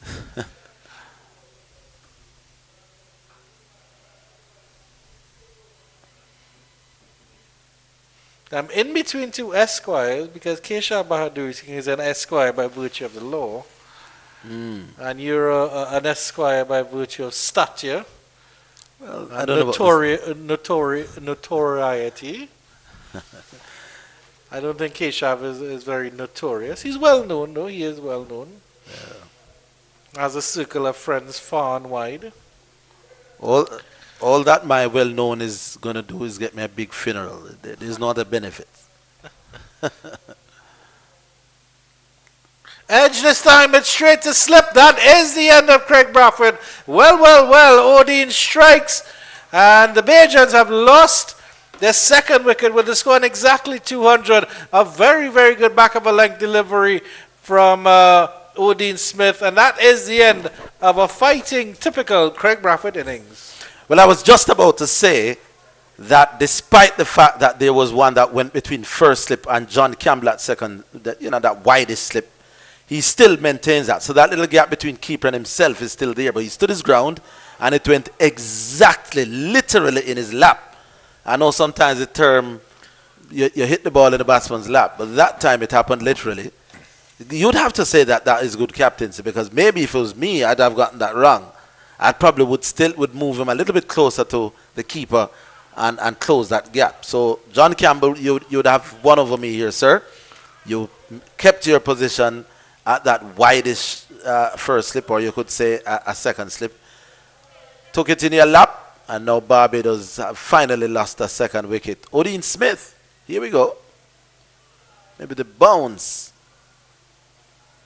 They don't come much easier than that at slip. Skipper himself taking it. Excellent stuff from the Jamaicans. They haven't given up, and they've reaped some rewards finally as Kevin Wickham's come to the crease. And I expressed my hope to one of the scorers that I wouldn't mind seeing Kevin Wickham make another 100. And he said, no, not against my team, because obviously he's Jamaican. So it's a bit of a conundrum here. I'd really love to see him get another good score like that and make history. But the Jamaicans around me and the Jamaicans listening and viewing this stream might have something to say about that. Well, we could look at it two ways here. Kevin Wickham is in the form of his life. 3 centuries, 3 innings. I think 2 of them being not out hundreds as well.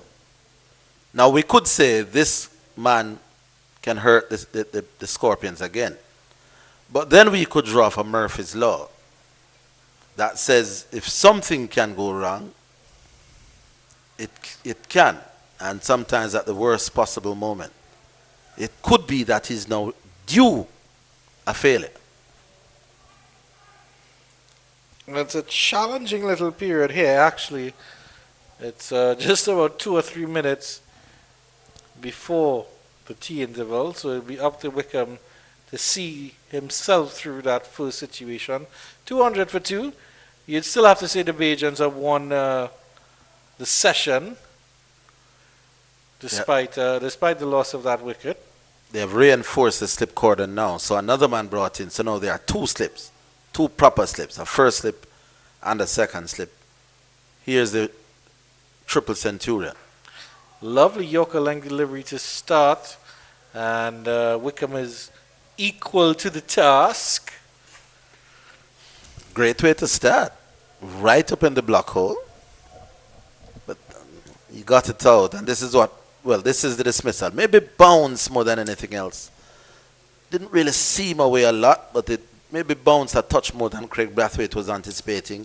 He was half on the front foot, as opposed to camping on the back foot, and that bounce may have been what accounted for his dismissal.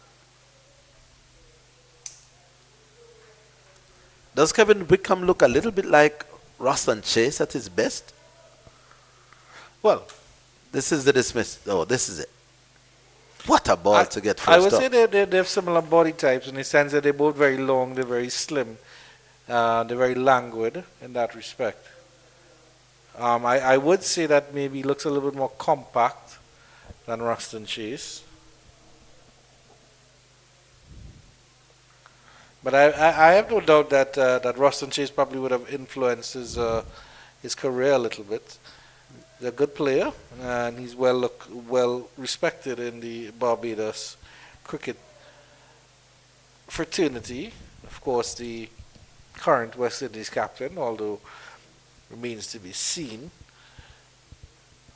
in terms of upcoming series.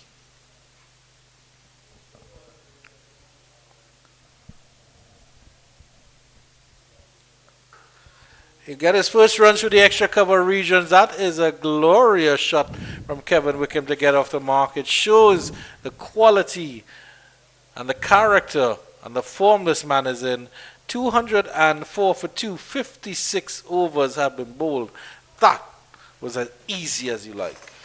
Got a perler of a ball to start with, but this is a man in form. Picture perfect cover drive. I mean, what a way to start. This is what, his second ball, his third ball? Fourth delivery. Fourth delivery. Yeah. And a classic cover drive. It's sort of like slicing a slice of bread with a lightsaber. Just whoop, that was it, so easy. Easy as you like. Ball pitched up, left foot coming out, elbow high, stroking through the covers, timing it beautifully. Well, batting doesn't look much easier than that. On my time it says 2:40, so this should be the last over before the tea break. Not too bad in terms of the over rate, so they've sort of caught up. It's just about 4 overs behind in terms of, well, it would be 3 overs because what you expect is 30 overs a session. So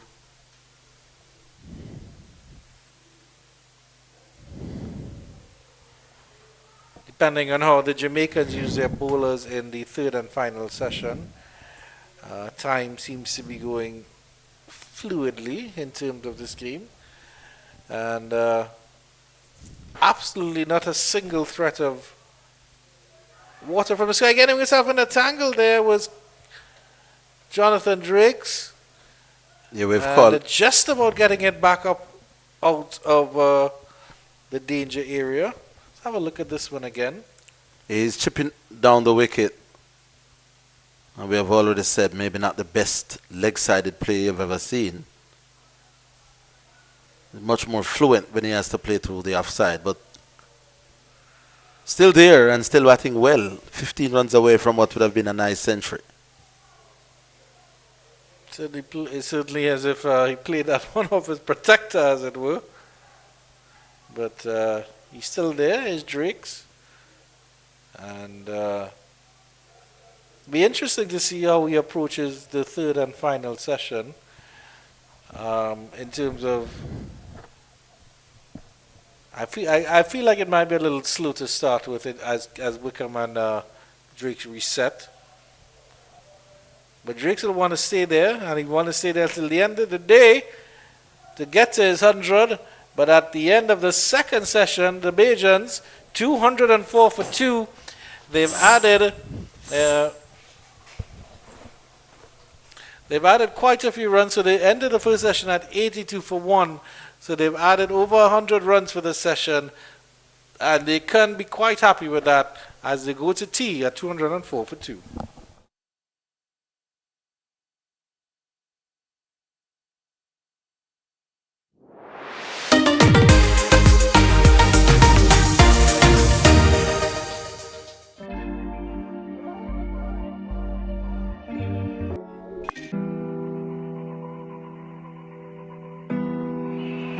Expressions.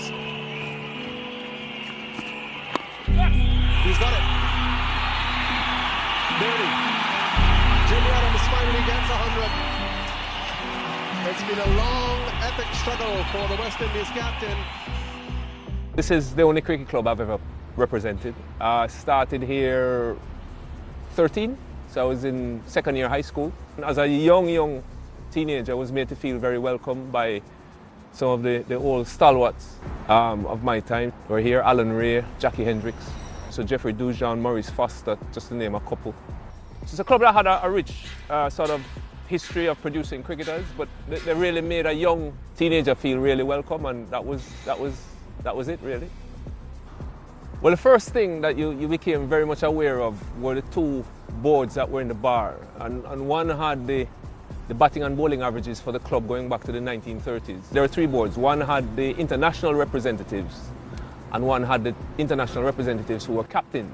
After, 25 years, 30 years at the club, to have ticked all those boxes, I think, and the memories that came with it, mean a lot.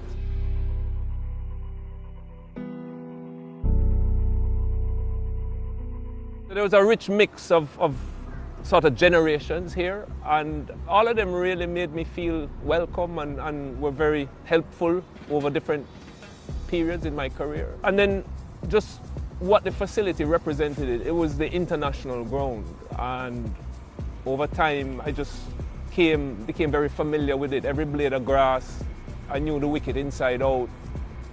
The atmosphere here, even before these stands were built, was something that I was very much aware of, and it became part of the whole experience.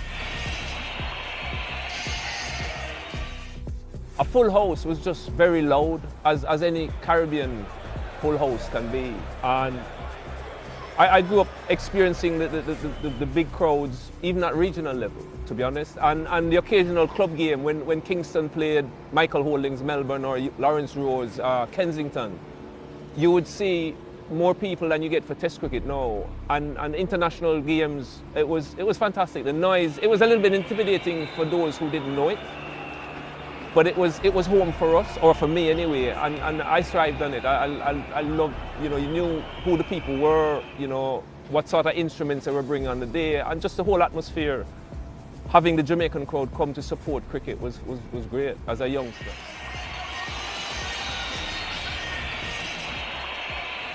I guess the first Test match here would have been, that I played, would have been against England.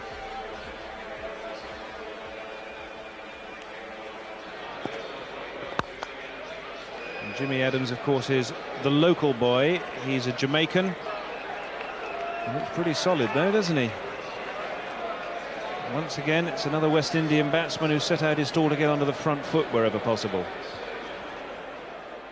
It was a really good occasion for me. You got performances in. I only got in because Hooper was injured, which was sort of like the story behind my first 9 or 10 Test matches. So thanks, Carl, I appreciate it. It was very late the night before the game that Hooper said he wasn't going to make it. So maybe that helped to control some of the nerves. Well, that's a glorious stroke as well. All timing from Jimmy Adams, so he gets into the act as well. And this crowd at Sabina Park is alive.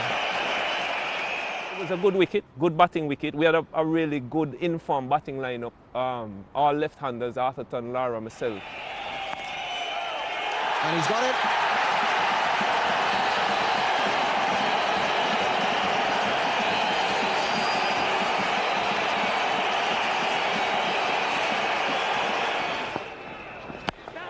He's got it this time. Murray's out of the blocks, and an excellent and invaluable 50 for Jimmy Adams and the West Indies. You do it in front of your home crowd, to lift your bat for a Test 50 here, it was really, really special. I managed to get a 90-something.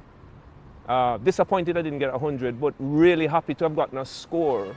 Well, this is the time when if you're Jimmy Adams at the non-strikers end, your heart's in your mouth for a couple of balls, while Courtney Walsh has all the pressure.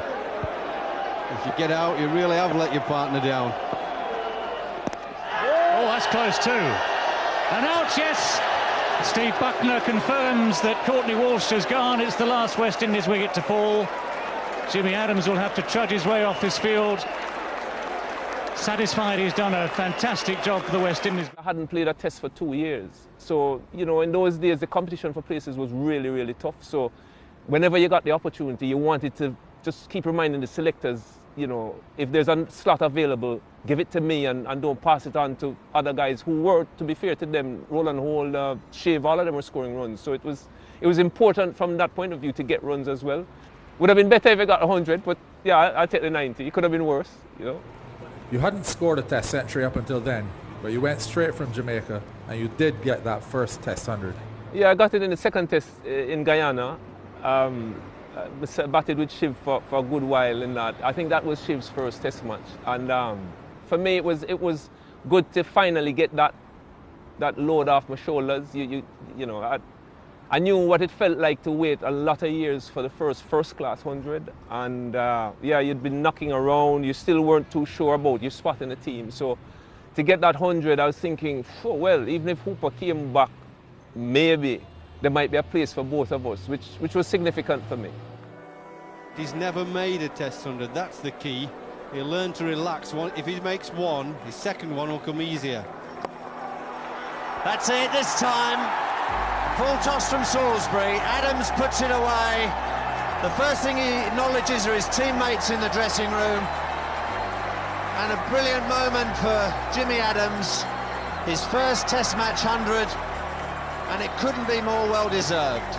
Let's fast forward some years now. You came back to Sabina in 1999 against a powerful Australia team. That turned out to be an historic victory. Talk to us about that match. Well, first of all, context. We got skittled for 50 in Trinidad. Lara's neck is on the chopping block with the selectors on the board, and yeah, things weren't as great as they could have been. And I remember walking to the wicket, and the usual chit-chat with me and Brian. We've been batted together for years, and so Pedro Collins had just got hit in his nuts and he retired hurt, and it was in the morning, so we probably had maybe 80 overs left. And we literally just started counting down overs. So at the end of the over, Brian would say, right, Jim, we've got 79 left. And I would say, okay, we've got 62 left. I guess the underlying theme for both of us, you know, we're going into lunch, we've got 2 overs to lunch, and we just kept going. And I think both of us by then were old enough to realize when momentum was shifting. And yeah, pretty much between lunch and tea, we knew, we kept saying, you know, if we're here in 8 overs time, we'd have really taken this game away, and we kept going and we kept going. No ball, smacked down to the long-on boundary for 4 runs. Lovely shot. Found the gap between mid-wicket and mid-on. Nice placement. And they'll come back 4-3. Good 15 for Jimmy Adams. A claim for him now on his home ground here at Sabina Park. Lovely shot. Beautifully played by Lara. He's hoisted up, down towards Lawan, into the mound stand. That'll go for another 4. Brian Lara in full flow, moves into the 90s. What Brian did was special, to be honest. I don't think anybody can understand or appreciate the kind of pressure he was under, just generally going into that series, first of all, and in that game. Selfishly, to have gotten the bird's eye view of the innings at the other end was just the best seat in the house. I mean, I've seen Brian play some magnificent innings, right? But some of them, I didn't spend as much time with him in the middle as I did on that one. So to have been 22 yards or 20 yards away and sort of been a part of it. 150 not out. Well played by the West Indian captain. It was a huge day for West Indies cricket. We desperately needed something coming off the South Africa series and then that first test loss in Trinidad. So, yeah, I mean, the greatness of Brian, what can I say? And yeah, to be there and then to get that view of the innings was superb.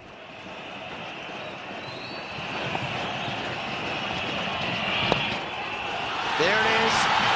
He's whipped it past mid-on, and Matthew Elliott's got to beat a lot of people helping him field the ball. So the umpire will give him 4 runs.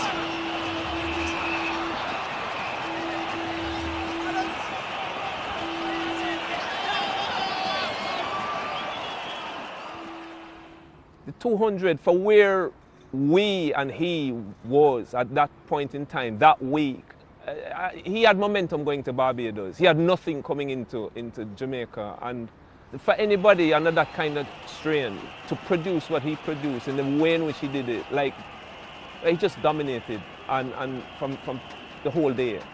And yeah, you're at the next end, I'll take the crumbs off the table, I'll be fine, you know what I mean? But it was great. It was great week for us here, and yeah, the crowd here was unbelievable as well. We always talk about the crowd at Sabina Park, but it was a full Sabina Park, and it just, you couldn't get away from the atmosphere that the crowd created here. It's fantastic.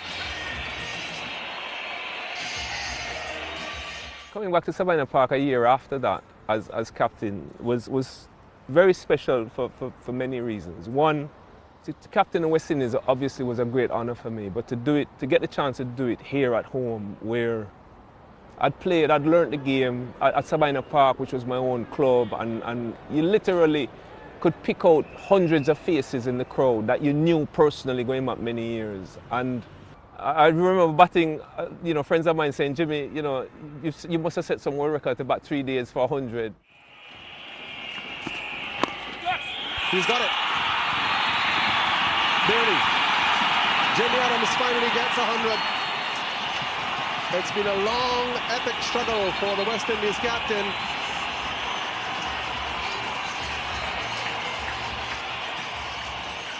Yeah, it was just getting a test 100 as captain at home at your club ground. Yeah, I had some champagne after the game. To me, it doesn't get much better than that. Courtney Walsh breaking a world record in the same game. Message being sent to Courtney Walsh there. Patience does it, Cuddy. Of course, he can't afford to be too patient. Only 2 wickets left. It was getting to a point where I needed to take him off. And I was like, Courtney, and he kept saying, one more skip, one more. And it was starting to drag on. I was like, listen, I might have to make a call here. I was the most relieved person when he got it, because I was thinking people were going to say, Jimmy, you're captaining this thing just for your friend and all the rest of it. You can tell how keen he is just to finish off this innings, to get this wicket. Take on, that's it. Courtney Andrew Walsh is now Test cricket's leading wicket taker. The West Indians surround him on the field. There's this picture of Wavell Hines like hugging Courtney or almost lifting Courtney off the ground. And Wavell is a generation behind me, but yet Courtney had literally raised all of us, right? His mum had looked after us. If there were nights when we didn't have food or we were struggling, if we needed kit, he would bring kit back for the lads. And there was so much love for him. There is no more admired cricketer in the game today than Courtney Walsh. You can see what Courtney meant even to that young generation. Some of them from Jamaica, some of them weren't, but he's always had that effect on people because he's a giver, and he gives of himself, and he loves people, and yeah, it was just it was great feeling, and great to be involved in it as well. So much happened in that game. But that's why we play sport, isn't it? You carry those memories for life.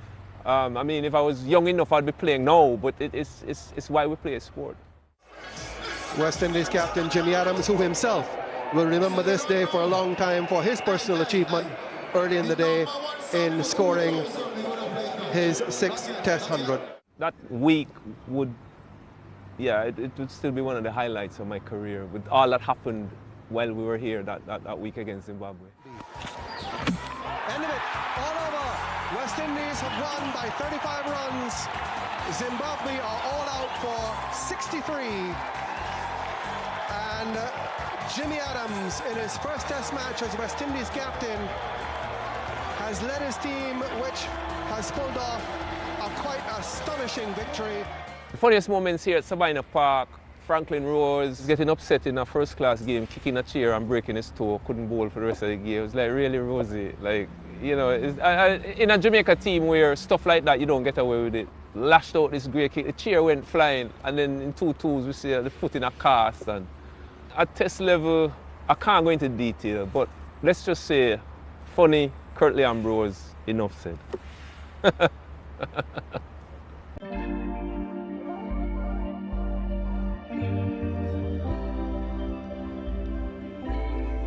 Not this trio. No.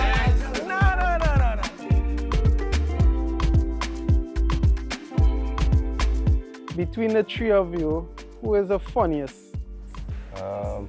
Between you and Jadon, yeah, funny at all. Yeah. Between Andy and I for sure. Yeah.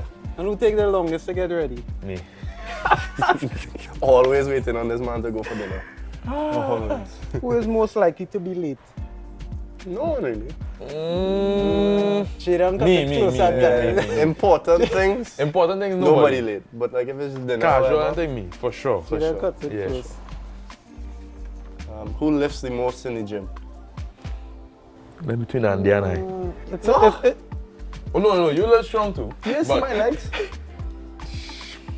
Where's your squat? 3. You win. Yeah. I think it's 3 or 285 or something. I was 275. Who's the most competitive? It varies. Depends on what we're doing. Yeah. Table tennis. These two can't beat me, so I just always win. I just always win anyway. If it wasn't cricket, what other sport would you like to play professionally and why? For me, I'll pick track and field because that is what I used to do before. So for me, if it's professionally, I would always go back to that. It would be easier. Football. You're not good at all. Hey, I used to play football and it wasn't good. You mad? Wait, mean on a game? No, but only mad. Yes, 5. Yeah, I have medals for football, eh? They give out participation medals too? No. Squad banger from outside the box. Right. Top corner too. You. I would choose football because I actually played football at a decent level. Okay. I played the highest school Next. football level. Wait a minute. Next. Hey, I have an intercol game, eh? I've played intercol final and like big sellout stadium. About 5,000 people watching. Who do we think did the best at school? Definitely not me. Not me at all. Why that question? Jadon. I don't have a choice. Who is the toughest opponent or player that you have faced in your test career? Probably say like Josh Hazelwood because of his skill. Yeah, I think he was one of the toughest bowlers I've had to face so far. Can I say it's just about enjoying the battle this far for me. Only one man I could call. Drew. What Ben Duckett? Nah. He only do it for one game. Drew do it for 6 games, you know. From the Caribbean to England. It have to be Drew. He gives you nightmares? Nah, he's not giving me nightmares. It's just... He's make you think a little bit. Yeah. He's make it hard work. Yeah. Who is the teacher's pet? The whole team. Alright. Nobody. Nah, if we go in batting coach, the teacher's pet for the batting coach is Kevin Hodge. Oh, yeah. Full stop. Yeah, my Conversation done. Nobody else. It ain't nobody else. Conversation done. Kevin Hodge. For sure. For batting coach. Full stop. This next one, real interesting. Who is the best dancer? In the whole team. Louis. Yeah, Louis has some moves. Yeah, Louis has some moves. Louis has some moves. Shema will say he has some moves too. I never see it, so you can't say. Shema will say he has some moves. I see Louis put it down. But I see Louis dance. Yeah. So Louis. Louis. Yeah. Who has the best fashion sense? Sinky. No.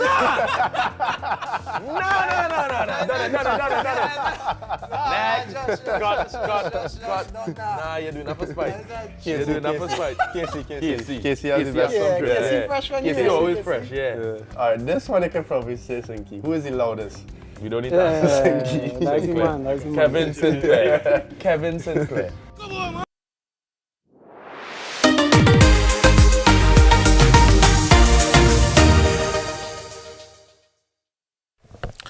Act 1 and Act 2 have been all about the Barbadian actors, but can the Jamaicans flip the script in Act 3? Andrew Chan in your company here, alongside Orville Higgins as Session 3 in Day 1 of this Round 3 championship match between the Jamaica Scorpions and the Barbados Pride resumed with the Barbados Pride 204 for 2 at the tea break, and you see the points table there. Barbados 19.8 in 4th position, Jamaica 3rd with 29.6, and so it's a lot to play for here.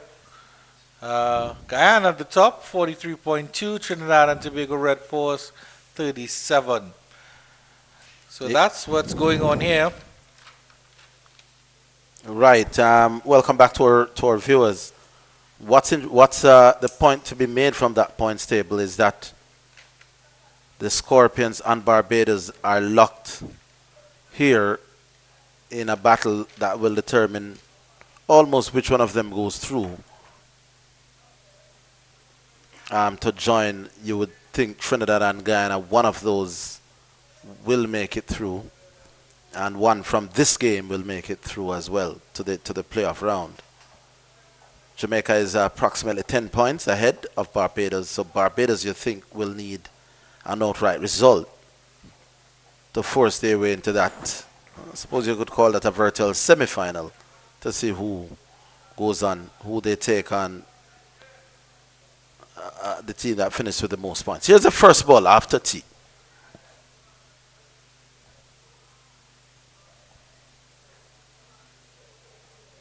Odin Smith is bowling to Kevin Wickham.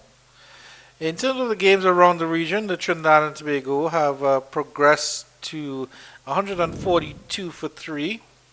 Amir Django 25 not out. O'Shane Thomas with 2 wickets. Penny Feather with 1.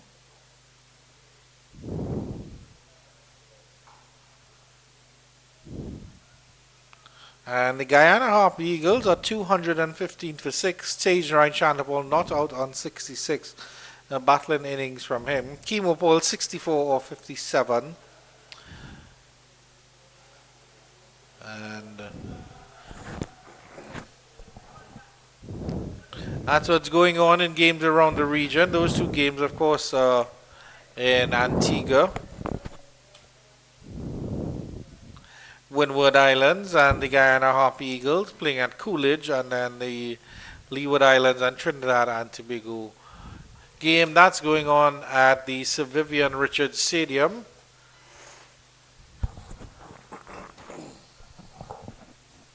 We were talking earlier, Andrew, about whether this man in your screen is more important to the Jamaican cause as a batsman or bowler.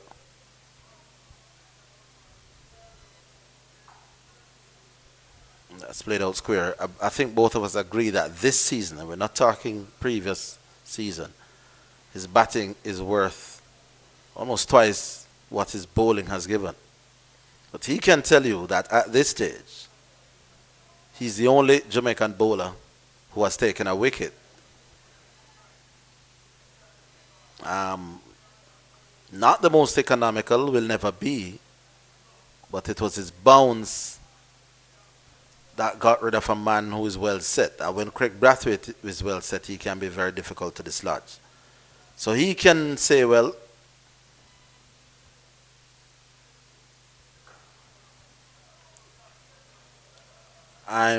if not bowling as well as I can, I'm in this innings proving up to this point my worth ahead of all the other bowlers. Well, I think that's, as you mentioned, as you always mention with O'Dean Smith, you get a mixed bag, and within that mixed bag you also get some excellent deliveries, and it was an excellent one that got rid of Bradford. That's another good delivery. It's a similar one that almost got Bradford out. To his credit, Drake's played it with a horizontal bat as opposed to a vertical bat. That's probably what saved him from getting the edge. 205 for 2. 58 overs have been bowled. Yeah, but that was bounce again. So he is getting the odd one to just bounce a touch more than normal. Not sure if it was an effort ball or just hit that exact millimeter on the pitch that probably was a little harder.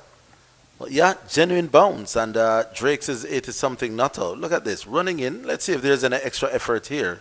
Not really, but it took off. And Drake's was surprised by it. So within that mixed bag is one that zip off and bounce a little bit. Let's see if he can get another wicket like that. I thought in my pitch report the southern end where that ball was delivered to has a little bit less grass, so it might encourage that bounce, which has me think that maybe Pete Salmon should be tried from this northern end as well. He might get a little bit more bounce. I mean, the tall spin here. Brad Barnes will continue. I certainly hope to see another spell from Carrie Campbell soon. The best Jamaican bowler on show, but yet didn't have a wicket in his column.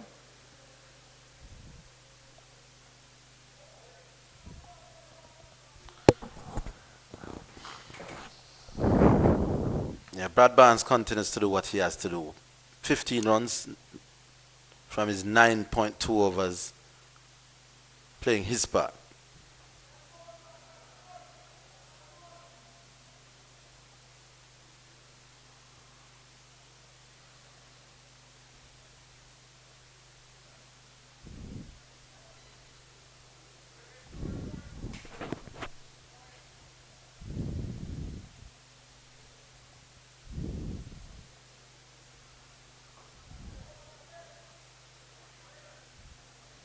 In terms of the rest of the day, I mean, obviously Barbados will be having their ideas of where they want to be.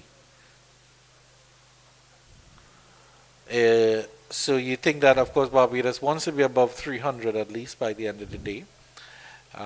Jamaica, on the other hand, I think if they can get a couple more wickets here, And just get into the low order, but as you mentioned, it's Roston, Chase, and Kyle Mayers to come. But it all depends on what mood they also come in. If they come in with the decision to beat the ball, they might go at it too hard and overcompensate as it. With 205 for 2, not a bad start by the Jamaican bowlers. Just one run in the first 2 overs. So Jonathan Drake's yet to add to his pre-T score of 85. Yeah, so the Barbadians are scoring now at a rate of just a smidgen under 3.5. A smidgen? Yeah. That's a delightful word, Orville Higgins. Just a smidgen under 3.5. A Now there smidgen. are roughly 30 overs left. It's a smidgen of cheese on your bun. So at 3.5 per over with 30 overs, we're talking about, what is that? 115 or so? So add 115 to this, there'll be 320 at stumps. They may take that. Up the ante a little bit more, then they are looking at 350, assuming that wickets don't fall. Yeah. So Barbados may well feel from here another 140 runs in this session, which will be asking something unless these two, start to press gas a little bit. We know that both Kyle Mayers and Ruston Chase can score pretty quickly. These are stroke players who can up the ante when they really want to.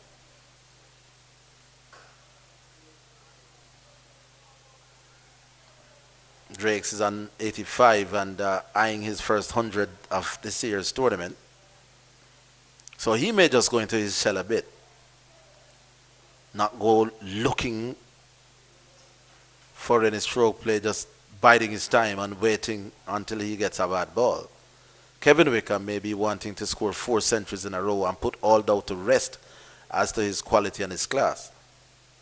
So whether individual ambition takes precedence. That's a wonderful delivery by Smith. He was feeling for that one as Jonathan Drake's.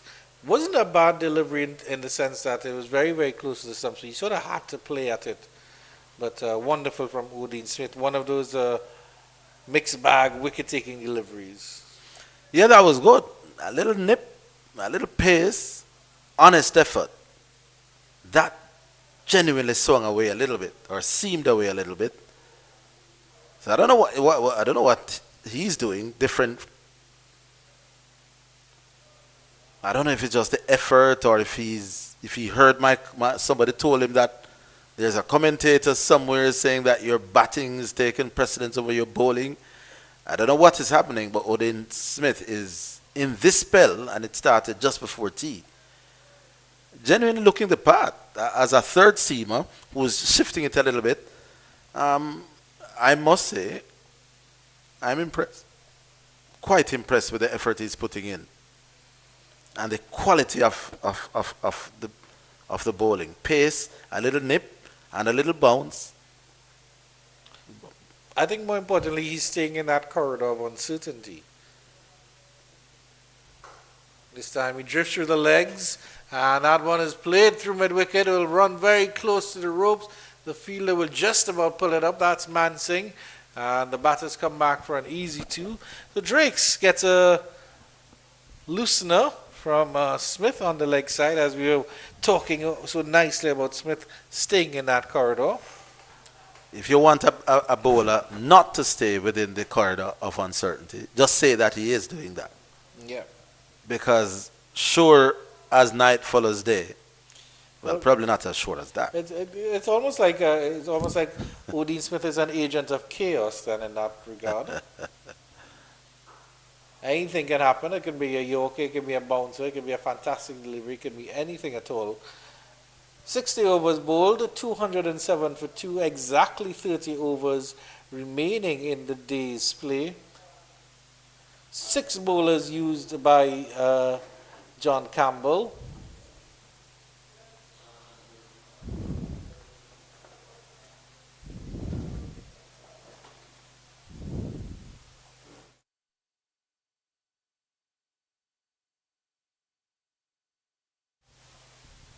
Been an absolutely beautiful day here at Sabina Park, and the sun has remained and showing us really what glory is, because it's been here all day.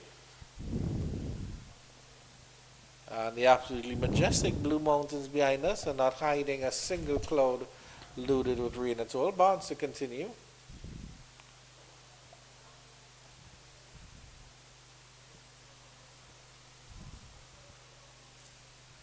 Kevin Wickham. It will be genuinely unfortunate for whichever team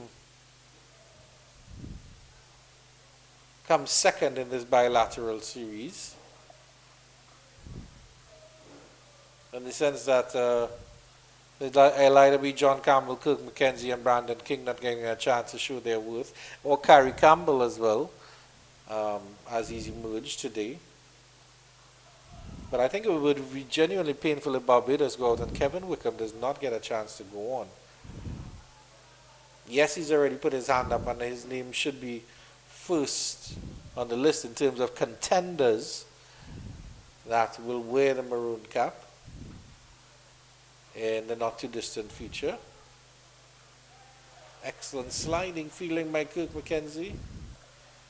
Yeah, Kevin Wickham has started patiently here, but as we've seen in all his 3 previous innings, from that same length he can hit you in the stands with very little winding up. So he's a decent stroke player. Is he? Oh, did Brad Barnes get his first wicket? Oh, he probably does deserve that. And as Kevin Wickham had his first failure, wow, he actually is walking off for a score under 100. Brad Barnes, that tightness, that economy, finally paying off. And Kevin Wickham, surprise, surprise, is walking off for only 3. The law of averages, as I said, may be due for a failure. It has come. Law of averages indeed, and unfortunate for the young man. He will have to walk off scoring, I believe, just 9. Let's have a look at the replay here. Trying to turn it into leg instead of leading edge back to the bowler. Brad Barnes does really, really well to get down. That was dying on him. And that's an unfortunate end for Kevin Wickham. So it won't be 4 centuries on the trot, but he will be thinking, well, if I have another chance of bat in the second innings, I'm certainly going to make some run. The new batter is that man, Roston Chase. Yeah, this one he was maybe just playing for turn, which didn't come. I may have just stopped a little bit. Look how he's angling the bat into the onside as he was closing the face. And then the ballers came by. It was a good catch because Brad Barnes skipped across, bowling over the wicket, took the ball on the other side of the pitch. And isn't he absolutely delighted with that? He earned it, that wicket. Yes, he's saying to his teammates, come on, let's go. He's earned that, Andrew. He's bowled long and hard, kept his discipline. And sometimes cricket does reward you for, just staying disciplined. The other thing is Wickham was reaching for that one as well. If he had played that under his eye, then he would have been in a better position. So you'll have to remember that going forward. Might be interesting to see how Roston Chase plays Brad Barnes. Well, I was told by one of my Bajan friends that in regional cricket, Roston Chase is a shutter ball man from the last 2 years. He, in the previous game, that exactly how he came out, reverse sweeping and all kinds of things from very early out. Let's see. How will he approach this one? The fast one down the leg side to start with from Barnes, and sort of anti-climax at the end. But it's a wicket taking over for Barnes, 207 for 3.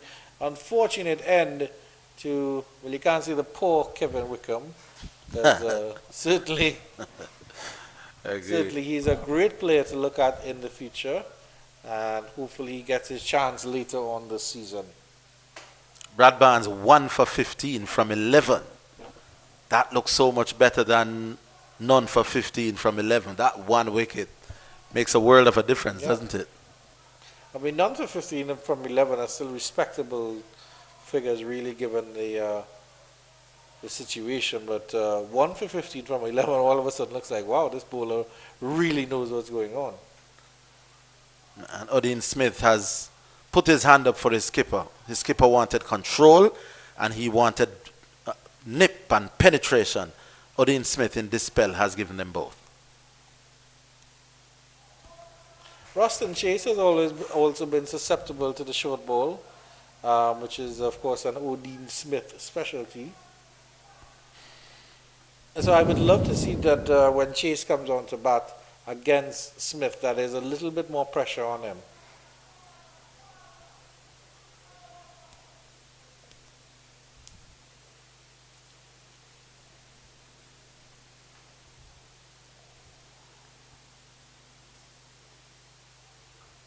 Down the leg side, flicked away, and just a single there. So Ruston Chase will have to bat against Odean Smith now. So let's see how the field changes.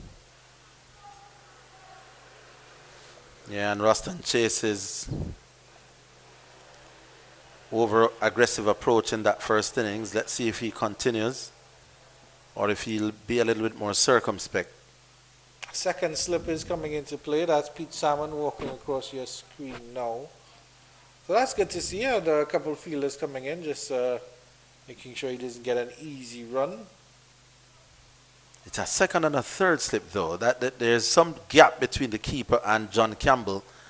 You'd say why this first slip is not the conventional first slip by any means. He took a catch. Took a catch there of who was it? Craig Brathwaite. Just a little wide. Not sure why it wouldn't be closer to the keeper. But probably John knows best, because one went exactly in his lap, literally from that widest slip. Widest first slip or second slip, take your pick.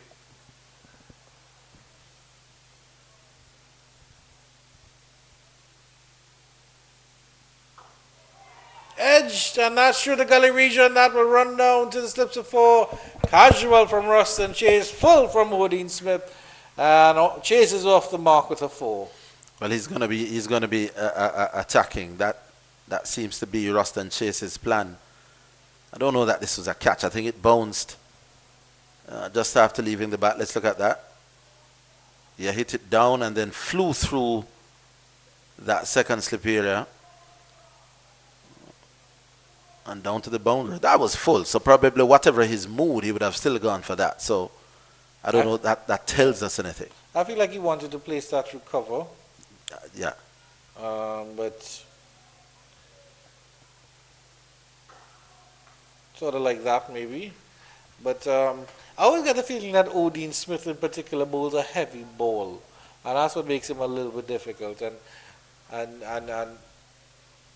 you know, viewers might not understand what that is, but it certainly, some bowlers, they just sort of bang it into the pitch, and because of that, ball almost gets stagnant in the air, as it were. It's a heavy ball. It isn't sort of seaming through the air. Gets this one through the extra cover region. That's delightful from Ruston Chase. It's very similar to how Drake sort of opens up and hits that through the cover region. All along the turf, he's setting down a template and a marker to follow. 216 for 362 overs bowled. Are we going to see some acceleration here from the Bajans?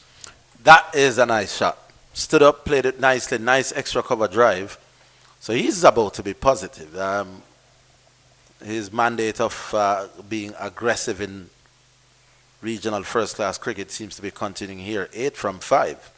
So he started off quite brightly. Possibility for some interesting cricket. The run rate again, just about 3.5, 3.48. So they haven't really upped the scoring after tea. Partially due to the man with the ball in hand at the moment, Brad Barnes, who's kept them honest and has also managed to sneak a wicket.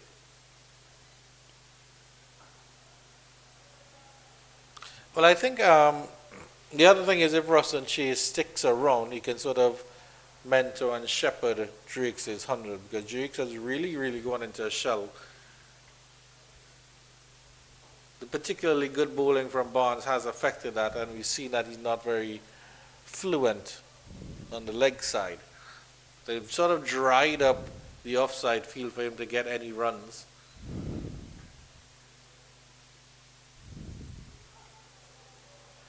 Just good bowling by Barnes. He's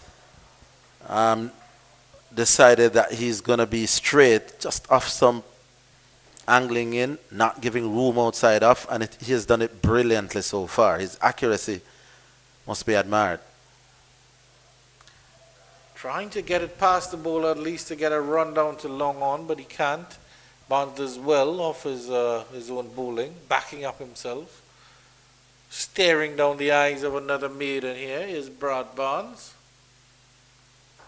This time, oh, excellent fielding there. That is brilliant from Carrie Campbell. Going all the way, diving full stretch to his left. It was to his stronger side. And the Jamaican fielders have to congratulate him on that. That was brilliant. They're keeping Drakes. That's good to see. They're keeping Drakes quiet. And he's gonna want to do something soon.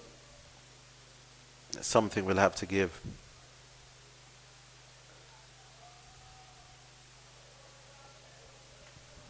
End of the over. It is a Barnes maiden. It's 216 for 3. It's 63 overs bowled. It's cricket. Windies cricket. Cricket West Indies, the championship. Yes, Drakes will not want to do anything silly. He has 100.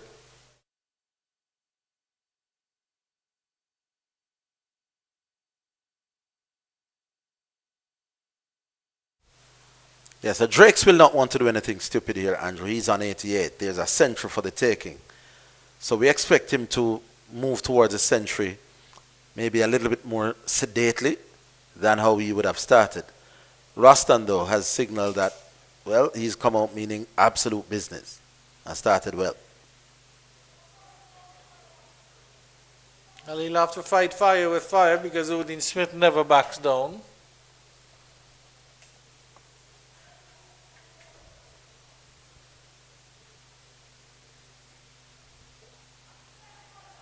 Nice delivery. Similar to the one that got Bradford out. A rising delivery outside the off stump. Bounce again. You could see Ruston Chase with that hand gesticulation that there was extra bounce on what's a fairly placid wicket. But Odin Smith, every now and again, just getting the ball to bounce a little bit more than the batsmen are anticipating. Has already got him 1 wicket. Can it get him a second?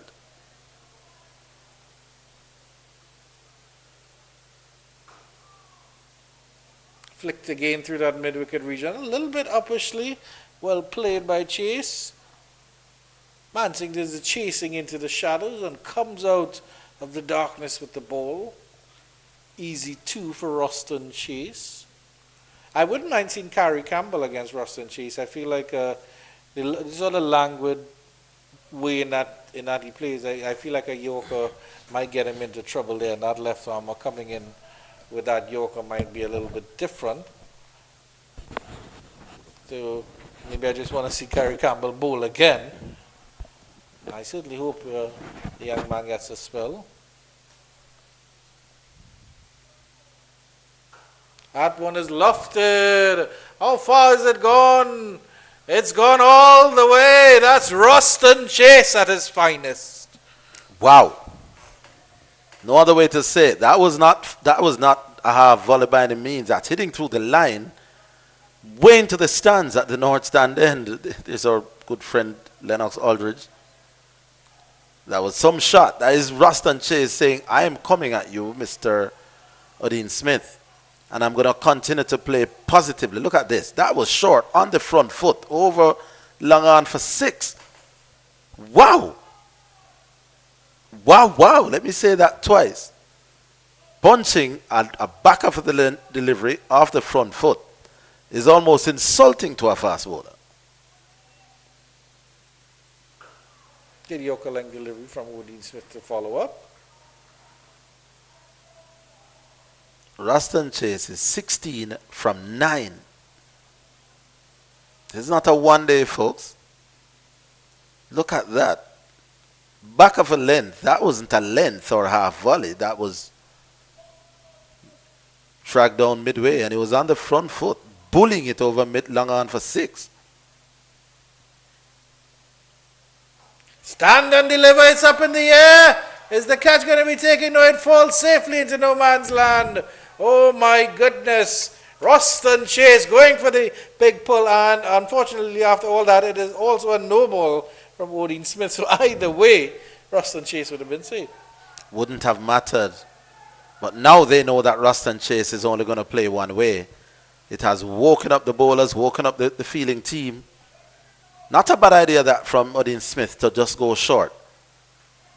This is making for interesting cricket. Here's the man, Jonathan Drake. See, he's due 100. He's earned the right. Should be a bit more sedate now. Yeah, it is indeed.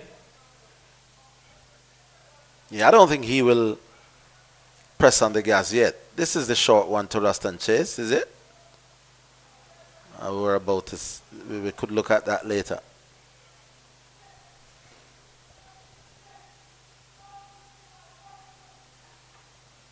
Yeah, this is the hook shot. You overstepped. No, that was the one after he was hit for 6.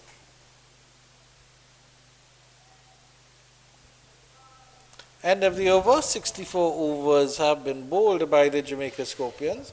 The Barbados Pride are relatively comfortable. 226 for 3.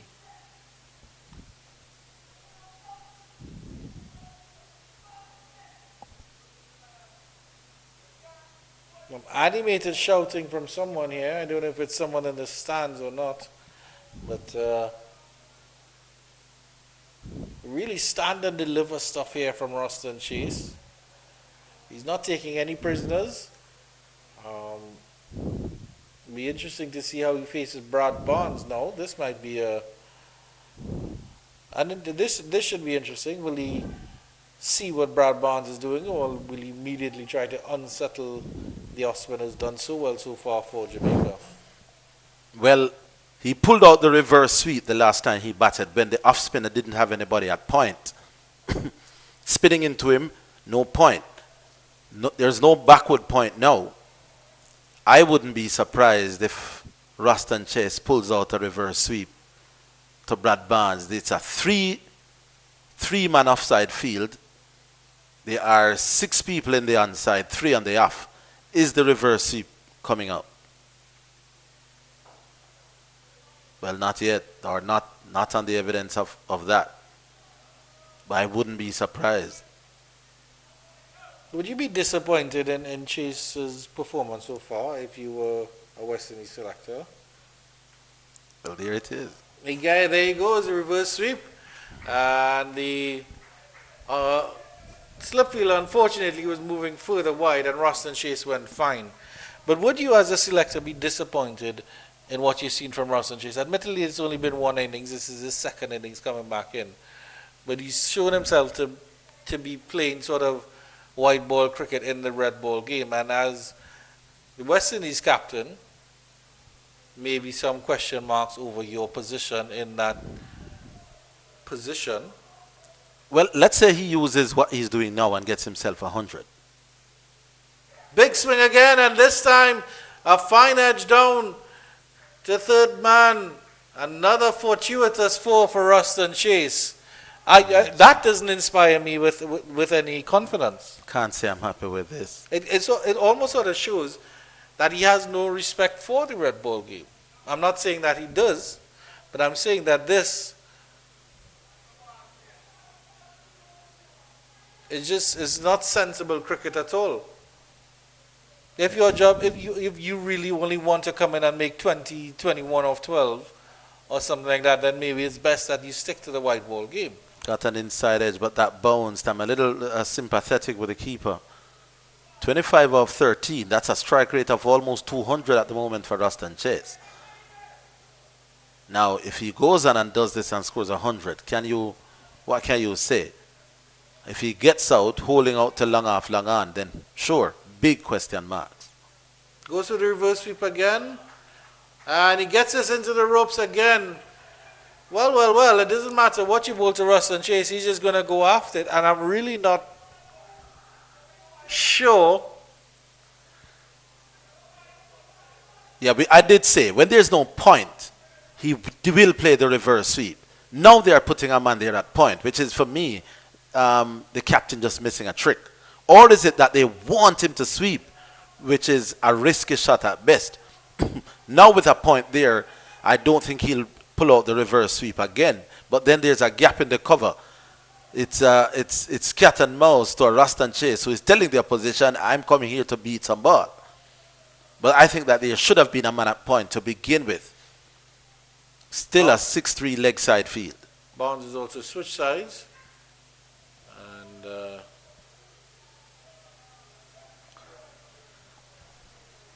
he's around the wicket.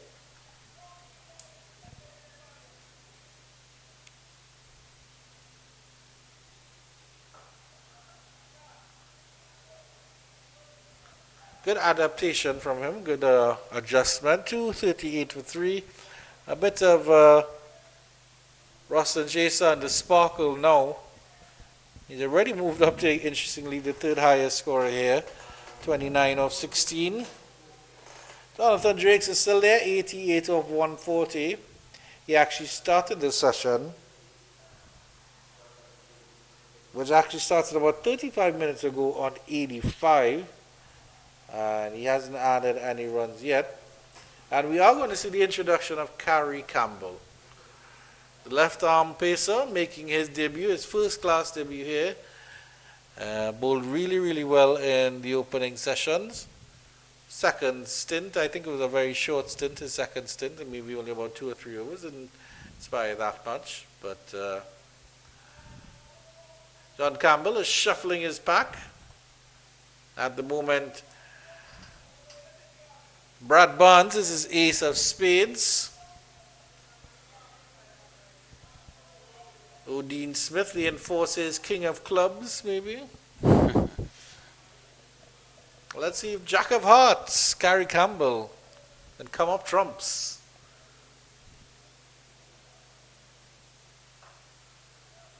Not a bad ball to start to Drakes. I believe when he came around the wicket, he got Drakes in a tangle in a couple occasions. Just getting that ball to pitch on that off stump and sort of move away and straighten. Yeah, he's looked good. He's looked good. We can't deny that. But he wants a wicket or two. You don't want to bowl wicketless.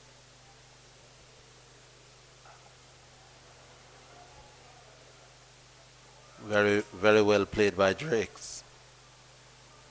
It's good that he started on the money. He hasn't no warming up delivery for Carrie Campbell. I'm assuming he's not related to John Campbell. Maybe somewhere along the pumpkin vine, as they say in Trinidad, distant family, distant relatives. Yeah, I doubt it though. You doubt it, Yeah. of course you do, Orville Higgins. You doubt everything I say. Doubting Orville, a short delivery. Good one from Campbell. Seems to be a crowd favorite. There are some sections of the North Stand that I would to be excited when he comes on. I would argue that he has a good short delivery, but he needs to target the batters more with that short delivery. Because his short deliveries are really, really good, but the batters aren't in danger. I'm not saying that he wants to injure the batters, but of course when you're bowling a short delivery,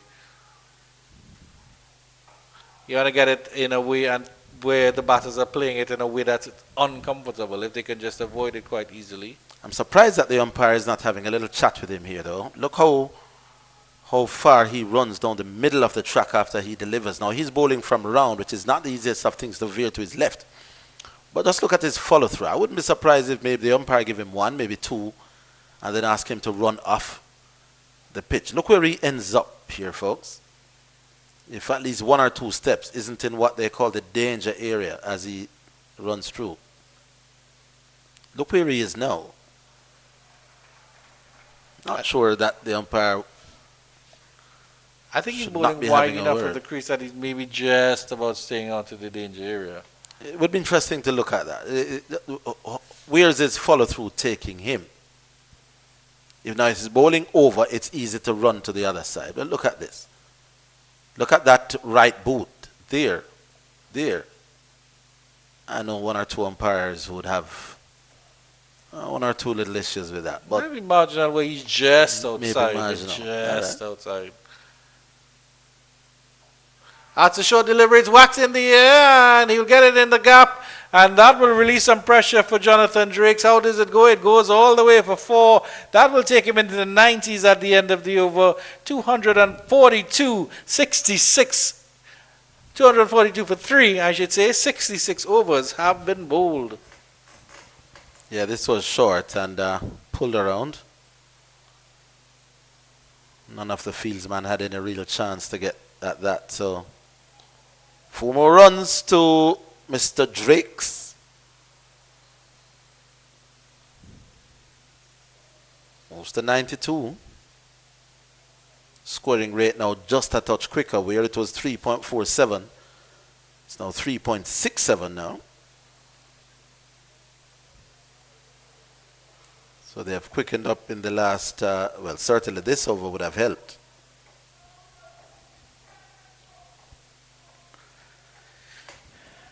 Shot of RBJ Mansing there on your screen.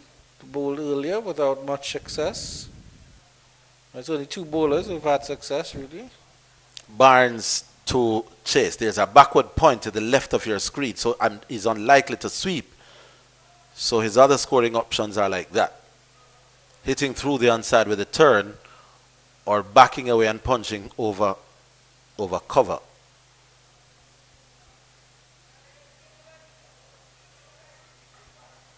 But I don't think you'll see that sweep shot again. Just for the challenge of it, Ruston Chase might try it. No, he plays more conventional cricket, punch to mid-wicket.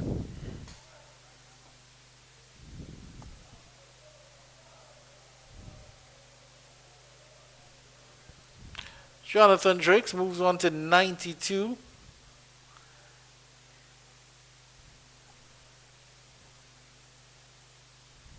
He handled Barnes on this occasion. He goes to the sweep. Does he get it fine enough? I don't think it will get to the ropes. Brandon King will chase it. They'll come back for 2. Let's wait for the signal from the umpire. No signal, so 2 more to Drakes. That will take him on to 94. 1 shot away from what would be a magnificent 100. What I want to remind viewers, Ruston Chase has been batting like this, my sources in Barbados are telling me, for the last 2 years. Dancing up the pitch, he misses it, and he is stumped. Well. Brad Barnes strikes again. Jonathan Drakes falls for 94. All of a sudden, the Jamaicans have 2 wickets in quick succession as the Bajans fall 245 for 4. What on earth was that? What was that? Jonathan Drakes has been batting like a dream. Rolling on to what should have been an inevitable 100. Was at peace with the bowling, apparently was at peace with himself, and going on slowly but steadily to what would have been 100. And then this. What is that? Well, I think again he was 1 shot away from that 100, and it might have been a rush of blood. He was under a lot of pressure for a long time there. Even that sweep shot was a little bit streaky from him. Brad Barnes, the destroyer, though, with 2 wickets now, and a quick fire. That's the father of Brad Barnes there. 88-run partnership. That gentleman in the, is that peach? I don't know colors very well. That peach shirt. He's the father of Brad Barnes, one of the selectors. He must be pretty proud of his son. Yeah, certainly. Was a mean pace bowler in his time, you know. Senior Barnes. Would have faced him quite a lot of times in community cricket back in the day.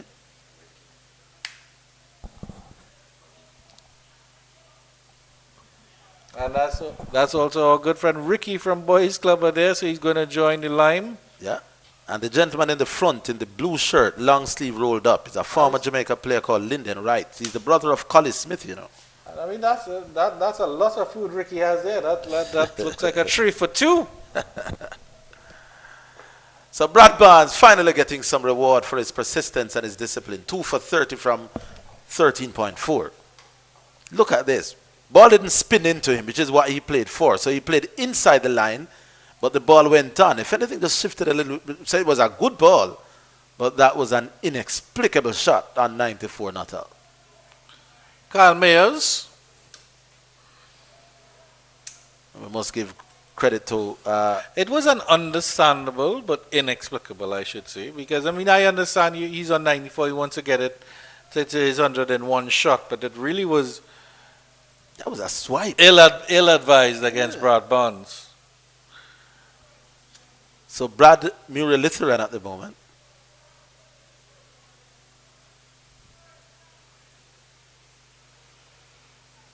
Cut away nicely by Mayers, but there is no run. Carl Mayers and Ruston Chase, two destroyers, two very, very capable batters. Are we going to see some ruction, as the Bajans might say, in this last session?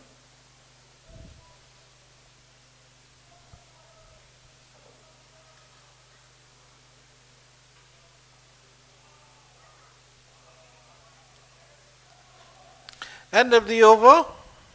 End of a Brad Barnes over, 245 for 4. End of a Brad Barnes wicket taking over. 2 for 30 or 14. It's been absolutely brilliant from him. He bowled so well in the last game with very little reward, little to no reward. And so it should give him a bit of confidence to be the pick of the bowlers here. Now the question is, having lost a couple of quick wickets, will Ruston Chase change his tactic? Will he play a little bit more circumspect? As I said, my Barbados friends are saying, no, this is the way he's batted in first-class cricket. When he gets to Test cricket, he becomes a lot more sedate, a lot more circumspect, a lot more orthodox. But in regional first-class cricket in the last 2 years, they say Ruston Chase has come out and played it exactly as this. So whatever his state about whether he'll still play for the West Indies, and that is up for discussion. He's doing nothing different in this innings from how he has played first-class cricket in the last few years. That's the point.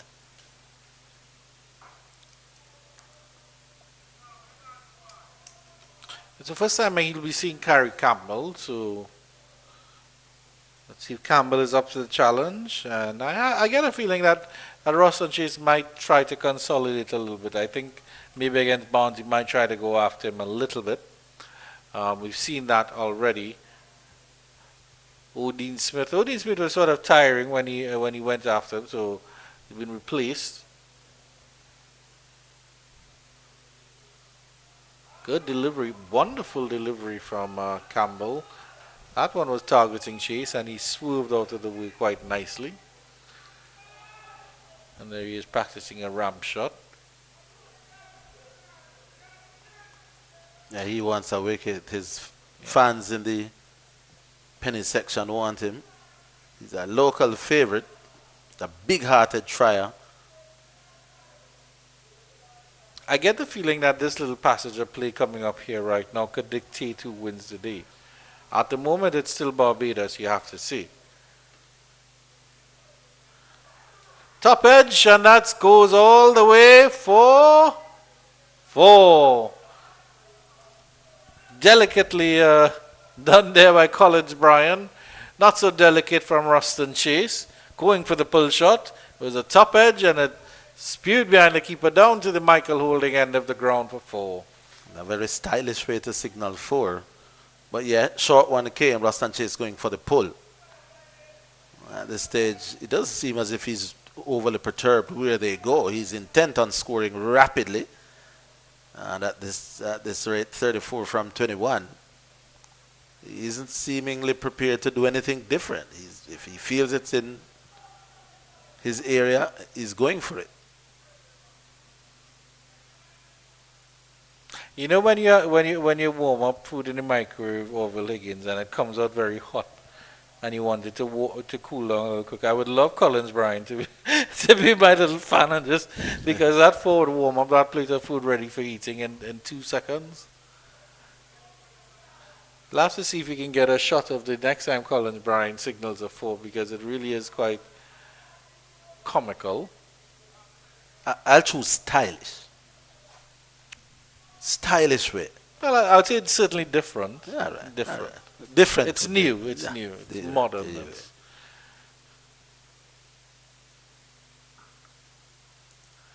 down the leg side, and an easy tickle for Chase. What does Collins Bryan signal? And he signaled a leg by. Ruston Chase continuing quite well, 34 of 23. But I want to see him adapt now. So you've lost a set batter. Your team is in a slightly precarious, slightly less stable situation. 254. The 250 is also up. So it would be nice to see you consolidate at least for half an hour.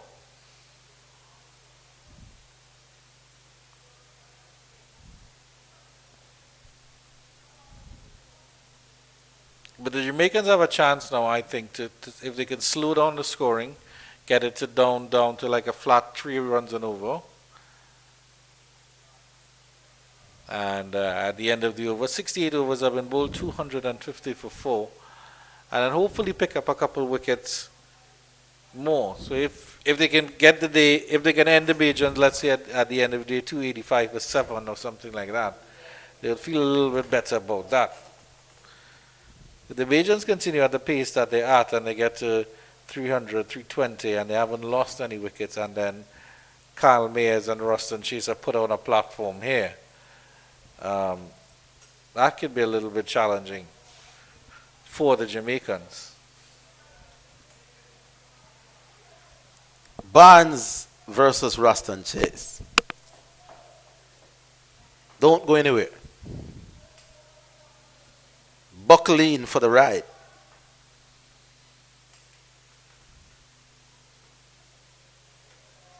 Dead straight.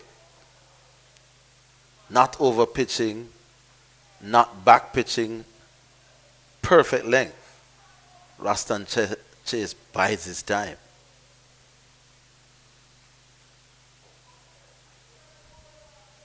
Ruston Chase respectfully works that into the onside for 1. Well, that looks more conventional. Yes, indeed. Almost anticlimactic. Come on, Ruston. Where's that heave over mid-wicket for 6?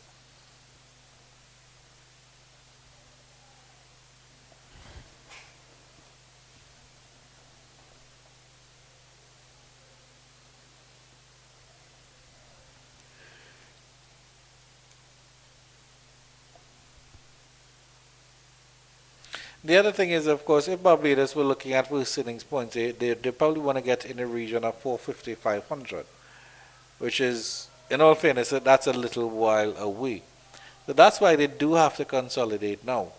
That's why they just have to slow down and see what is offering. You have to, and then, of course, the other thing is the Jamaicans have their 2 pretty much best bowlers on in terms of the day. Feeling for that one. Brad Barnes asked the question. No foot movement from Kyle Mayers. He pulled out of the appeal at the last minute.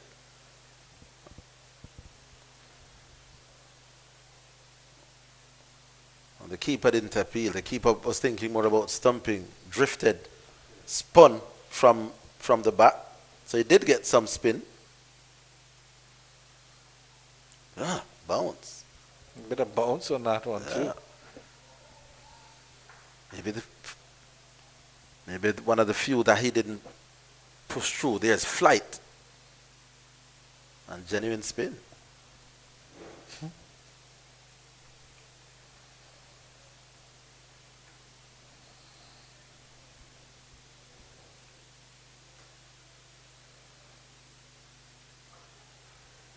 Punch nicely by Mayers. That will actually be his first run through the extra cover region.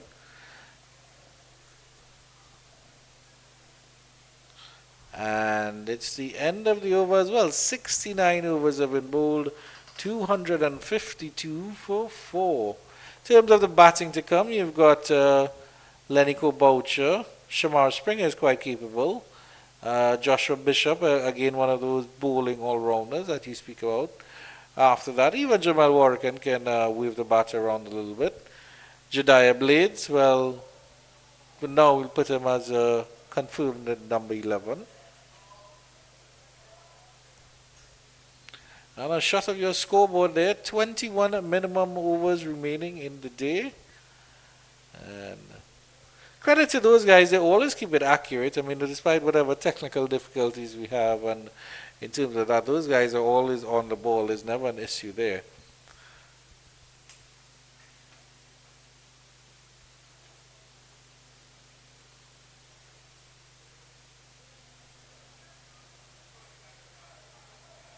Yeah, they are encouraging him in the stand. I don't know if our viewers are managing to hear the way we are. He's brought out a few extra people, apparently. What would you be doing on a Sunday, Orville Higgins, if you weren't here with me discussing cricket and watching cricket? Probably coming from the beach.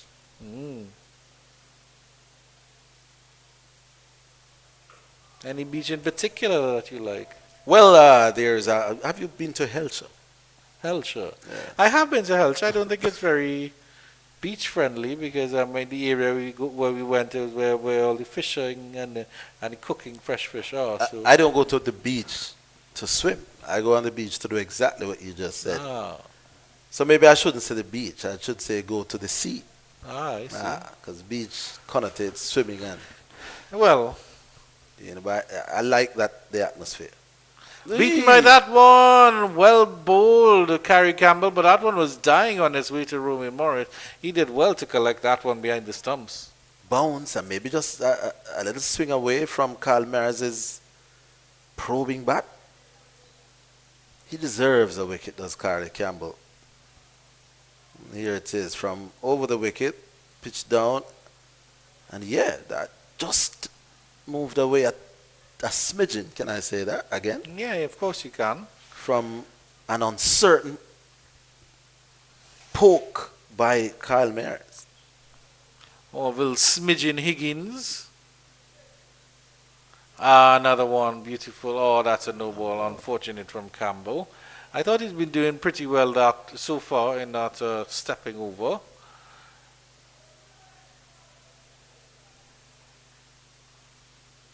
Yes, but while I've been to Helshire, I think, you know, so while I've seen most of the major roads in Jamaica and most of the major points, I don't think I've been off the beaten track in terms of that. And I certainly haven't reached as far as your home state, Westmoreland. So I haven't gotten as far as Negril. I've been to Westmoreland, I've been to Sab, but I don't think I've ever been as far as Negril. Which I think is the furthermost point of Jamaica, the furthermost western point, yeah. Yeah, there's a literal saying from Negril Point to Morant Point, if you're talking about the extreme ends of Jamaica. But you haven't visited Jamaica until you've gone to Negril. It's prototypical Jamaican lifestyle. Easy and laid back and no problem, man. That's Negril for you.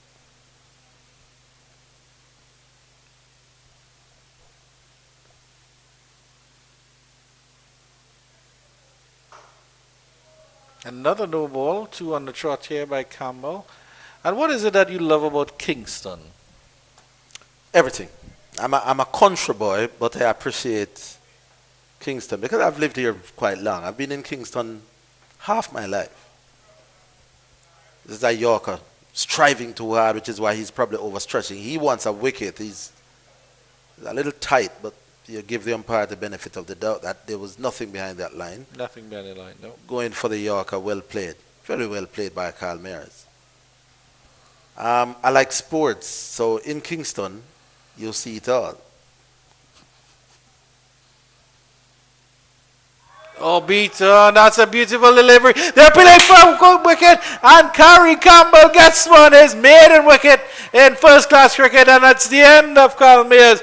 It was ball fodder, as they say. Carl Mears has struggled, and the Bajan Pride lose their 5th wicket, 254 for 5. Yeah, the young man has earned that. He's had a few catches dropped off his bowling, and this time he says, I'm going to take the fieldsman out of the occasion, out of the equation. He's earned that.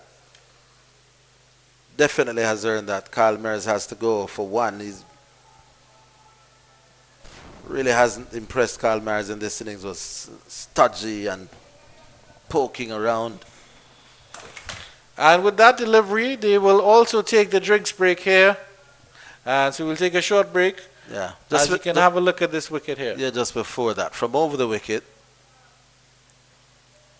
Landed just outside. Yeah, that would have gone on to hit. I think it might have been an LBW. Yeah, it was, I think. Yeah, it's not a caught behind. That was hit in line. Batsman didn't get his foot outside. He was stuck on the crease. So that is a great length. When you find the batsman stuck on the crease, then you know that your length is good. Not sure whether to go forward or back. Excellent delivery that. Deserve that. I'm happy for the young man.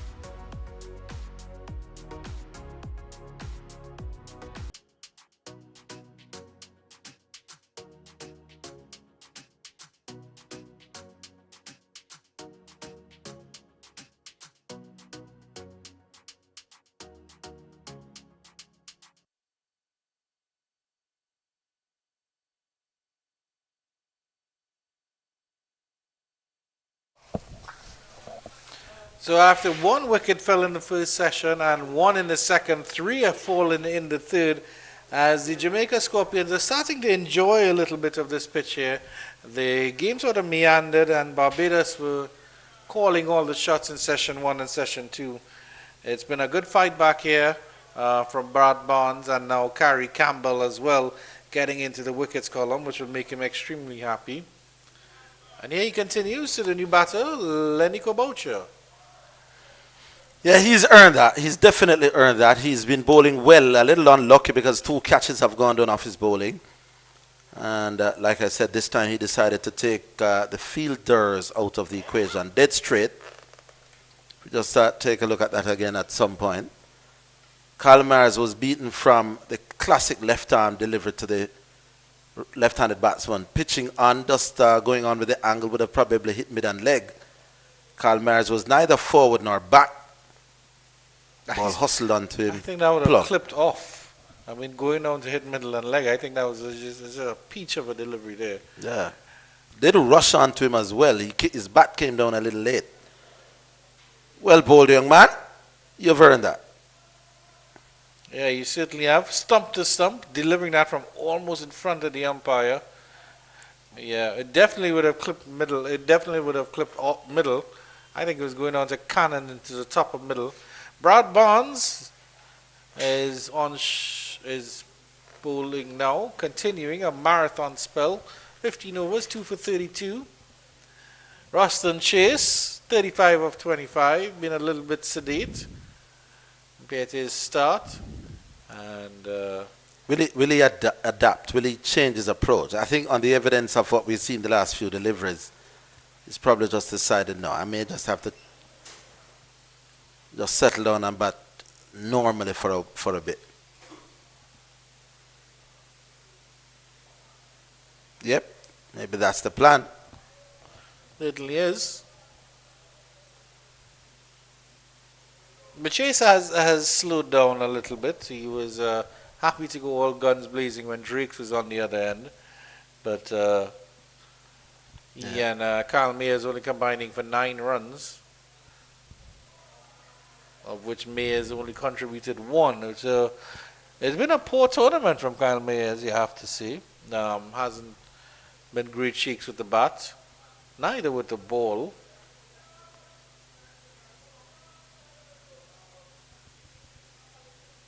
But in terms of management, how you deal with that? You have a senior player who isn't performing and you know he has to be dropped. How do you go about and do that? Is it... Well, Carl Mayers did score, what was it, 80-something in the game before this. So he has put up his hand one or two times, and his bowling at times has looked reasonable. So I'm not sure that his game would be up for question just yet. But Ruston Chase here is showing us that maybe he's now playing the situation as opposed to playing the way he wants to play. Yeah, a lot more circumspect. That's a nice shot. Just working it through mid-wicket and getting an easy single.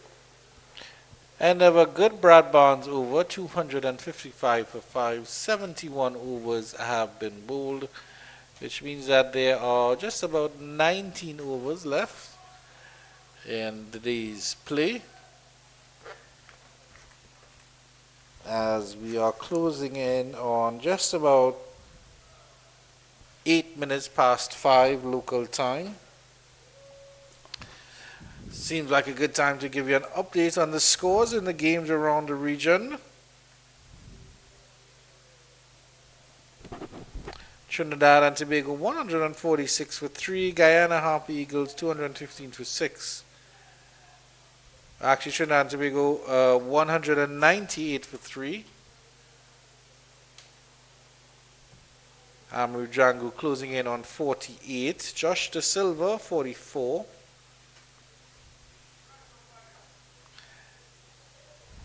Interestingly now, this is a turn. Guyana Harper Eagles have been bowled out for 242. So that's really good stuff from the Windward Islands Volcanoes. We'll have a look at that scorecard as well.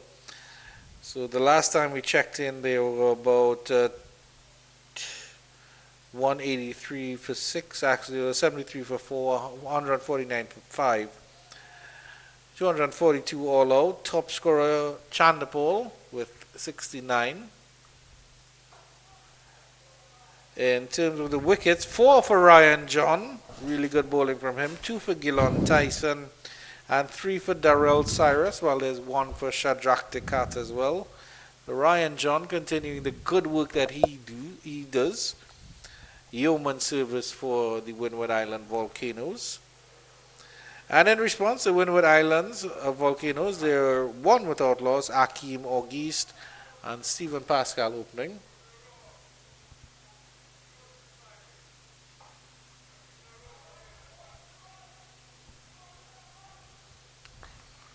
Not bad from Campbell, just keeping Ruston Chase fairly quiet here. He hasn't looked like he's tried to go off. Well, I shouldn't say that. He had a couple occasions where there were mishits of Carrie Campbell, so it's not to see that Ruston Chase doesn't have it in the locker to go after the young pacer. Yeah, I think the 3 wicket, is that cramps? Hope not. It has been a long, hot day. But he looks to be a fairly fit man. Ruston Chase has been subjected to thinking he'd play differently because of the fact that they've lost a few wickets in recent times. A wayward delivery down the leg side.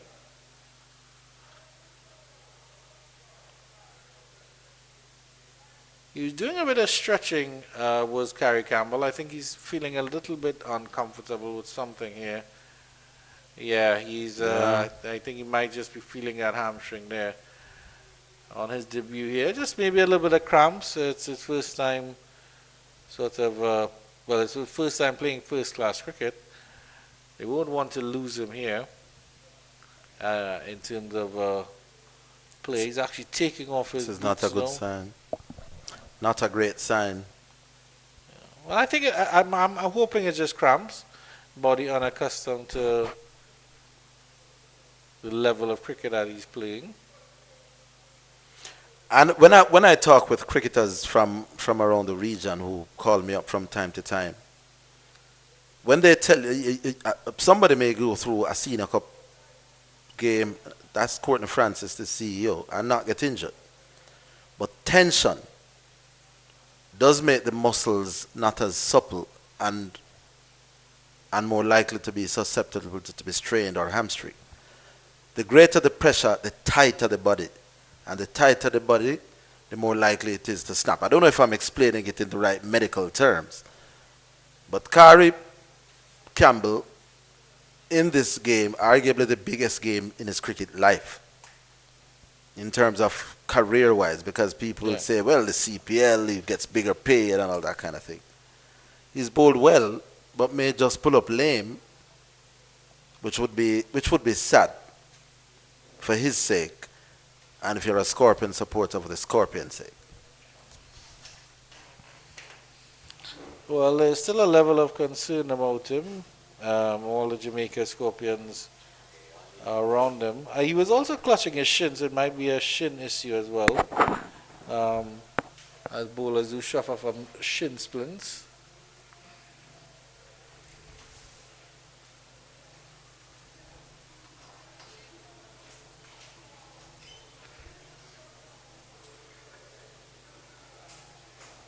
Yeah, this is not looking good. Not looking good. He's struggling to get up on his own weight. I wouldn't be surprised here, Andrew, if, well, at least his captain take him out of the attack. The worst would be him having to leave the field. That would be sad, but maybe he has come to the end of his tether for this particular spell. I doubt the captain will push him more, because this is in the middle of an over and he's been forced. Yeah, he is walking off. It's not that and good of him to take up the water carrier as well. So it's not, hopefully we certainly hope that it's just maybe some treatment that he needs and he comes back strongly. And who will be finishing the over? It looks like Pete Salmon has the ball. Maybe Pete Salmon was going to bowl next anyway, so you just come on mic one time, Pete Salmon. But unfortunate for Jamaica if they really have lost the services of Carrie Campbell. But it is unfortunate either way, but we certainly hope that it's not a long-term loss. As bowlers were already struggling a little bit, depending heavily on Brad Barnes. Nobody else really standing up to the task. Pete Salmon will be coming in from the northern end. His previous bowling was from the southern end, so it'll be interesting to see how this end of the pitch plays. And it's also interesting to see if Ruston Chase decides to play within himself again or dictate terms to the spinner.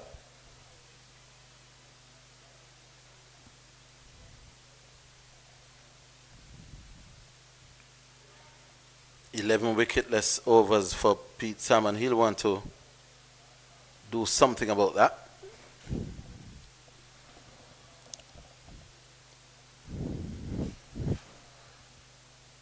Goes for the paddle sweep. Does he get it fine enough? The fielder from deep backward square leg has to do a lot of running, and they only get one. In all of this, the new batter is, of course, Lenico Boucher, who came in with the fall of Kyle Mayers,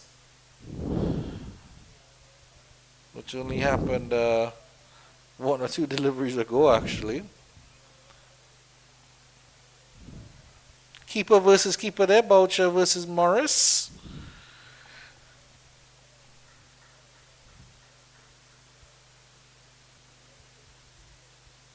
He tries for the sweep as well and doesn't get it as nicely as Ruston Chase, but he gets a run as well. 72 overs have been bowled, 257 for 5. Yeah, and it would be really sad for Carrie Campbell. He's waited ages for his opportunity, playing his first 4-day game at 28 years old, which is far longer than the average first-class fast bowler has to wait.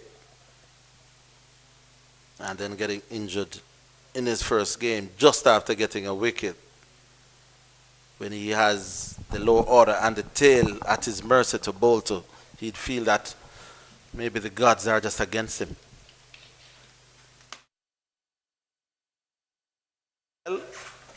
And his opportunities will come again.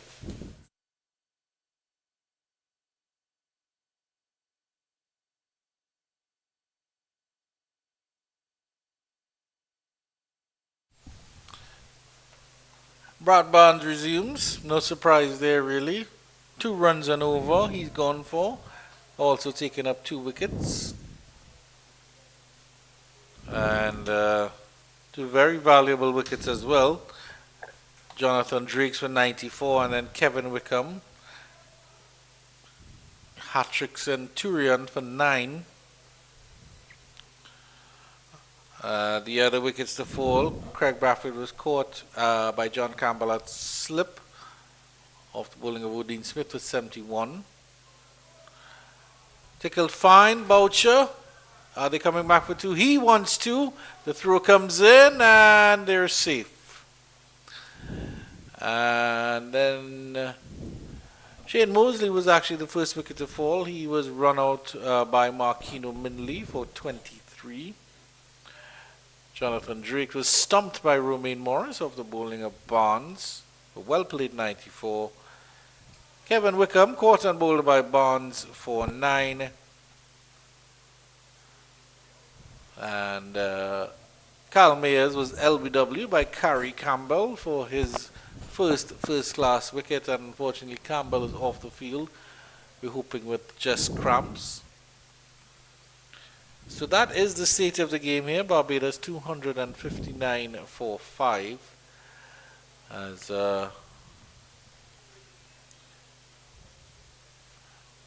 we have just about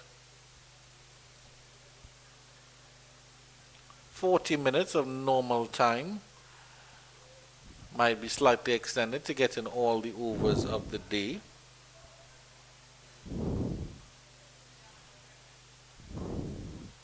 Nice punch by Ruston Chase, wide long off. And it's just a single. I think 2 might have been on there, but it looks like Lenico Boucher wants to get some of the strike. He's had, in the last game, got a bit of a start. He got up to 24, but unfortunately was dismissed off the bowling of Odin Smith. Goes to the big shot, gets it over wide long on into that cow corner region and just about dribbles into the rope. That fielder, Javel Glenn, he sort of made a meal of it there in terms of the fielding effort. But it was a sort of touch and go there. It wasn't... Yeah, hitting with a spin, that was a swipe. Wasn't to the pitch and just had a whack at it, the ball spinning and hitting the inside half. That was 4. I think even if he had touched that, if he had stopped that, part of him would have been on the wrong side of the boundary. I think Glenn was sort of torn between going with the foot and a streaky run here. The throw comes in and Austin Chase is safe and gives Boucher the thumbs up. He thinks the run was definitely on. Yeah, but I think Glenn was sort of torn between going with the foot and bending down with the hand. In the end, he did nothing.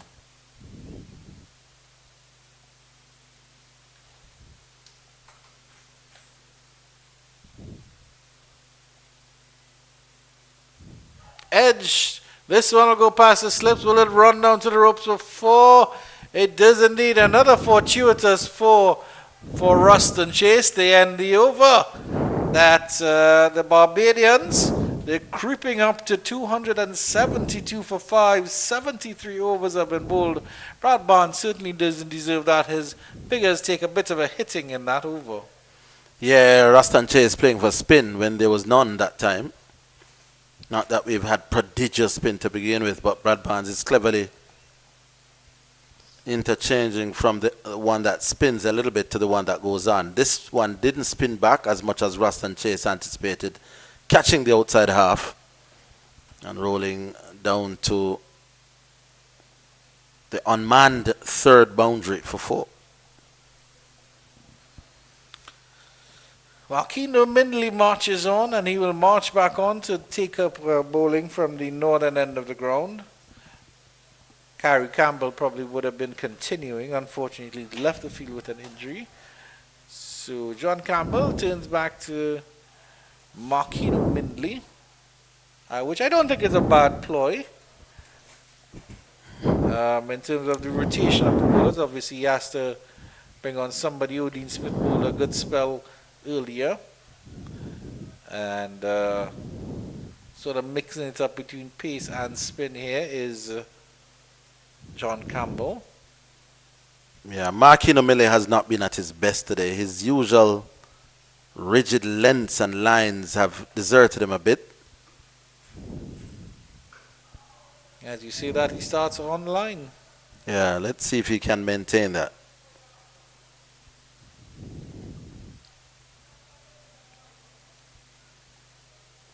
Positive start from Lenico Boucher, 9 of 7. He's been very busy at the crease, very busy running between the wickets. Ruston Chase also closing in on a landmark as well, 42 of 38. Yeah, Boucher is so much the prototypical keeper. If you were to design what's the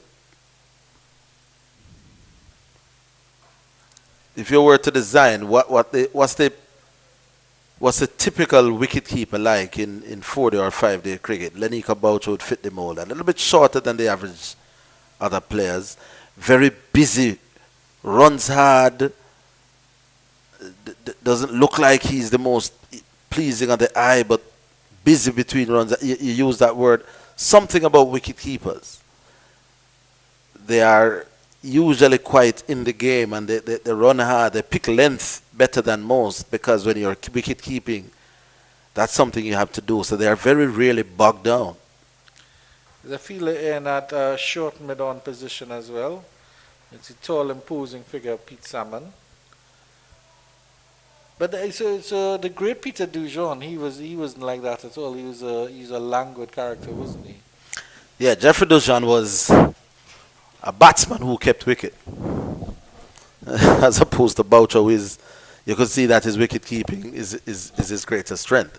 Jeffrey Dujon was high class if he never had to keep wicket. Yeah. That's a lovely shot from mid-wicket. A despairing dive by Odin Smith. Will that get to the ropes? No, the big man with the big shoulders does well. And the batters come back for 3. Yeah, so the busy Boucher back for the 3rd. I always, so in terms of my favorite keepers, I never saw Douche, but I always heard of him rated very highly. I think he was a natural glove man in the sense that it wasn't. He was a natural glove man in the sense that it wasn't something that he had to work on. Like, he was naturally just good with the gloves. Well, I tell you what, with Jeffrey Dujon, and he himself has told me this personally. I'll watch this one. Rostam front. Just a single. Jeffrey Dujon was very fortunate at the time he started to keep wicket, in that it was an all-pace attack when he started in around about 1980. And keeping wickets to fast bowlers is always going to be easier than keeping to a spin-based attack. You have good hands, you'll catch the ball 30 yards back. If he had to keep to spinners, out-and-out raging spinners, he wouldn't have survived as a wicket keeper, because he was not that good a glovesman to spinners. But he was acrobatic, had great hands, and so his style of wicket keeping suited his ear. Maybe he would have worked on it and would have gotten better, but he jokes about it that he came at the right time and they had an attack like that. But he's a good sportsman. He plays squash, he plays golf, he played football. One of those natural sportsmen, but he wouldn't be what I'd call a natural out-and-out quality wicket keeper, especially to spinners. But wow! Field for a leg before. I think that might have been going down leg side. But good delivery from Markino Mindley. Continuing to ask questions here at the end of the over. 274 for 5. 74 overs have been bowled. So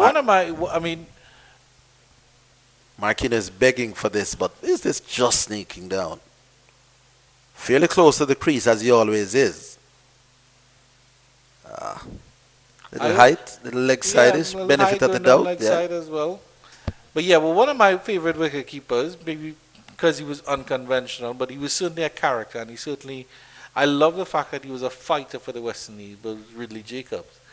Yeah. He was, as they say, ugly but effective. He was very, very effective as a keeper. I think the most natural glove man the West Indies has seen in a very long time was Dinesh Ramdin. I think behind the stumps he was just really, really good. Yeah, you can't go wrong with that. Yeah. Dennis Ramdin was not well. That is natural wicket keeping to pace or spin. Ridley Jacobs, I can't remember Ridley Jacobs dropping too many catches. He did drop them and there was no edge on them at times. He grabbed and it fell, but once it edged, he takes them. Yeah. Yeah, but really, Ramdin really was good fighter for the West Indies as well. Yeah, Ramdin was proper wicket keeper. That. When I used to see Jeffrey Dujan bat, I remember one game it was against probably Trinidad right here. Ball was doing a lot, and Jeffrey made batting look ridiculously easy on a turning pitch. Now, in that West Indies team in the 1980s that he was a part of, quite often he wasn't required when you have that kind of talent batting 1 to 6 ahead of you. So a nice 30 or 40 in the end. But when they needed him, he did score 100. I mean, it's not that he doesn't have hundreds, which showed that he was a capable batter. Yeah, man. It's the same thing I mentioned with Marshall. Marshall could have been an all-rounder, but because the West Indies batting was so good, he was never really needed as a batter.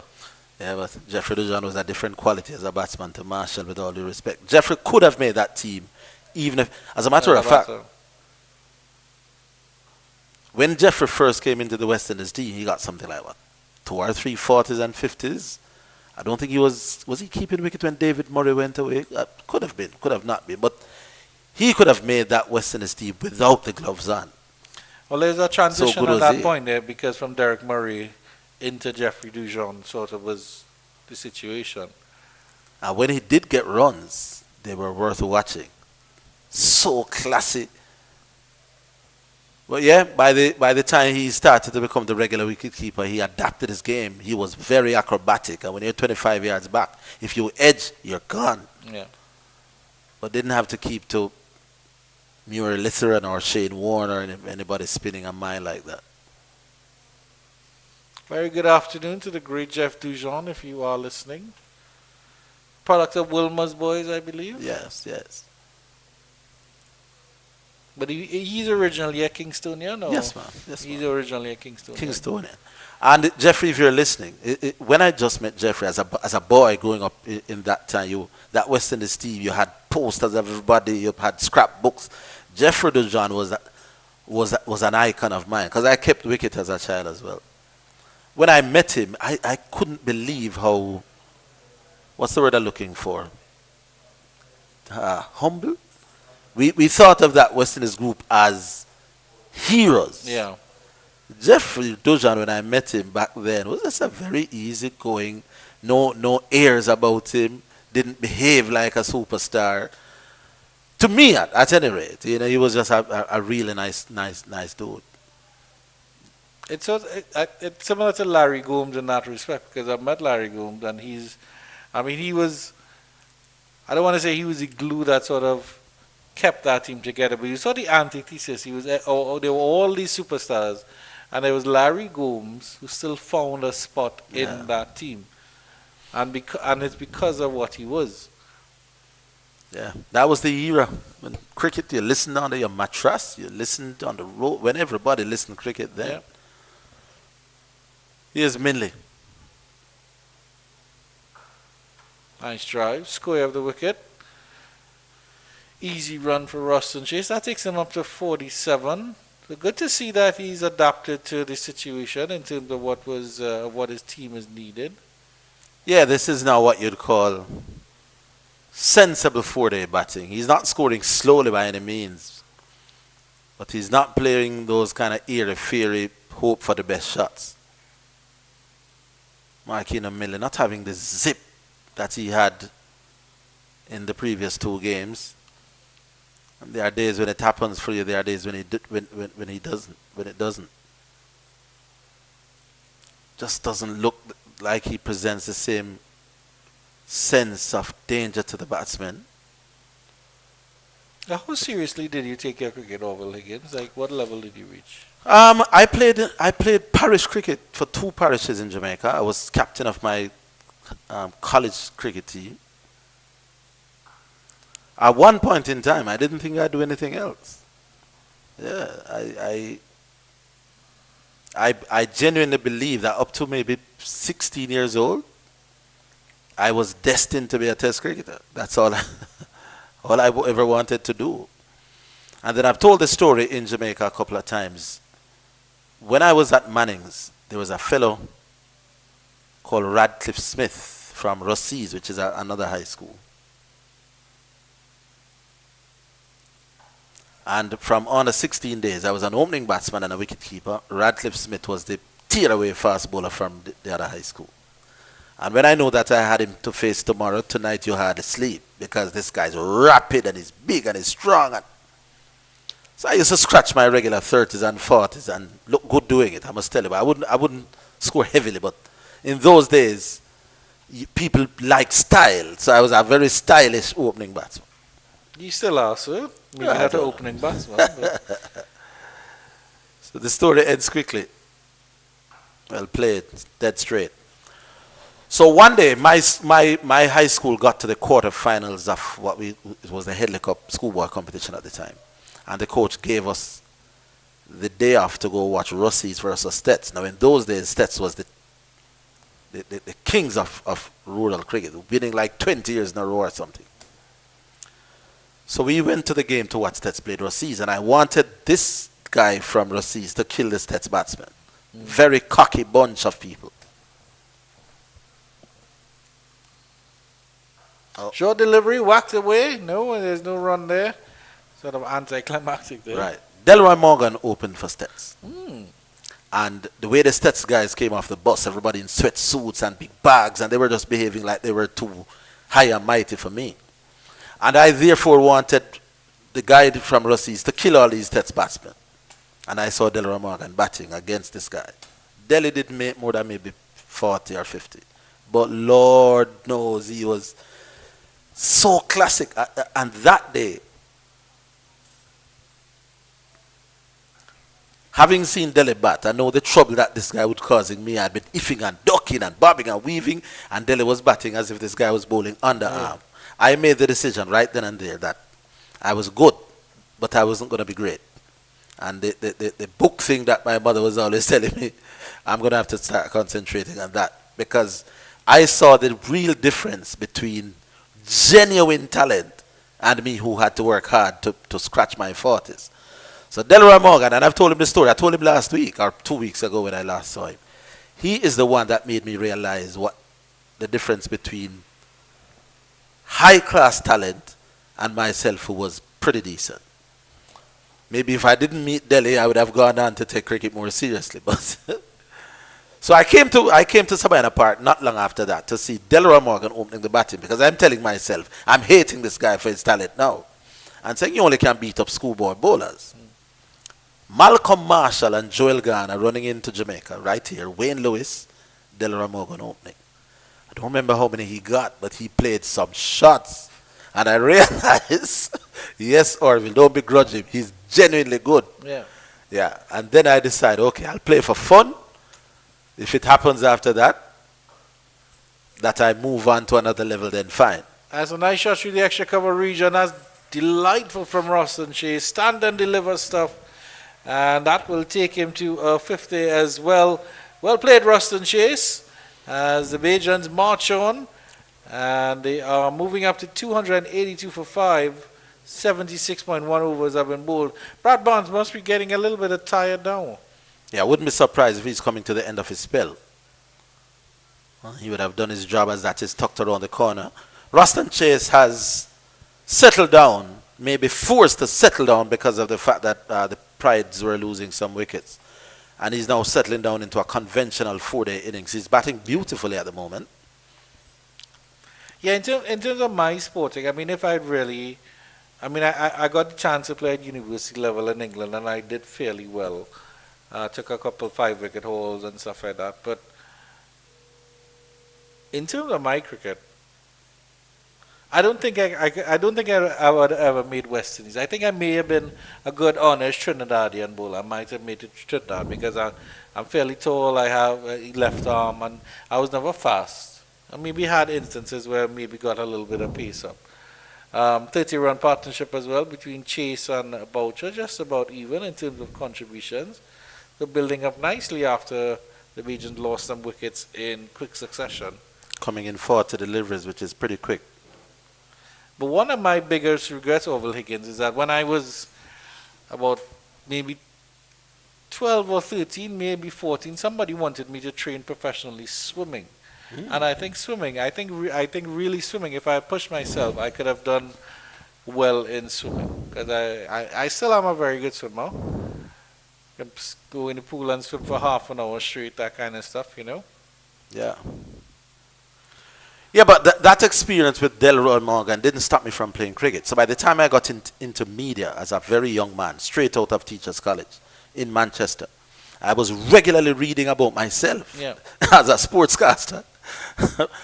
So I probably was one of the few sportscasters in Jamaica at that time who was regularly reading about my own performances. Well, that's interesting. Yeah, so Waltham would have played against Kirkvine this weekend, and Orville Higgins scored at 75. Yeah, I was to the point. Did you not just say yours truly? Nah, I couldn't say that. It's Orville Higgins who did that. So I used to read about myself a lot. So got into the Manchester in the third person for over 30 years. Well, that's what yeah. you say. Brad Barnes, his father, was one of the people who could vouch. He was rapid as a fast bowler. He and I had some good duels back in the time. 77 overs have been bowled, 285 for 5. But I made enough runs and made the Manchester Parish team, which had some good talent at the time. There was Ricardo Powell, who would have gone on to play for the West Indies. There was Orville Pennant, who played for Jamaica. Matthew Sinclair, who played for Jamaica. It was a good, difficult team to make. And I got in as an opening batsman. Played 2 games, didn't do well at all. But part of the reason is that by then I was in media, no time to train. It was a natural ability. But I've stayed close to the game since then. And because I would have played a lot, it helps you to understand the little nuances. Yeah. A change in bowling now. RBJ Mansingh will be coming in. This might be interesting because RBJ bowls well, but as a wrist spinner, he maybe doesn't have the exceptional control that Barnes has. So any loose deliveries, I think Ruston Chase is really going to pounce on it, especially so late in the day. 77 overs have been bowled, just about 13 left in the day. We're coming up to just about 20 minutes before the conventional end of play at 5 o'clock. Might be extended maybe till about 5:15, 20 past 5. There's still a little bit of cricket to play. And the Bajans, of course, will not want to let their position of power slip.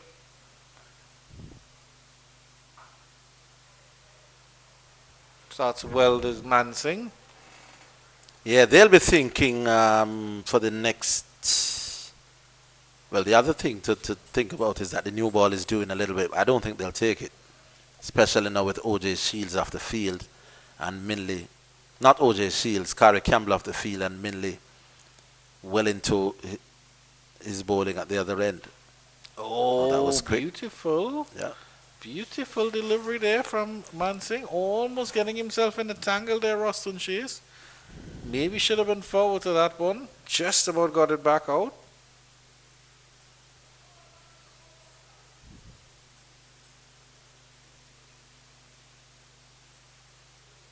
Goes for the lap sweep. He gets it over the fielder.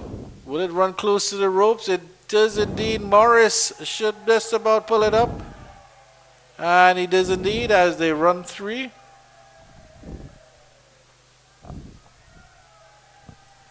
Yeah, look at John Campbell running from slip. He sensed that there would be that little lap sweep from Ruston Chase. And look at him scurrying around from first. That's before that. He allowed Romain Morris to go for it. Maybe it's still feeling the effects of that foot injury. But look how he read. Oh, this is him coming back into position. We'll see that. Probably not.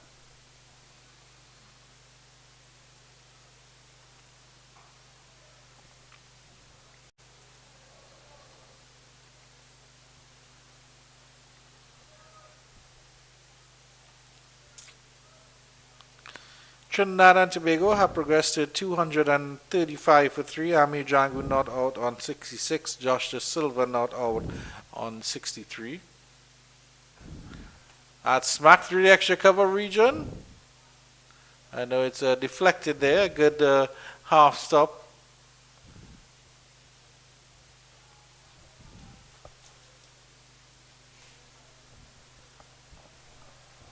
Yeah, so this is what I was telling you about. Look at John Campbell at first slip. He saw that he was... no, that's not it. Not it. We'll find it in a little bit. That is it. And he gets this one fine, as Ruston Chase. That will run away to the ropes for 4. So I just, as Oval Higgins is trying to point out, John Campbell is trying to move from slip into that... yeah. Here it is. That. So look at John. Long before the ball gets to the batsman, he saw that the hands were reversed, and he was running, scurrying around towards leg slip. Now that is somebody who is reading the game, who has his wits about him. In the end, it was a clever little lap paddle, or what they call it these days. 293 for 5, 78 overs. A lovely shot of the northeastern corner of Sabina Park there. Been absolutely wonderful weather for cricket all day today. Hasn't been a drop of water falling from the sky at all.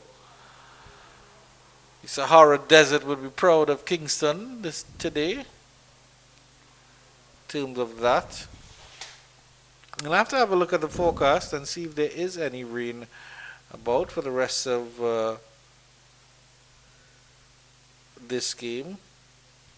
Slight chance of rain on Monday, as well as Tuesday and Wednesday. We're actually seeing some thunder showers scheduled.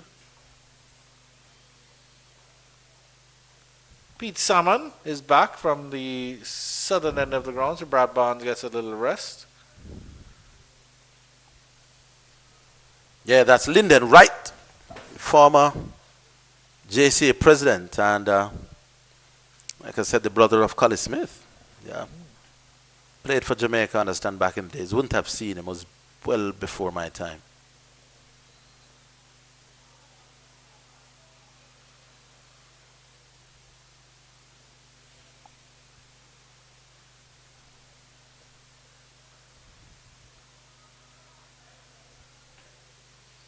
Windward Islands Volcanoes 22 for 1 in reply to 242 posted by Guyana Harpy Eagles as well.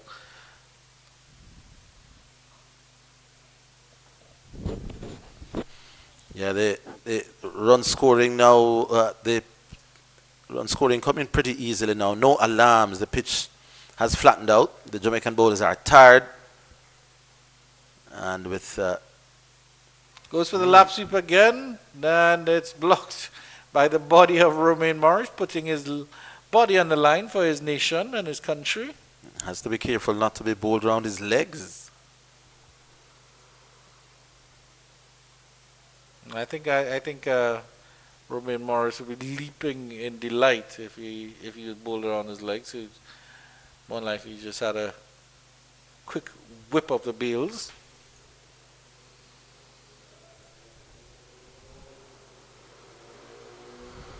Ruston Chase, a good knock of 60.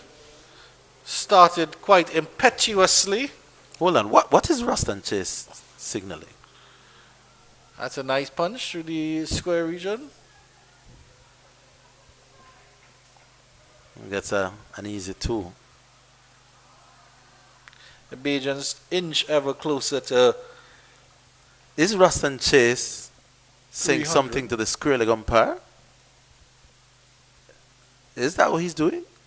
About Pete Salmon?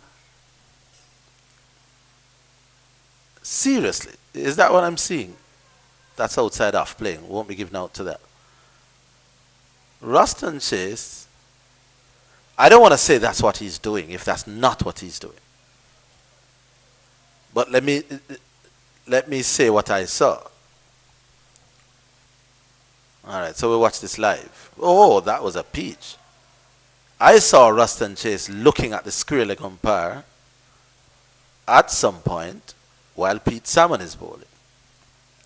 and then indicated with his own imitation of Pete Salmon's action something. Now maybe we could see that again. Look at this. He's talking to the Skrillex umpire, and what is he doing there? What's he trying to say to the Skrillex umpire? Viewers at home, what is he saying? What on earth is he saying? The umpire says something.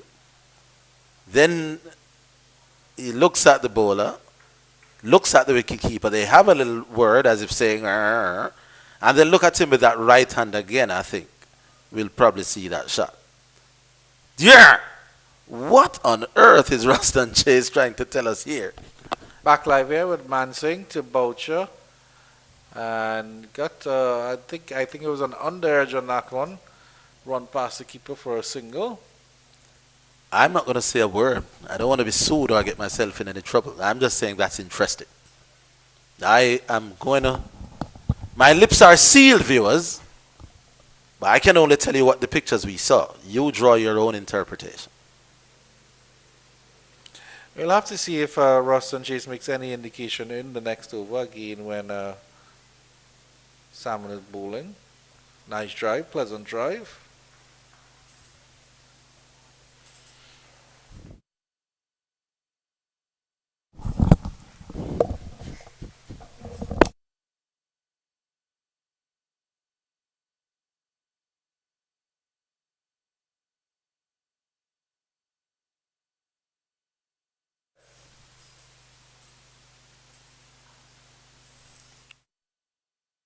Is Lenny Kaboucha.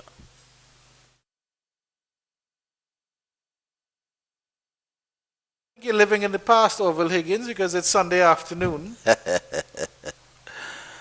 Somebody's texting my phone personally and asking what I'm saying. I'm saying that Ruston Chase is doing some interesting things. That's all I'm saying.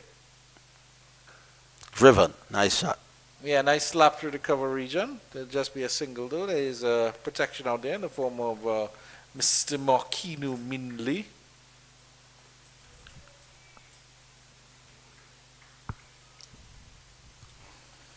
No success for RBJ Mansing. Hasn't bowled badly.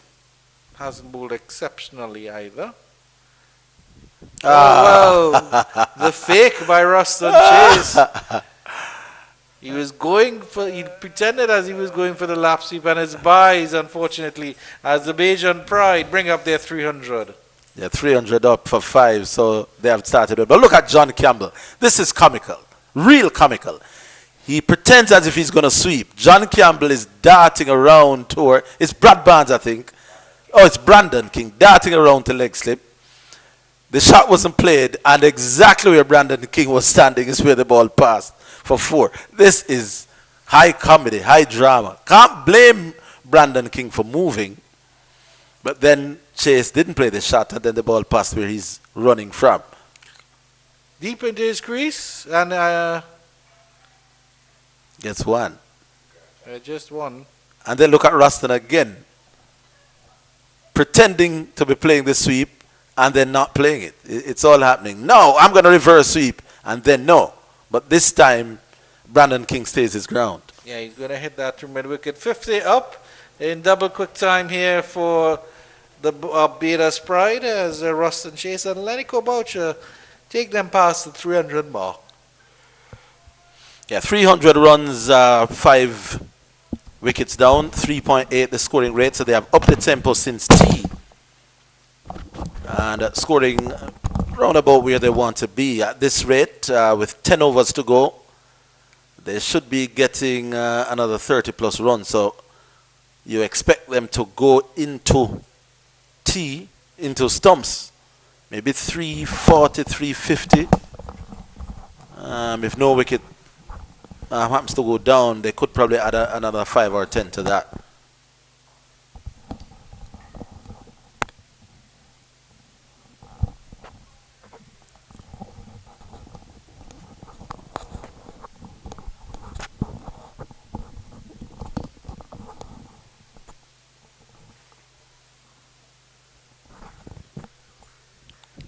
No signal from Roston Chase on this occasion, so he's probably happy with what Pete Samming is delivering now. I think it might have just been a question in terms of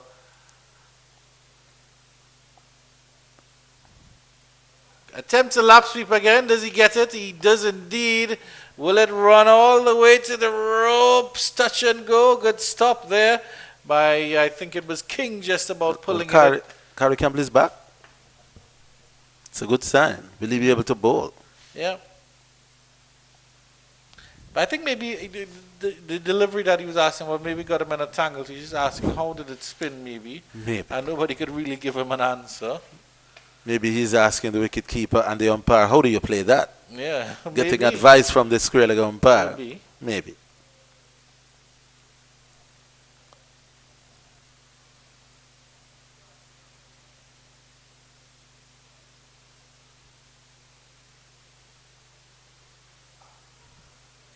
Backhand punches it through the extra cover region. Long off has to do the fielding. It's just a single. The Roston Chase certainly, normally at this stage, most batters want to quiet down and set up and make sure they're there tomorrow. Roston Chase might be just trying to beat on, well, as they say, flog a dead horse, but the Jamaicans aren't dead, but they are dead tired in the field, I can imagine. Some heavy legs there. Yeah, and Roston Chase has scored after that initial flurry of shots. He's settled down. He's 67 from 65. He would want to be a nice little 80 all out, 80 not out, maybe at stumps.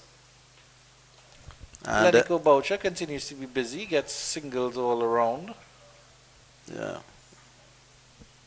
So Roston could be thinking of eyeing a century himself, going tonight at 80, 83 not out, and could come back tomorrow and tick off another regional first class 100.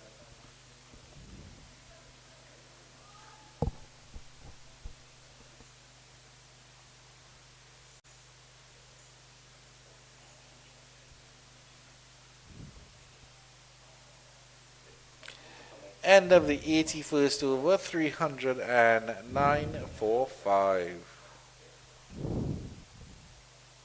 Just about 6 minutes before regular time, 6 minutes before 5 o'clock here in lovely Jamaica. We're in Kingston, which is the capital of Jamaica. And it's the Sabina Park ground. Tail end of the session 3 on day 1 between the Jamaica Scorpions and the Barbados Pride. The Jamaica Scorpions won the first match in this bilateral series by 7 wickets, chasing down 328 on the last day. A brilliant performance by them at Chedwin Park. And despite all the history and cricket that Orville Higgins has seen, I'm certain that is a run chase that you will remember for some time to come. The game at Chedwin Park. Yes, man. With Kirk and John Campbell. Was one of the most interesting end to a game I've ever watched here in Jamaica, actually. Wow. Deep into his crease and it smacks that through mid-wicket. That was just dismissive from Roston Chase, almost as if that ball was bothering him, that it hadn't gone to the ropes in a while, so he obliged. Much too short. You don't want the batsman to be on the back foot with all the time in the world. Look at that. Middle of the pitch. He could have hit that virtually anywhere. Roston Chase chose to bash it through the inside. He's on 71. About 8 point something overs to go if the light holds. At this rate, who knows? He could get pretty close to 100 tonight.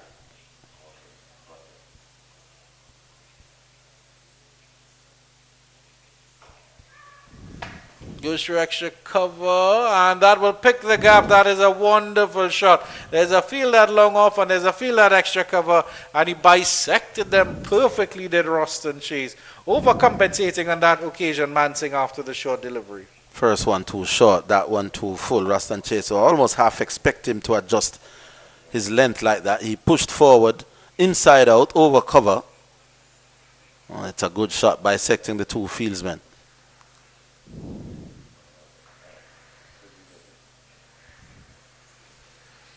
Good use of the feet. Ruston Chase using the crease very well. I think Carrie Campbell is actually back on the field. He was feeling it long off, so that's good to see. Probably got a bit of stretching out, and so the Jamaicans haven't lost a bowler as he left about an hour ago, I would say. Lenny Boucher has quietly gone about his business without any real fuss. 19 from 28. Hasn't really played any really memorable shot. He's just going along almost unnoticed. But as a quietly important innings this. This time he goes deep into his crease and hikes that into the Kingston Cricket Club. How far has it gone?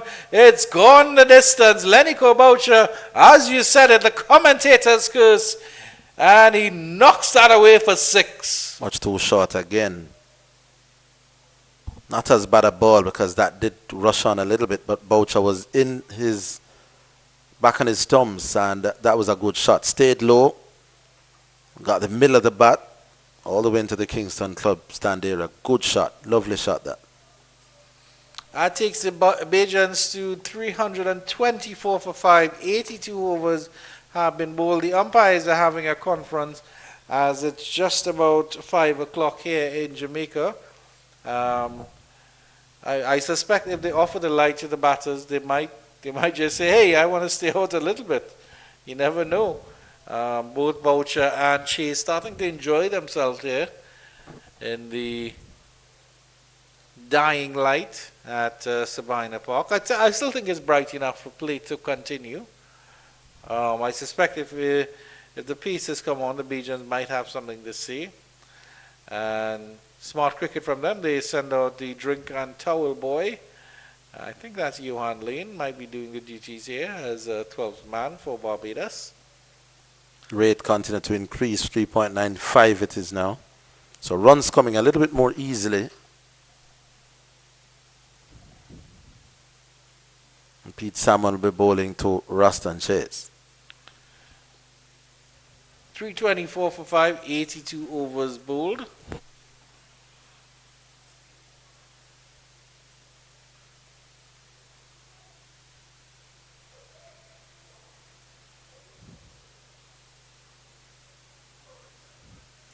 Pete Salmon wicketless, which is something that he's not really accustomed to. Usually he's in the wicket column after bowling. Goes deep in his crease and tries to help this one down the leg side, just a single. Yeah, he's been made to work really hard.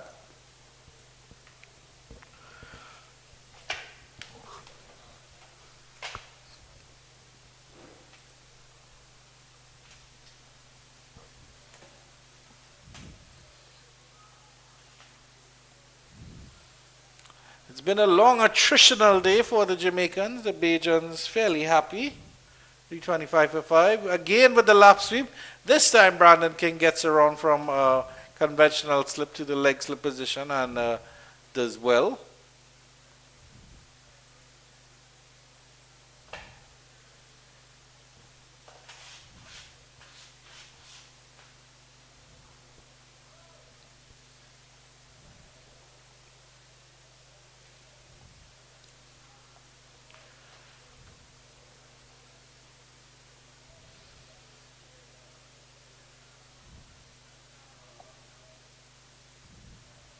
Again, he tries the sweep, and this time he does get it, but it's just a single. I don't think the Jamaicans did anything particularly wrong today, Orville Higgins. I just don't think they did a good job of containing the Bajan batters. I don't think they made it difficult for them to score runs. The bowlers haven't bowled badly. There's nothing in the pitch for the spinners, yet Brad Barnes was able to extract some joy. But Salmon and Mansing seem to want to bowl as they typically do with spinning and ripping deliveries. That just isn't working on a day one pitch as yet. Brad Barnes bowled wicket to wicket, and that's why he was able to pick up a couple of wickets, 2 for 56 off 19 excellent overs. He really wasn't taken apart at all. Yeah, when you go at less than 3 per over as a spinner, in fact, at less than 3 per over as any bowler, and take 2 wickets, you did a fair day's shift. But the Barbadians have batted well. You can't go around that. But the Jamaicans have not fielded particularly well. They were 2 drop catches. And I don't know that they are bowling the greatest either. Is that Chase having a quick word with Salmon at the non-striker's end? Wonder what that word could be.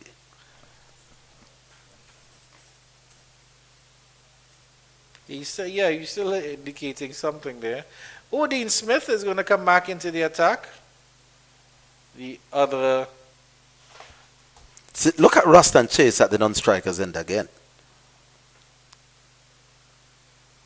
He's having a word with Pete Salmon, and that little arm movement. Now, I have my own suspicions what he's saying, but I'm not going to say, because there's no way I can know for sure. Maybe just complimenting him. I didn't know you had the Chinaman in your arsenal. Probably that. It could be that. Dean Smith to continue. Worked away. Yeah.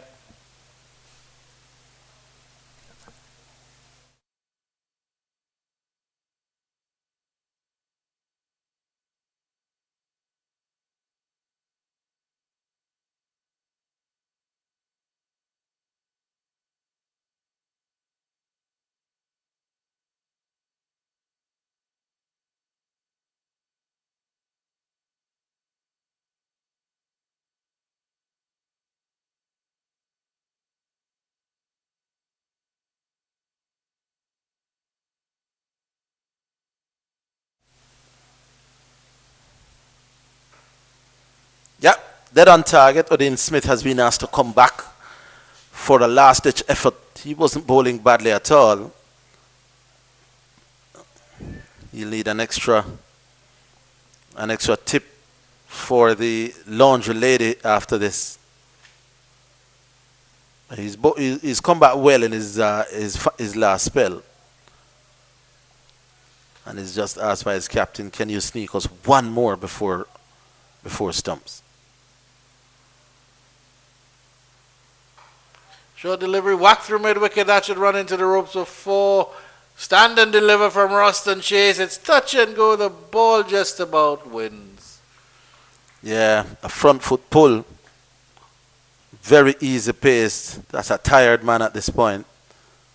A front foot slap through mid-wicket. Yeah, that tells you that the ball not rearing up, no pace to work with. And it tells you that this batsman is, 80 not out now? Seeing it as big as a grapefruit. No trouble whatsoever. 80 from 74. So Ruston Chase could get to his century tonight. Next, we still have over 6 overs to be bowled, weather permitting.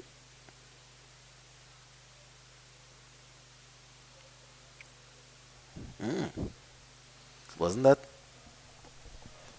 Well, Ruston Chase he slowed down his innings quite a bit. He was more than runner ball, well over runner ball, strike rate of almost 200, and tailed it back a little bit with the loss of Kyle Mayers, and then of course poor Dominic Drakes for 94. But he sped up yet again.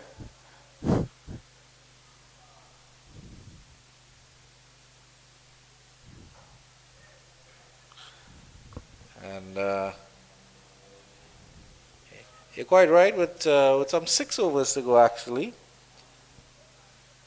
unless the umpire has called the light early.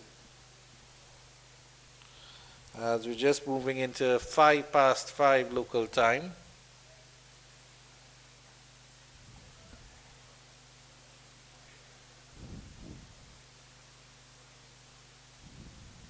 Last delivery of the 84th.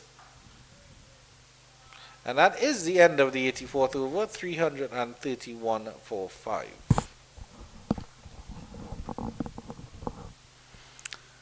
Yeah, 84 overs now, 331 for 5. We'll be getting the other half a dozen overs. We've already seen the umpires consulting once. I think once the spinners are run. Is that a light? The umpire, the third umpire is running out. What is he going for? Is that, I don't know, the light meter maybe? Because these days the umpires don't offer the batsman the light anymore. They tell you have to leave or you have to stay. But they use this light meter to indicate what the, I don't know what you call that, the level of lightedness, and then use that as a marker for the rest of the game. As it is now, the umpires are satisfied that the light will hold. Well, what I think about, I think there are various ranges. So, like, if it's marginal, you could say, hey, we can't go off. So that's where they still offer the batsman the light. We'll have to get some insight from the umpires on terms of that, how it works.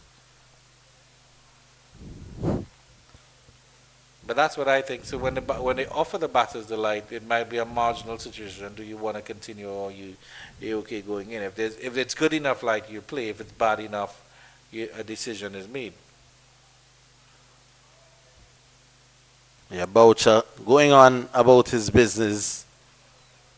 Like I said, without fluster, did turn and hit over mid-wicket the last time around, but outside of that, it's hardly been noticed. While the drama and the entertainment has come from the other end. Yeah, just like that. Nice and easy.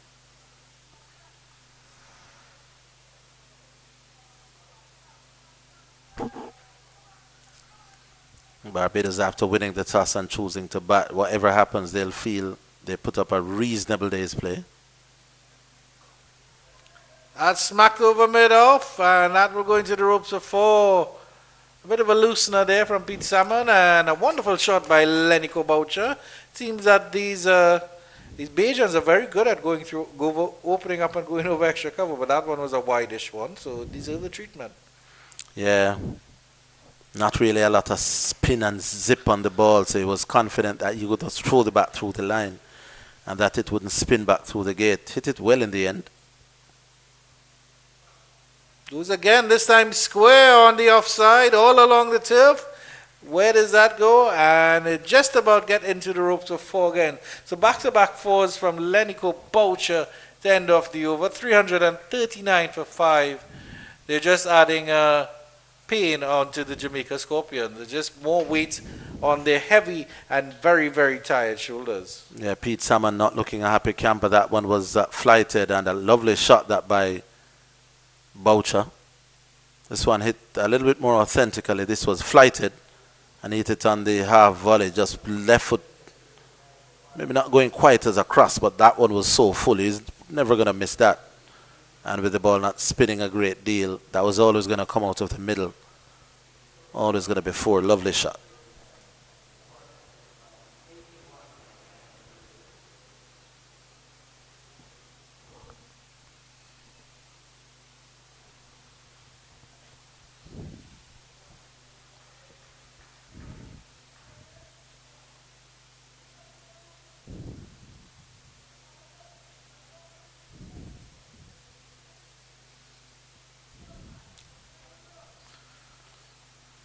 As we see, there are 5 overs left.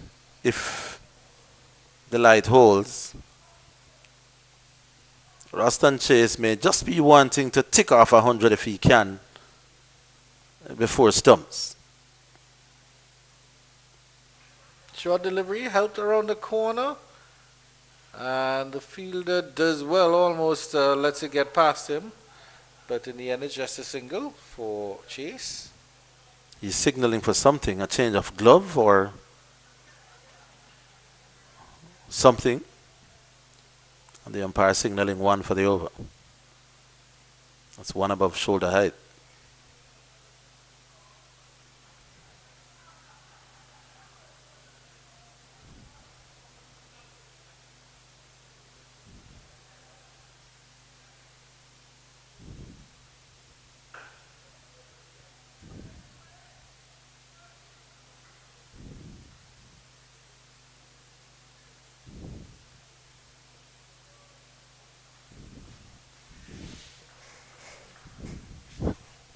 But you mentioned that you were a wicket keeper and an opening batsman. It's good to see that even in your generation, the wicket keepers might have just been expected to be wicket keepers. So you were encouraged in terms of batting. I mean, we know that sort of Adam Gilchrist changed the mold of what a wicketkeeper is supposed to be, and that was long before your generation. Yeah, I think Adam Gilchrist is one of the most important cricketers of all time, you know. Because after him, every team now started picking keepers who could bat. Yeah. Test cricket, prior to Adam Gilchrist, you pick your best glovesman. If he scratches you 20 and 25, a la Jack Russell, a la Knott, then fine. After Adam Gilchrist, that no longer works. Your wicketkeeper must be a proper batsman in his own right. And it sort of made sense. I mean, it's a wicketkeeper. He should be able to bat. Obviously, if he's not going to bowl. Yeah. Adam Gilchrist averaging close to 50. And then there were others. People like Andy Flower, who kept wicket and made a ton of runs. Sangakkara came on. But I think Adam Gilchrist helped to change the generation. Then you have MS Dhoni would have come on and scored runs as well. So yeah, he may be coming at 6 and 7. This guy could hurt you, and he scored rapidly again. So the Test match wicket keeper's expectation was permanently changed. I mean, Shea Hope is a wicketkeeper batsman, Yeah, or maybe a batsman keeper, but yeah, Test cricket hasn't scored a lot. Still averaging in the 20s. well, he's done well in T20. He's done okay in Test cricket since his return. Since his return, you probably could say that.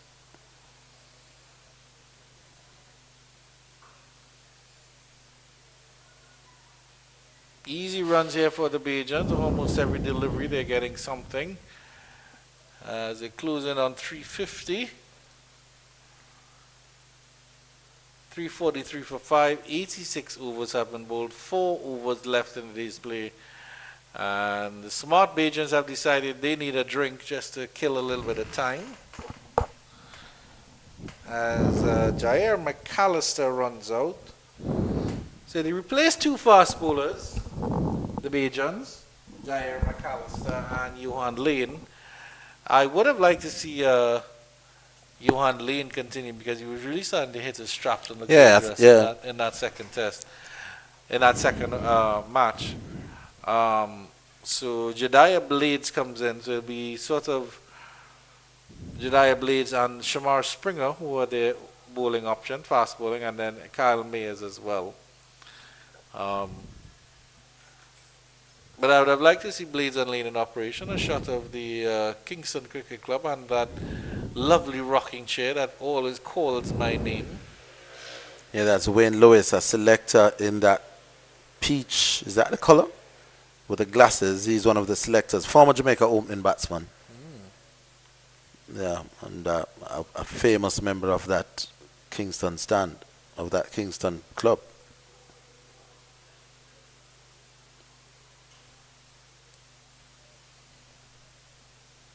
Pete Salmon continuing.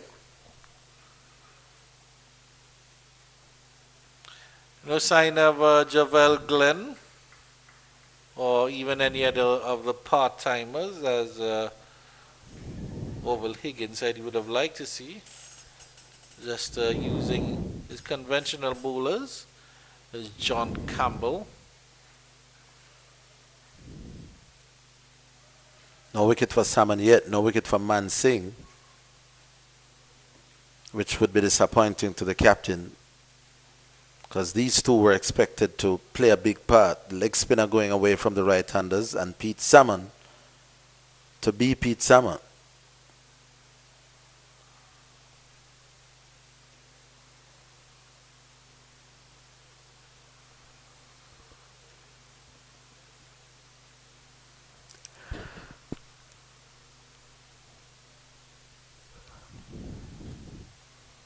Easy cricket here for the Bajans. 345 they move up to now. But the Jamaicans have to believe, okay, if we can still get a wicket or two, and then it's just a tail to mop up in the morning, that wouldn't be too bad. So they can still take a wicket or two. And they have to believe that they can. Well played by Lenny Boucher. He moves on to a well-played 40 or 45. Looks a bit scratchy in his last knock at the crease, but certainly looks a little bit more fluid, a little bit more fluent today.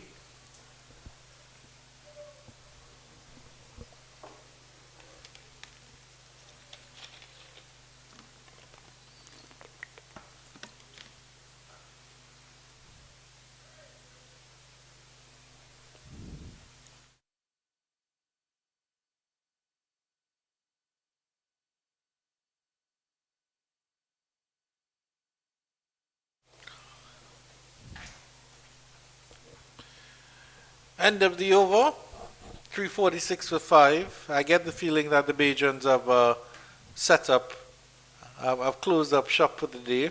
Umpires meeting again.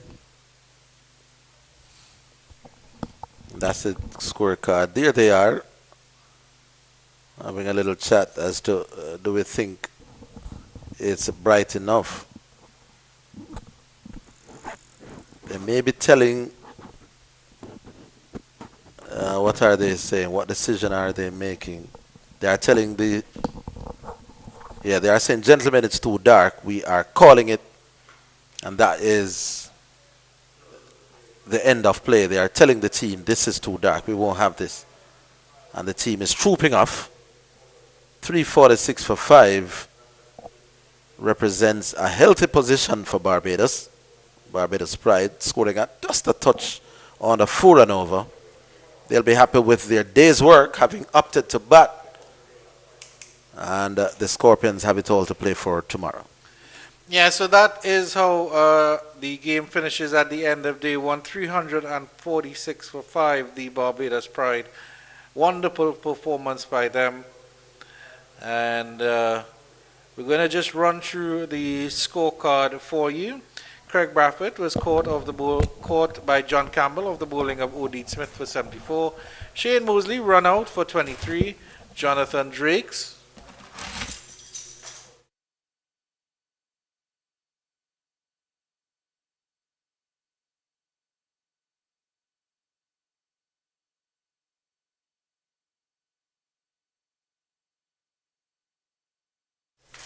Yeah, Jonathan Drake stumped by Romaine Morris of the bowling of Brad Barnes for well played 94. Kevin Wickham caught and bowled by Brad Barnes for 5. Ruston Chase not out 82. Cal Mayers LBW by Carrie Campbell for his maiden first class wicket for 1. And Lenny Boucher not out on 40. In terms of the bowling, Marquino Minley 13 overs done for 40. Carrie Campbell 14.4 overs 1 for 44. Excellent on debut. Odin Smith, 13 overs, 1 for 74, slightly expensive. Pete Salmon, 16 overs, none for 61. Abhijay Mansingh, 11 overs, none for 57. And perhaps the pick of the bowlers, Brad Barnes, 19 overs, 7 maidens, 2 for 56.